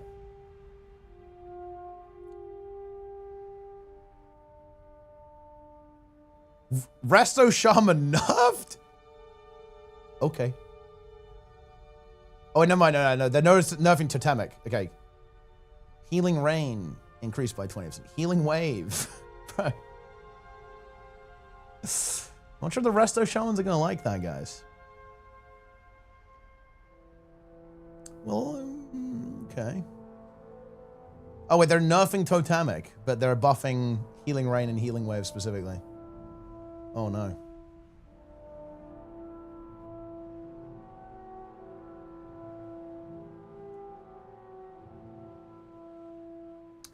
GG. That's fine. Prop Paladin's still good. You're gonna be like this guy in Classic Plus? These videos are so good. Wait, Jester, you cannot say I'm not ready to pump. Okay? You cannot say I'm like potatoes, not ready to pump. Not having any wall buffs. Because I am ready to pump. Jester, yay or nay, are you going to be ready to pump on Thursday? Do you want to free Plenix from his eternal hell?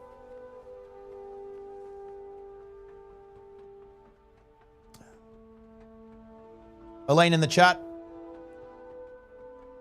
I want to free myself. I must pump. You must pump. To be honest, I would just say look at VODs, right? Because obviously the Willbender rotation's pretty different, like in an actual fight. I guess, to be fair, not on Decima, I guess it's the same. But obviously on Ura, you don't really play the bench rotation. Does Jester, dude, Jester is a pumper. Jester is actually one of the most powerful pumpers. I mean, look, he raided Mythic with us early on. He did Farak with us. He carried the Seed on Farak as well. Did Tindril. Did Aberrus too. He is a Seeder, yes. Would we trust Elaine to carry the Seed on Lura?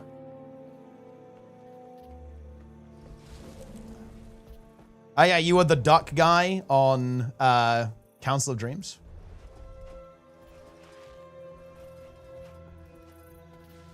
Elaine would detonate the Seed instantly. I'm doing all mechanics perfectly. I mean, I believe that. I do believe that.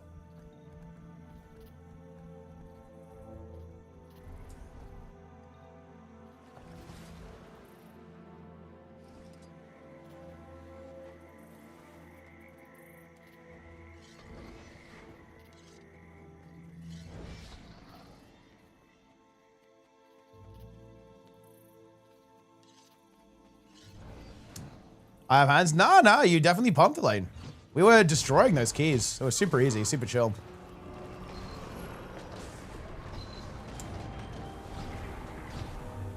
Elaine is a big pumper. This is well known. Let it be known live, Elaine gapped Guru and Tom in Mythic Plus.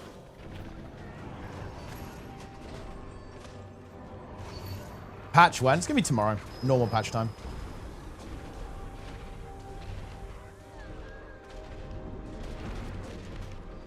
Playing an ethical spec? You're saying Rat isn't ethical?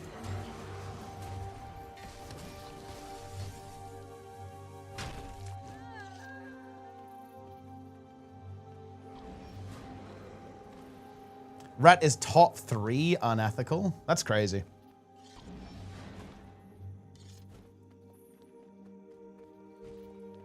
Is Elaine coming classic? Well, the problem is that we're probably going to play Horde, right? So there's no Paladin. So Elaine does not want to play with us.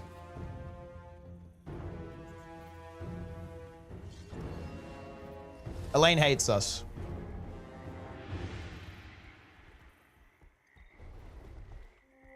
Shout out to YouTube.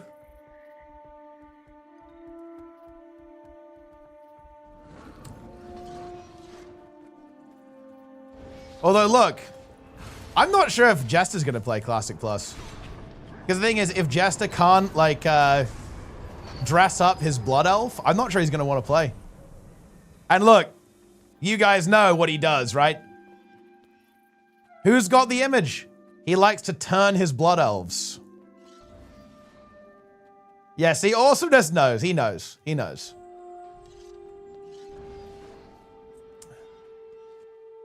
Rhinos who raided Nax from the group. It was legit me and you everyone else quit. That's true, actually.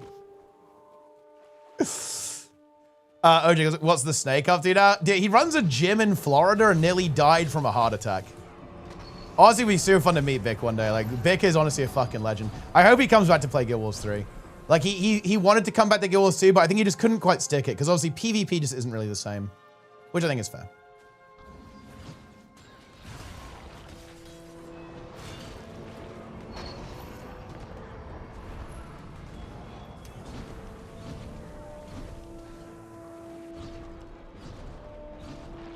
Want to play Guild Wars 3 too? Yeah, like definitely. You could even try Guild Wars 2 as well, Elaine. It's a fun game. I think you'd like it.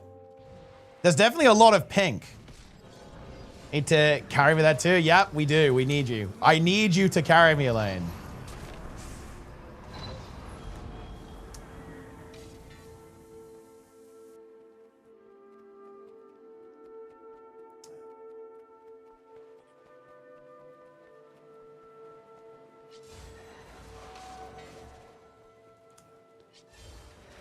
Look how he links it, guys. Look how he links this. Like, dude, I don't even want to read it. Like, bro.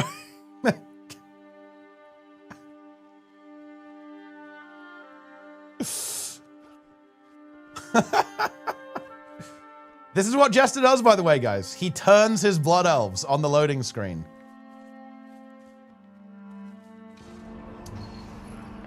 Yo, Snab, what's up, bro? Snab, when are we dropping the nuke, by the way? People want to know about the tournament, Snab. People want to know about the nuke.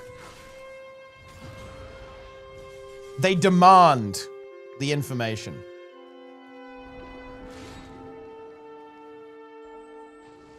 Probably tomorrow morning? Wait, wait, so what kind of thing is that, actually? Is that, wait, in how many hours, I guess? Because I'll try and be awake for it. Or I'll try and be live for it, right?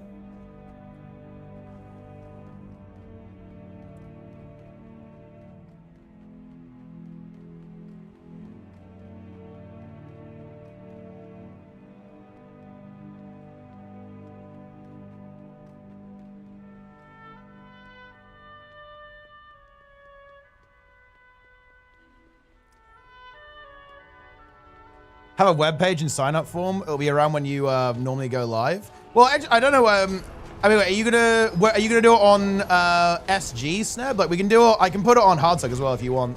I don't know if you want to use like a website for it that like has that functionality on it, as opposed to just like a Google form. Like it's either's good though. Tries, yeah, that's fine. Yeah, that'll work too then. Yeah, good night, Elaine. See you later. Enjoy sleeping. Yeah, I'm not going to sleep for too much longer. I think I'm going to head off pretty soon. My time here is at an end. Didn't get the patch today, but okay, I guess. It is what it is. These things happen. They do, they do.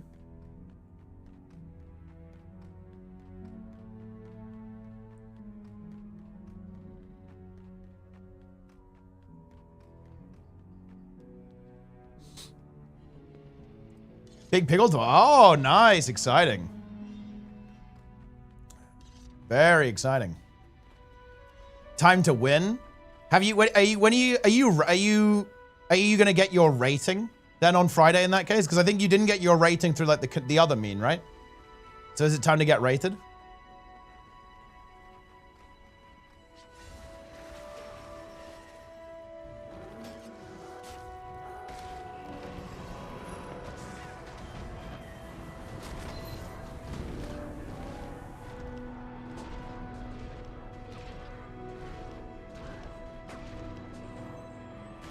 It would definitely affect my rating. Oh, okay. Did someone say win? Look, Dragonback, you need to bring the cucks back. Because there is going to be one more PvE tournament in Guild Wars 2. At least one, actually. And we need downstate cucks. Isa needs to reinstall the game. Diaxon, I know, has already installed the game. So he's already back. We need a Diaxon team. We need an NA team. Okay, do you know how cringe it is that we never have NA teams in these big raid tournaments? Are you aware how cringe that is? It's mega cringe. We need them back. We need the Americans. I'd leave my phone. Whatever, who cares? Oh, what? Wait, why is Lara raiding me? I was about to raid Lara. What is this? Listen, I'm exposing Lara immediately. Did you guys know that Lara was like deathly ill for nearly 10 days? I was like, yeah, it is what it is. I'm not going to speak to a doctor. No big deal. I'm literally dying over here. I'm close to death. Look, listen, chat. I admit it, guys. I admit this. I was spamming Lara saying, what are you doing?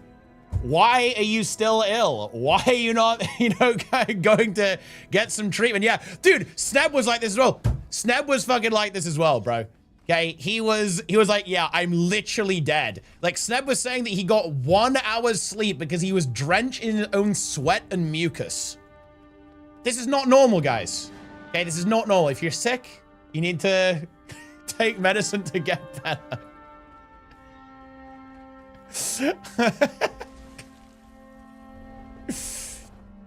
Would it have infallible? Ah, very nice. Wait, is there a deaccident on that as well, Dragonbag? That's hype if true, actually. Wait, what's the roster looking like? Who's playing? Yeah, Sneb was actually worse than Lara, because Sneb was ill for like a month, right? Yeah, he just was like slowly being sick for a month, and he never properly recovered. Dude, the guy was ill for a month. Like, no joke. Like 3 weeks. At least. So Lara is not that bad. But yeah, Lara is getting better. Very exciting. We love to see that. Very good. Of course, thank you for the raid. Welcome, Lara viewers. Hope you've been enjoying the... How was your waiting room, Lara? Like, right now, I feel like we're both the patch waiting room service. Love that. Love to see that.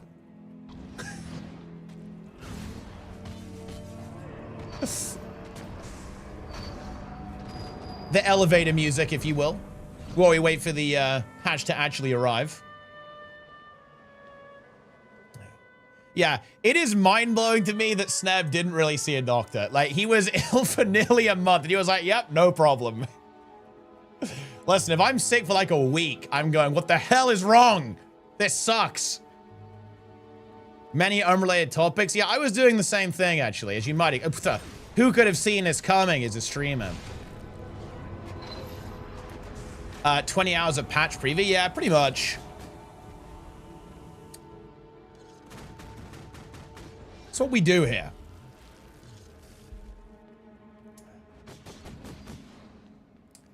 Isn't it pretty shocking that a company of ArenaNet scales a single point of failure in their office network? Where's the geographic reserves? Well, I mean, look, sometimes shit just blows up. I'm not sure if it's necessarily a single point of failure, but I mean, like, if a hardware goes wrong, then it can obviously, like, mess stuff up for sure. Yeah. Incredible. Yeah, we talked about some stuff. Talked about some Guild Wars 3 stuff, as you might expect. Talked about Gamescom. Very exciting. Me and Darren's going to be at Gamescom. Love to see that.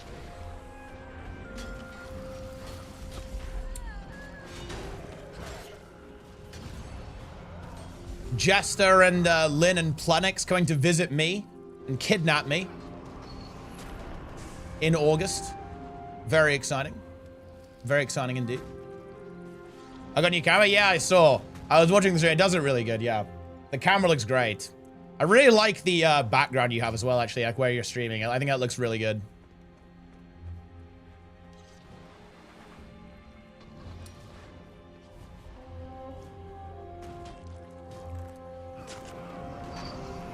What do you have it set to, by the way? Are you doing 4K 30 or 1080p like 60?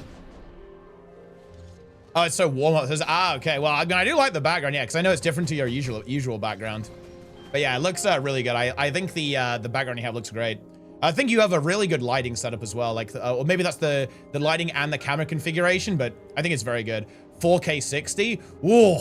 Yeah, I think I'm actually interested in how that goes because I just have it on 1080 60 right now, and obviously I do lose quite a bit of image quality there, but I'm not sure if my camera would just like implode if it did that because yeah, mine doesn't really have a cooling solution, and it's also really warm here too, right? So that would not be great. Maybe I'll have to grab one with a fan at some point. Because yeah, obviously being able to do like 4K 60 would be super nice. Like it's really weird to me that a lot of these cameras don't support 1440p, right? It's kind of weird, right? They either go 1080 or straight to 4K. They don't typically do like QHD. That's kind of weird to me. But I guess, you know, it's all about 4K these days.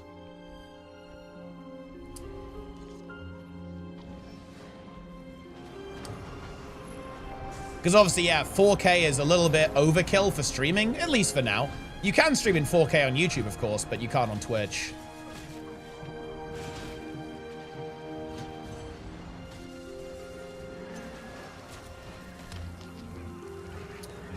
Uh-huh.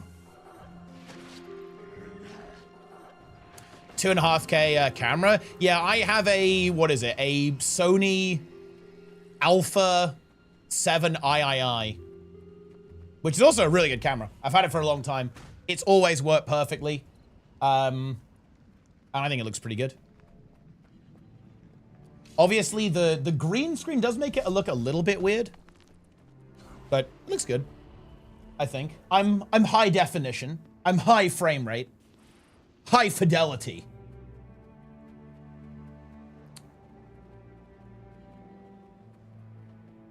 I actually kind of blagged this one for free as well. Ha ha ha, I know a guy who knows a guy. Ha ha ha ha. But yeah, I think it's relatively expensive. I think comparable. I don't know how much it's relatively old, so it might not be that expensive anymore, but let's see. How much does this cost?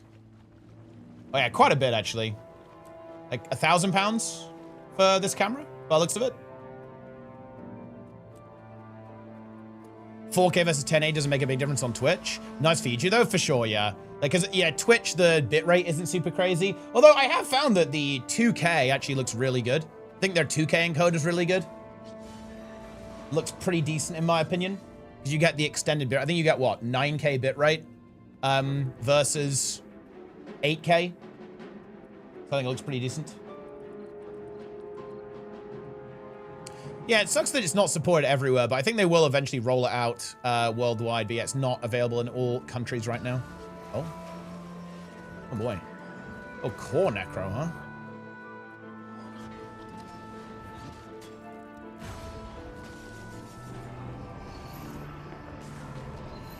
He might port here.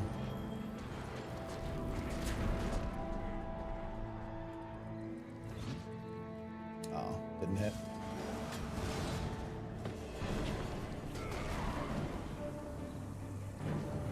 Oh, Lich Form, huh? Kinda interesting.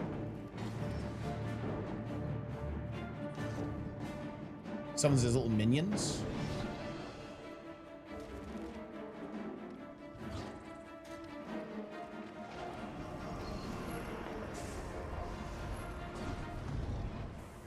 Can drain the shroud a bit here.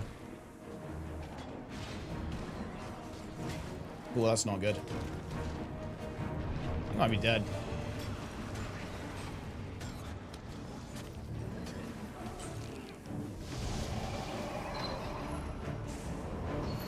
My lack of energy sigil is really hurting me here, gonna be honest with you.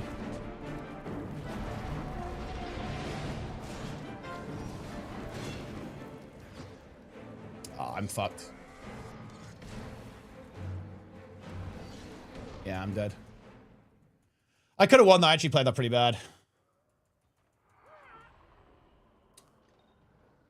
But yeah, my lack of energy sigils here is not ideal, but that was pretty mediocre by me, to be fair. Core Necro Domination. It's actually pretty decent. It's definitely not as good as Ritualist, though. It's a bad matchup for the opponent. I just played it pretty mediocre, I'm going to be honest. I think I can win, though. Especially if I don't fall behind. I had to, like, use a zillion stun breaks there. Fell very far behind, unfortunately. Definitely wasn't ideal.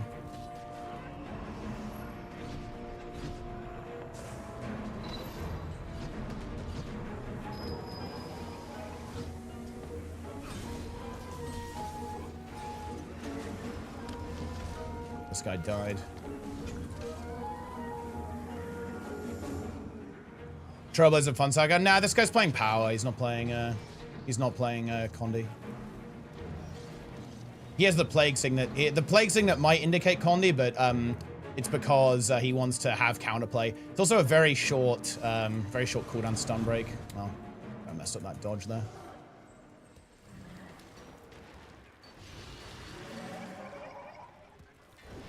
Lich Form, huh?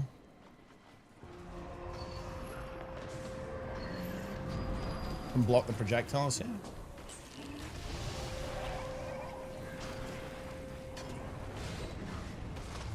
It's a juicy Wall of Darkness, actually.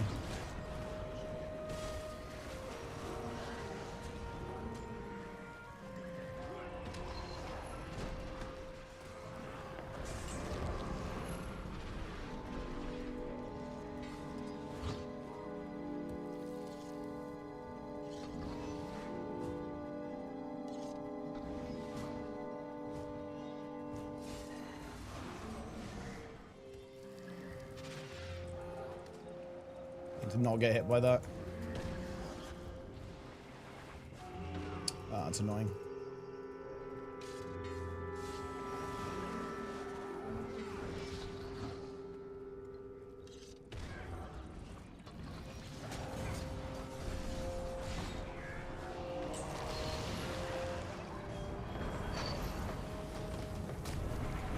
Well of Darkness is honestly a good pick by the opponent here.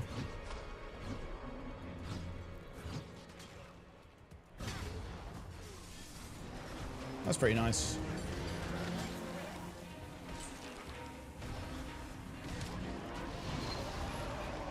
Ooh, that's a lot of damage, man. Life transfer kind of hurts, no?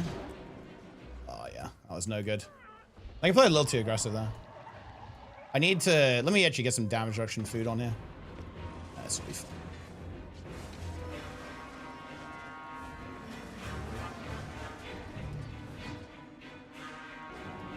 Bit low on life force here. I can't actually trade very effectively right now. That's actually decent.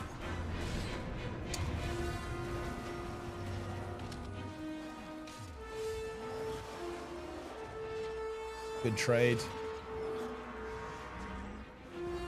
I actually really want to... I want to pressure now during this. Because that's how he's getting a lot of life force, right? Is the Lich form.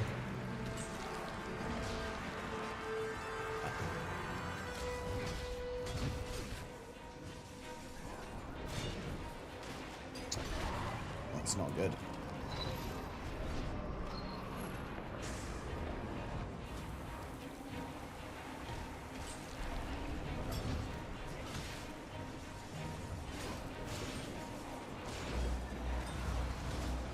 Ooh, nice.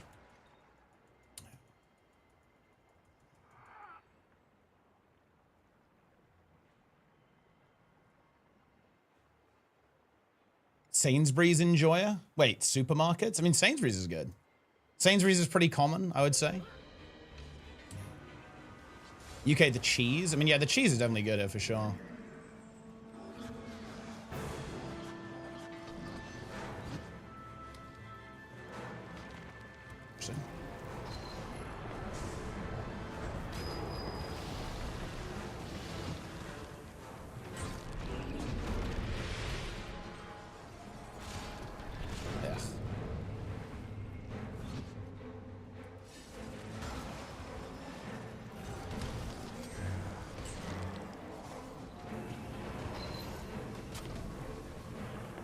This is honestly not going very well, is it?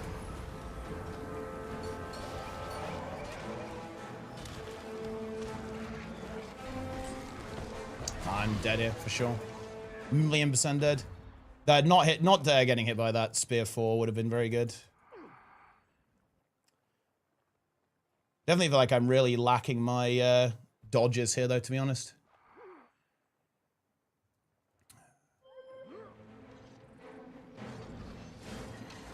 I want energy sigil. That's fine. We can win. Again, it's not a good matchup for the opponent. I don't think so anyway. Unless I'm completely out of the loop on like necro balance. Oh, I was a little greedy there, to be honest.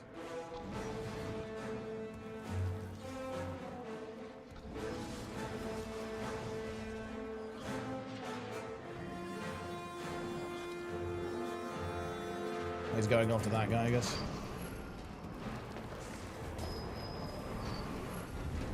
Oh, that might be enough, actually. Oh, yeah, that is enough. Oh!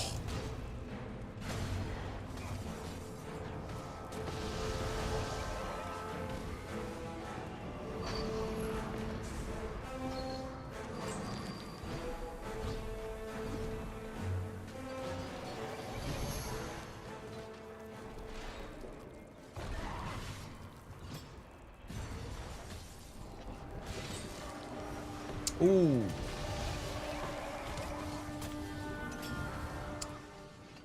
Yeah, a little bit too aggressive there.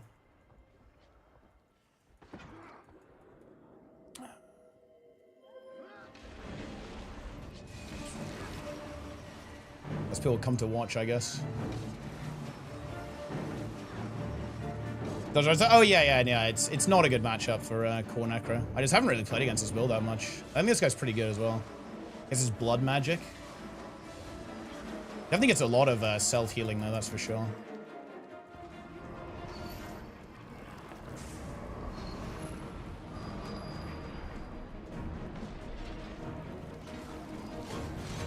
Ow.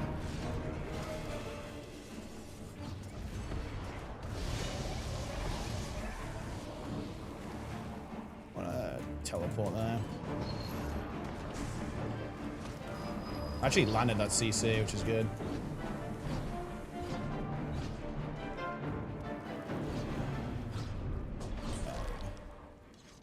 Played that actually pretty decent.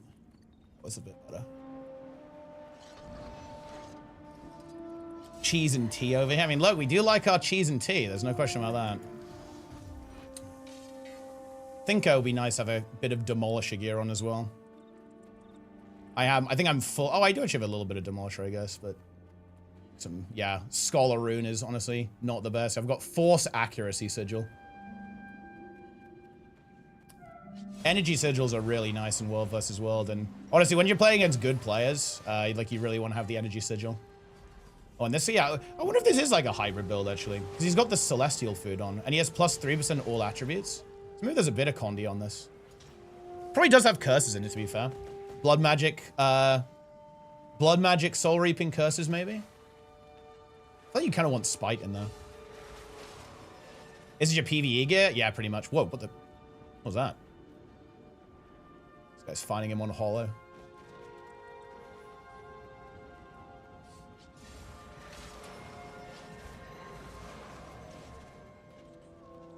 But yeah, I will admit it's a bit of a PvE setup. It's not great. I'll be 100% real with you. But you know, it's okay. Level 13 white foes. Well, I actually do have a legendary spear, so I don't have that. We've got that going for us at least. I think honestly maybe playing this matchup a little bit slower might be better. I think I've been playing it pretty aggressive, and that might actually be a mistake.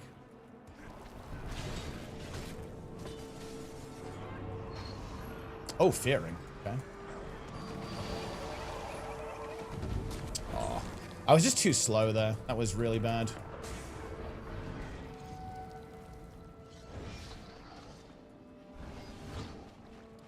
Unlucky. Oh.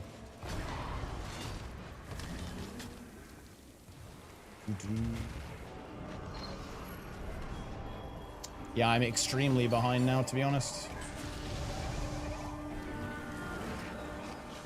I need to try to break this, but it's not going to work.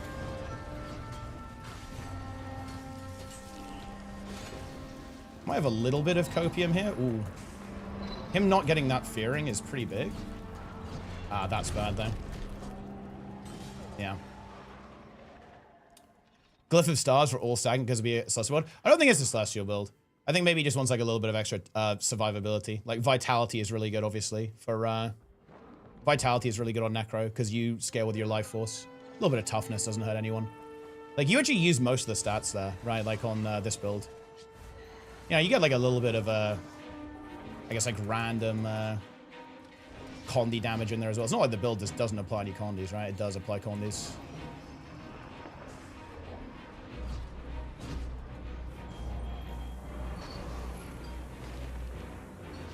That does a lot of damage too. It always like, it feels like it surprises me every time, like how hard like the abilities are. Like I'm not expecting stuff to like rip me out of Shroud, then it just does.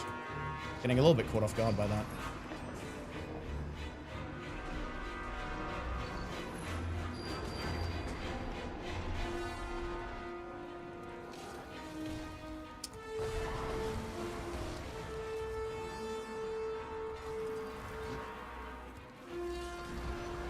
Pretty mobile too with the sword, which is pretty good.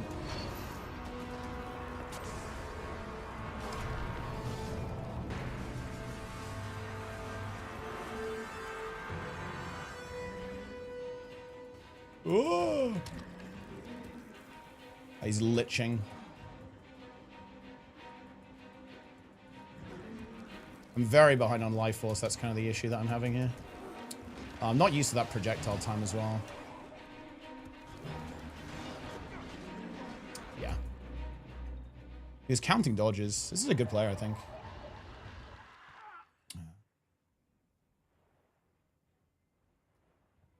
It's not a big toughness build. I mean, I think it's probably pretty aggressive. I'd say like Demolisher or something is what I'd probably play on something like this, I'd say.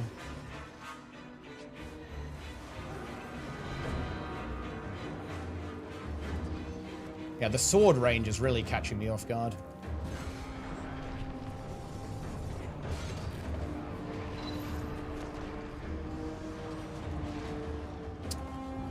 Interrupted my spirit now, that sucks.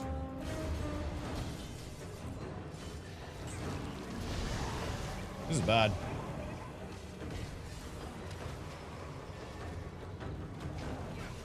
Spear dodge at least.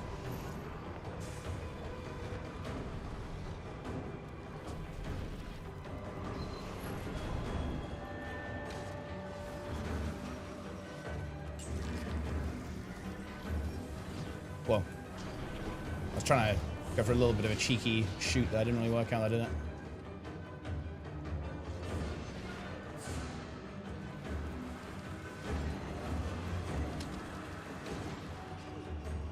Ah, I'm dead now. That was a little bit greedy. It was a good it was good for him to wait there, I think.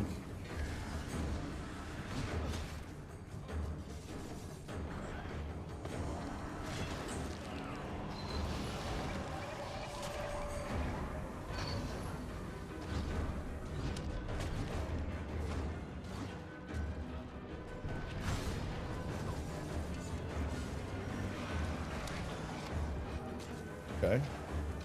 A little resustain going on.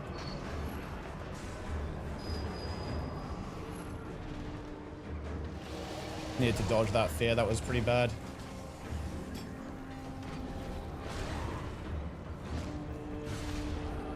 No.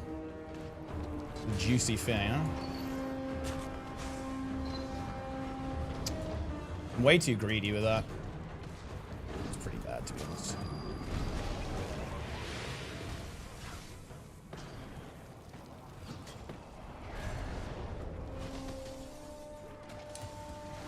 Yeah, okay. I think it's actually a very good player, to be honest. It's kind of nice to actually run into people who actually know what their buttons do in World vs. World. You don't get it that often. I played that one a little bit better, but that was still pretty sloppy, to be honest.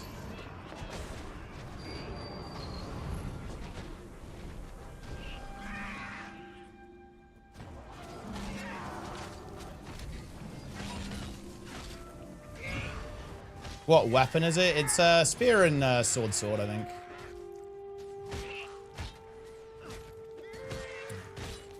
It's okay that the opponent there is running a build that I think shouldn't beat mine, to be honest. To be fair, like I haven't got like optimal gear or whatever, but definitely a very skilled player in my opinion.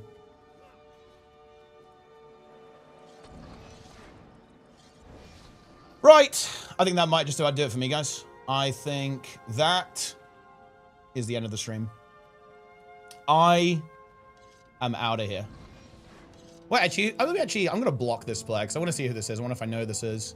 There are just a lot of, like, generic good World vs. World players. It's funny, actually. A lot of the really strong PvP guys actually came from World vs. World. I'm actually just curious if I know who this is.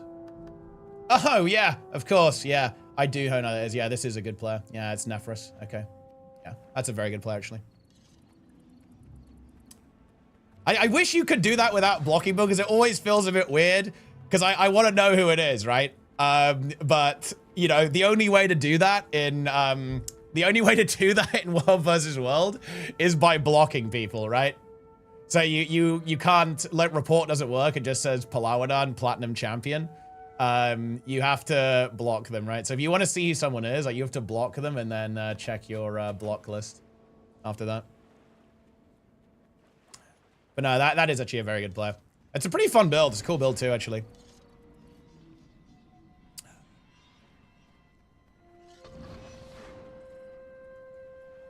Yeah.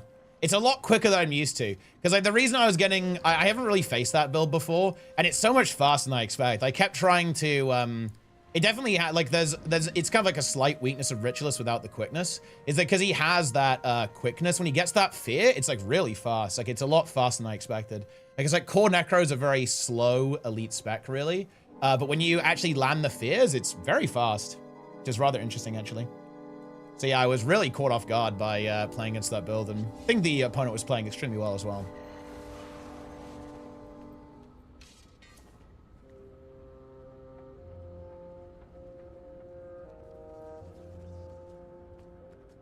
And bear in mind, that's a bad matchup, right? I don't think Ritualist should lose to that. But definitely a good build. Like, it is cool. Core Necro, definitely one of the stronger core specs, I think, which is always fun to see. I think it's nice when the core specs are at least, like, pretty decent or playable. Because often that's not the case, right? Like, obviously in PvE, right, core specs are pretty bad. But in PvP Core Necro has historically been pretty decent. Power and Condi, of course. And in World vs. World. I think Core Necro is really good in World vs. right now, actually. It's kind of like the meta boon strip.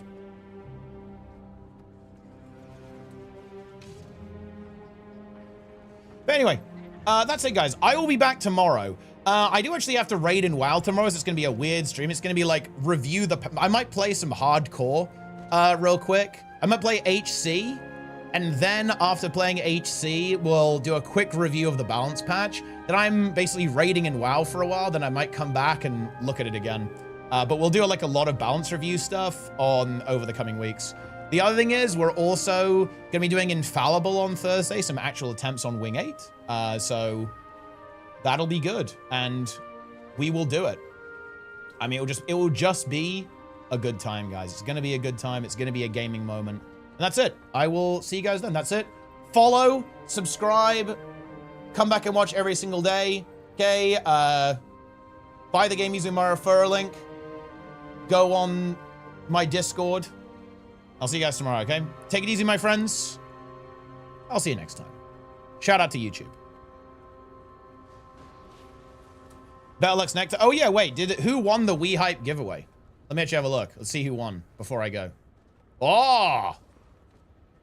Okay. Oh, winners! Very exciting. And yeah, I guess we'll kind of grind this one out tomorrow. So like this one out tomorrow will be the 7 hours for this Raptor skin. I mean, that is just crazy. Well, I mean, I guess it is what it is. Like we have to stream for 7 hours. That's kind of a lot. So it was 6 hours for this. I guess it's just going to be 8 hours for the next one, then 9 hours, then 10 hours. I mean, we've got to do a lot of streaming, guys. But anyway, well, I'll be back. I'll see you then. That's it for now. Take it easy. Yeah, you guys should go watch Shrimps 24/7, by the way. This is a fire channel. Check this out. Shrimps 24/7. There's a little bit of action. There's not a lot of action. There's a bit of action. We're seeing a blue shrimp on the left-hand side here. Sometimes a snail crosses the screen as well. It's pretty nuclear. But yeah, that's it for real. Good night, everyone. I'll see you next time.